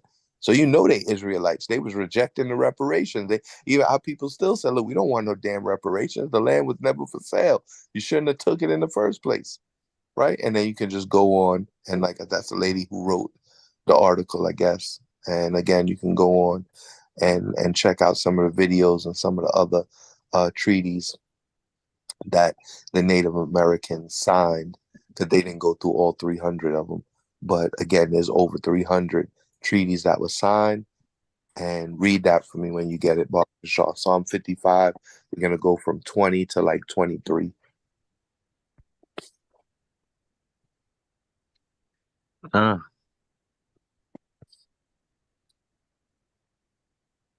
Yeah. Yeah, Khan, we read it when you got it, King. Oh, this is the book of Psalms, chapter 55 and verse 20. He hath put forth his hands against such as be at peace with him. He hath broken his covenant. Khan, that's what we was just reading about in Isaiah, about the broken covenant. The broken covenant wasn't that the Most High broke his covenant, which is how Christians would explain it to you, right? No, the Most High is speaking about how Esau broke his covenant, how our our brothers and sisters from the tribe of Gad and from the tribe of Reuben was at peace. They tried to make peace with the so-called white man, with Esau and Edom. And Esau and Edom, they put their hand out. They shook hands with the Edomites and made 300 and over 300 treaties, 328 treaties. Hey, what did Esau do? Esau broke their covenant. Read on. The words of his mouth were smoother than butter, but what was in his heart? His words were softer than oil, yet were they drawn swords. God, Esau's words were smooth as butter. He came and tried to even give money. In 1980, we talking over 100 years, over 200 years after the treaty was made. They try to come back and give you $100 million. They didn't account for inflation when they was taught, even though in the 80s, 100 million was a lot, but that still didn't account for the inflation. That still didn't account for the fact that the land was never for sale. That's why I'm glad the Sioux Indians still showed that they was warriors, right? The tribe of the Sioux still showed that they have some Israelite left in them. Their Israelite blood rose up in them and said, we're not making no more treaties. We don't want your reparations. We're not shaking hands with you right now. Our land wasn't for sale in the first place. You should have never took it. But you got how many so-called blacks and Africans Americans right now that would jump at the chance to get reparations? That jump at the chance to bring a president in like Sleepy Joe Biden, Joe Schmo Biden, that says he's going to pay for college tuitions, that he's going to raise minimum wage. Look at all the people that we had that was so quick to bring him on and as president. He ain't do not a damn thing for them. Just like President Andrew Jackson, just like President Grover Cleveland, ain't do a damn thing for our people, but have words that is smooth as butter. And President Joe Biden is one. For whatever reason, the people think he's a smooth character because they be believing whatever Sleepy Joe say. And that is one of the most stupidest men that I ever seen. President Bush, George Bush Jr., was smarter than this guy over here. And they used to say George Bush Jr. was stupid. This guy here, he's a total fool, an idiot. He can't keep up. Elder Casati always bring up lessons where he falling all over himself. He tripping. He's shaking people's hands that's not there. But then the man gets up and says a speech, and everybody believes what he says. Why? Because his words are smoother than butter, but inside his heart is war. His words are softer than oil. When it's saying the Bible saying softer than oil, it means his words is slick as oil. Oil is slick, it's slippery, right? So that's what it means when it says softer than oil. His words is slick as oil, but really they drawing swords ready to stab you in your back. And that's what happened to our brothers from the tribe of Gad and the tribe of Reuben. They got stabbed in their back because they believed the word enemy. They trusted in their enemies, right? Read on.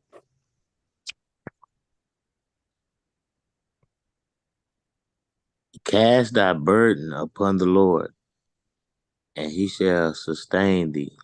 He shall never suffer the righteous to be moved. God, we keep his laws, statutes, and commandments. He won't suffer us to be moved. That's why Yahweh Shai taught, right? those that are weary, that he would give us rest. Cast our burdens upon him, and he would give us rest.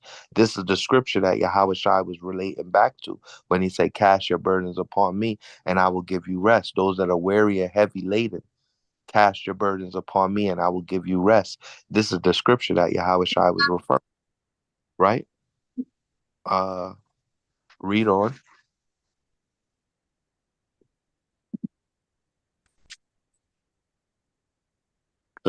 But thou, O Yahweh, shalt bring them down into the pit of destruction. Bloody and deceitful men shall not live out half their days, but I will trust in thee. And we have to trust in the Most High that he's going to bring them down to the pit of destruction. The pit of destruction is their hell. The Esau's kingdom, Edom's kingdom being destroyed, that's the pit of destruction. That's the pit of hell that we have to trust. The Most High is going to bring these bloody and deceitful men down. And then they're not even going to be able to live out half of their days because they're going to be in the pit of destruction. That means their kingdom is not going to be able to thrive for as long as they think it's going to thrive for. He's going to cut their kingdom short. He's going to cut these days short. That Satan comes down because he knows he has but a short time. So the Most High is not going to allow this kingdom to thrive and to go for thousands and thousands of years. He's going to cut it short, that this kingdom no longer is able to operate in their blood and deceitful ways. And we have to trust in the Most High that his righteous people should not be moved, that we would come back to the law, statutes, and commandments as Israelites, and it would be our wisdom in the sight of the nations, and it would be our righteousness, and we would keep faith in Yahweh Bashem Yahweh Shai, and our Messiah, Yahweh Shai Mashiach, is going to come, and he's going to deliver us out of this wicked kingdom that Esau has set up and bring us into the kingdom of Yahweh by Hashem Yahweh Shai. All praise to the Most High. And with that, I yield. I hope you all were able to learn something on the lesson, and you all were able to gather some wisdom, knowledge, and understanding for your family and for your friends on why we are not to celebrate Thanksgiving, and that this is a holiday that Esau has set up because he uses our people as a mockery. And this holiday of Thanksgiving is a mockery of our people and what type of deceit and evil and treacherous ways that Esau has dealt with all of our people from the 12 tribes of Israel, but specifically the tribe of Reuben and the tribe of Gad, the so-called Seminole Indians and Native Americans. And with that, I yield. Kwame Yasharala.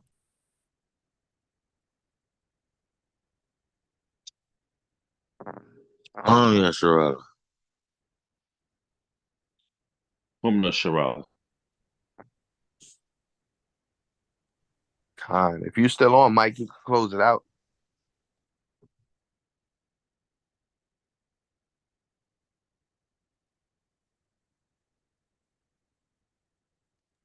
You still on, Makayaahlah? I don't know if Makayaahlah is still on. Cap, you still on? I don't know if Cap is on. Let me see. No, they might have dropped off. All right, I'll close this out. Close this out in prayer because it is getting pretty late. Sorry we kept you so late on a 2-part lesson tonight. But man, all praises to the Most High, the water for everybody. We got a good double-decker night last night on Wisdom Wednesdays. If you have an opportunity, it's on. I believe it will be, if it's not already on, it'll be placed onto the HOI Philly channel. So definitely subscribe and log in on YouTube to the HOI Philly channel so you can get those Wisdom Wednesdays. And there was a beautiful lesson done last night by our brother Yeshaya on Thanksgiving as well. And he brought out some beautiful scriptures and lesson topics and videos. So you can catch that as well and put all 3 lessons together that we had done and put for this year on Thanksgiving. And you'll have enough ammunition to be able to teach our people, your family and your friends, and to teach our brothers from the northern tribes that they are Israelites. So definitely tune in and get your subscription on YouTube to HOI Philly, and you'll get some more good edification from there as well. All right, so give everybody a minute to face the east and prostrate yourself before the Most High. We're going to read the Lord's Prayer and close out in prayer. All praises to the Most High. All praises. Khan. This is the Lord's Prayer in Paleo-Hebrew, Matthew chapter 6, starting at verse 9.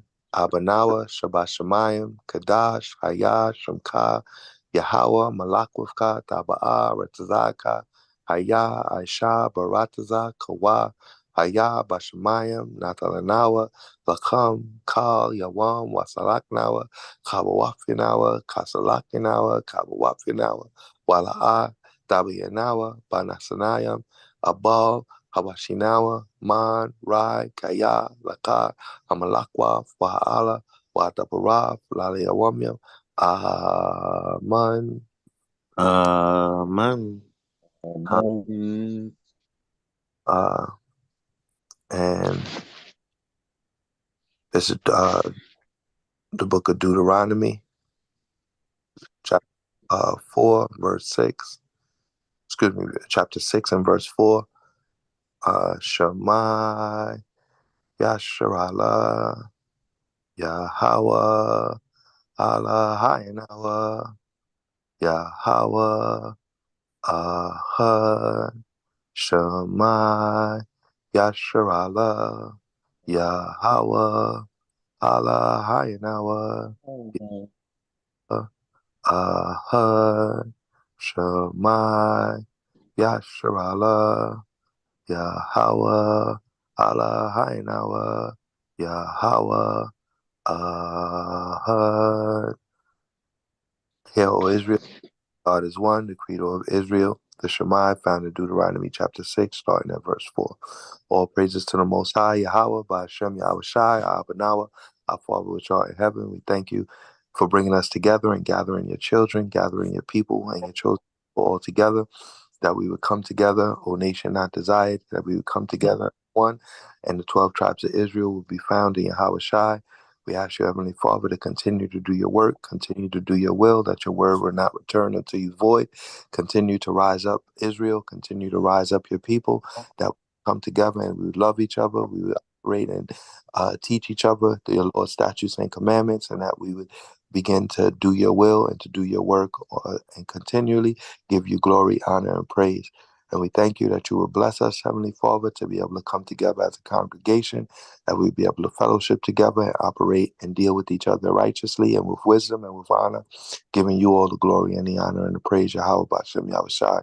We ask, Heavenly Father, that you would bring your enemies to your footstool, and that you would continue, Heavenly Father, to destroy these wicked nations and these heathens that come against you and come against your chosen people.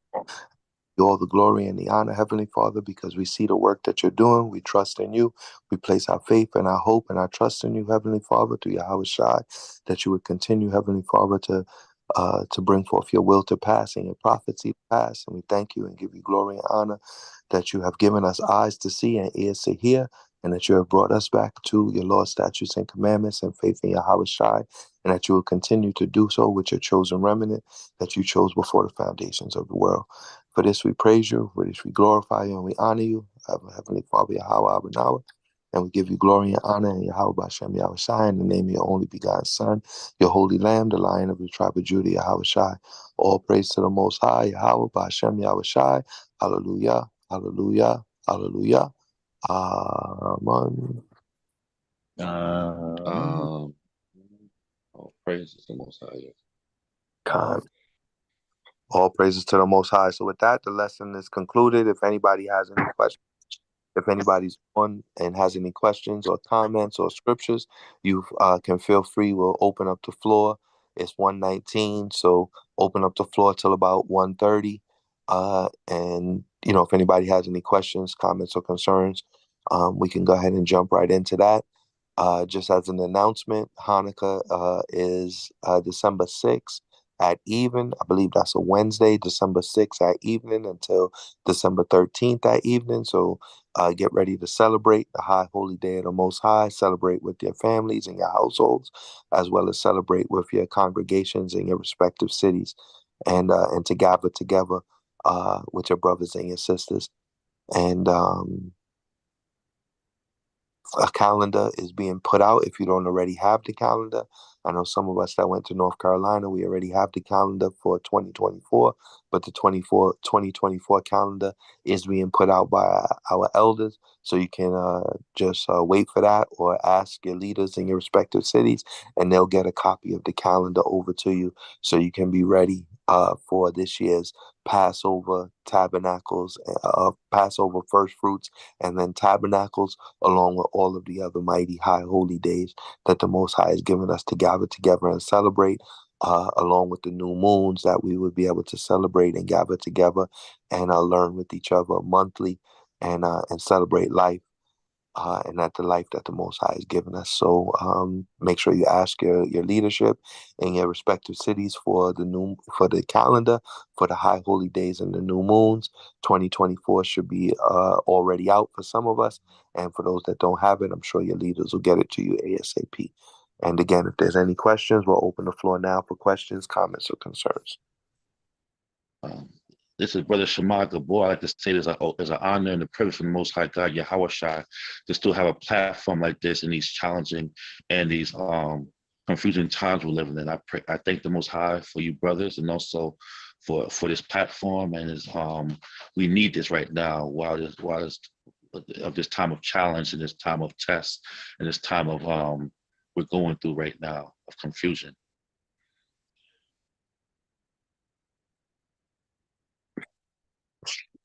Khan, I was on mute. All praise to the Most High, Brother Shema Gabar. All praise to the Most High. Hope everything is going good with you and the family up in New York. And just keep doing the work. Make sure you get out to camp and fellowship with your brothers and your sisters, and continue to get on class, take notes, and continue to grow in the spirit, my brother. Always a pleasure to hear from you and speak to you, King. All praises.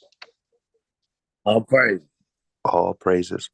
So yeah, we got a few more minutes left. If any brothers or any sisters have any precepts they'd like to add, or any comments they'd like to add to the 3-part lesson that we did, starting from last night on Wisdom Wednesdays, and tonight with Makayaahlah and myself, and then all praise to the Most High.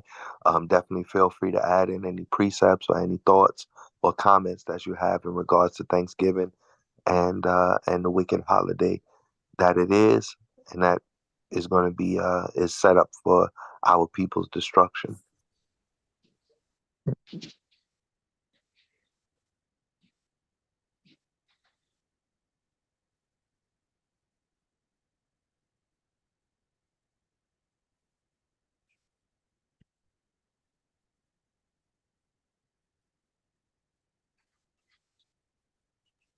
I guess everybody fell asleep. There's still some people on the class, and I don't know if anybody is watching on Facebook, but if there's any questions in the Facebook chat, if anybody could check on the Facebook real quick and see if anybody on Facebook or even in the YouTube chat put up any questions in the chat. Here in the back chat, we're good. Tapala brought out the doctrine of divinity. I see that was the last thing put in the back chat. And then Psalm 55, 20, 21. The watch to Sister Arma for scribing tonight. I see Sister Arma did a very diligent job in scribing, as well as all of our sisters do when they participate and help out in class. Tonight it was Sister Arma, so all praises to the Most High. You can go into the back chat while the class is still open and get all of the precepts that were brought out this evening. So if anybody wants to get some notes, you can, if you can't write fast, you can just go in and screenshot them onto your phone, and then transfer those notes from the phone into your Bibles, so that you can have your Bibles precepted, and you can have notes on being able to teach your family members, your friends, those in the community, and those you might come across who, like the book of Titus says, is Titus 3:3, is still ignorantly and even in some cases willfully celebrating Thanksgiving, you'll be able to teach them with the precepts that were brought out from last week to last night, Wisdom Wednesday, with our brother Yeshaya from the Mighty HOI Philadelphia, and then our brother Makayaahlah from Mighty Makayaahlah, Mr. Raw for Yahweh himself, NY, New York, New Jersey, as well as the scriptures that we brought out tonight. So you can always go into the back chat. Sister Ahmad did a beautiful job. Go ahead and get those notes while you can, because once we close the room, you won't be able to do that. The host closed the room. So we got about 5 minutes left. Anybody have any questions, comments, or concerns? Or did anybody see any questions in the back chat on Facebook or YouTube?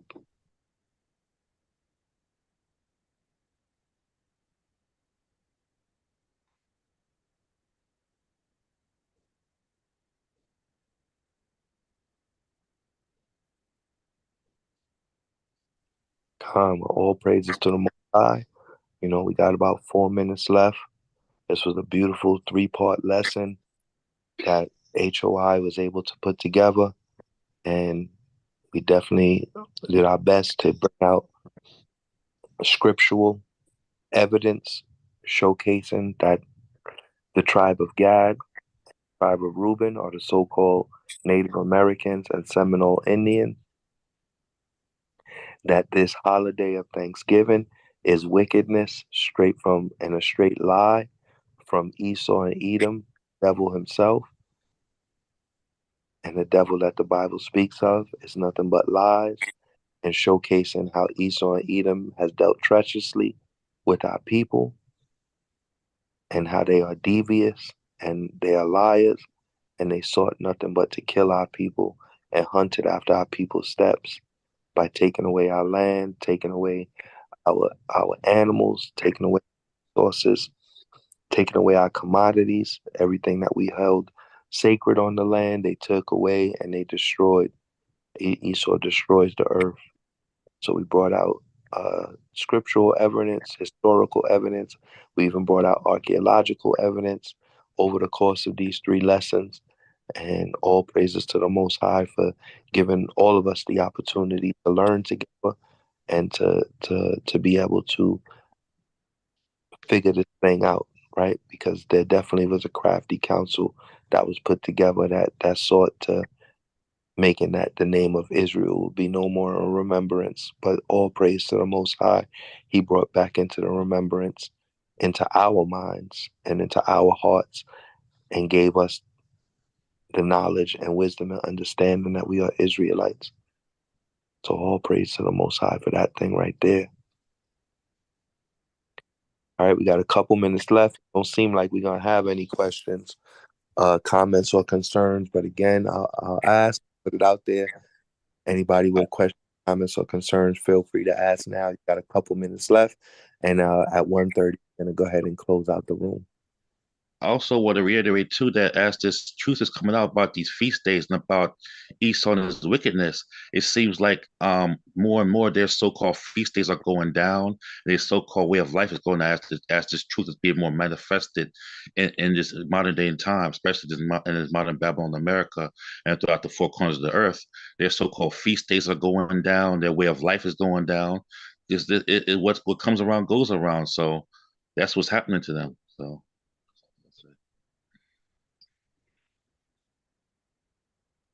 Khan, King, all praise to the Most High. The Most High is lifting up Esau's skirt and exposing his lies, exposing his treachery, exposing his devious ways of dealing with us, and his deceitful ways, and exposing the lies that Esau has told across the entire world to hide who we are and to hide the fact that we are the children of Israel. And now the 12 tribes are back, and the 12 tribes are that's why we say Kwam Yasharallah, rise up Israel, lift up Israel.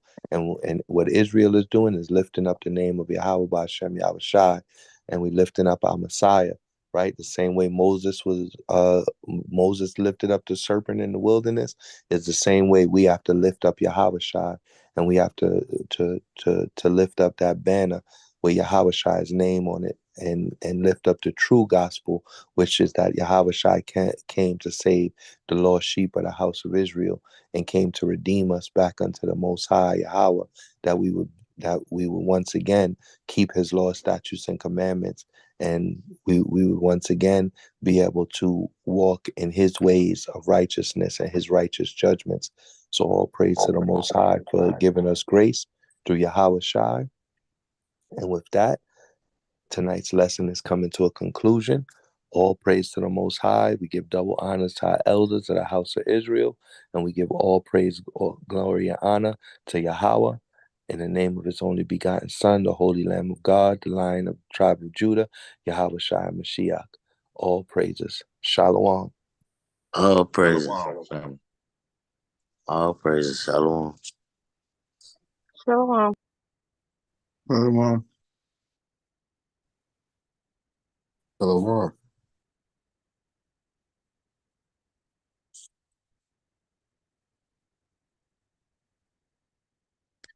Come, Yasharali. Y'all have a good day. Shalom. Roar for Yahweh. Roar for y'all, God. God. All praises. Shalom. All praises. Shalom.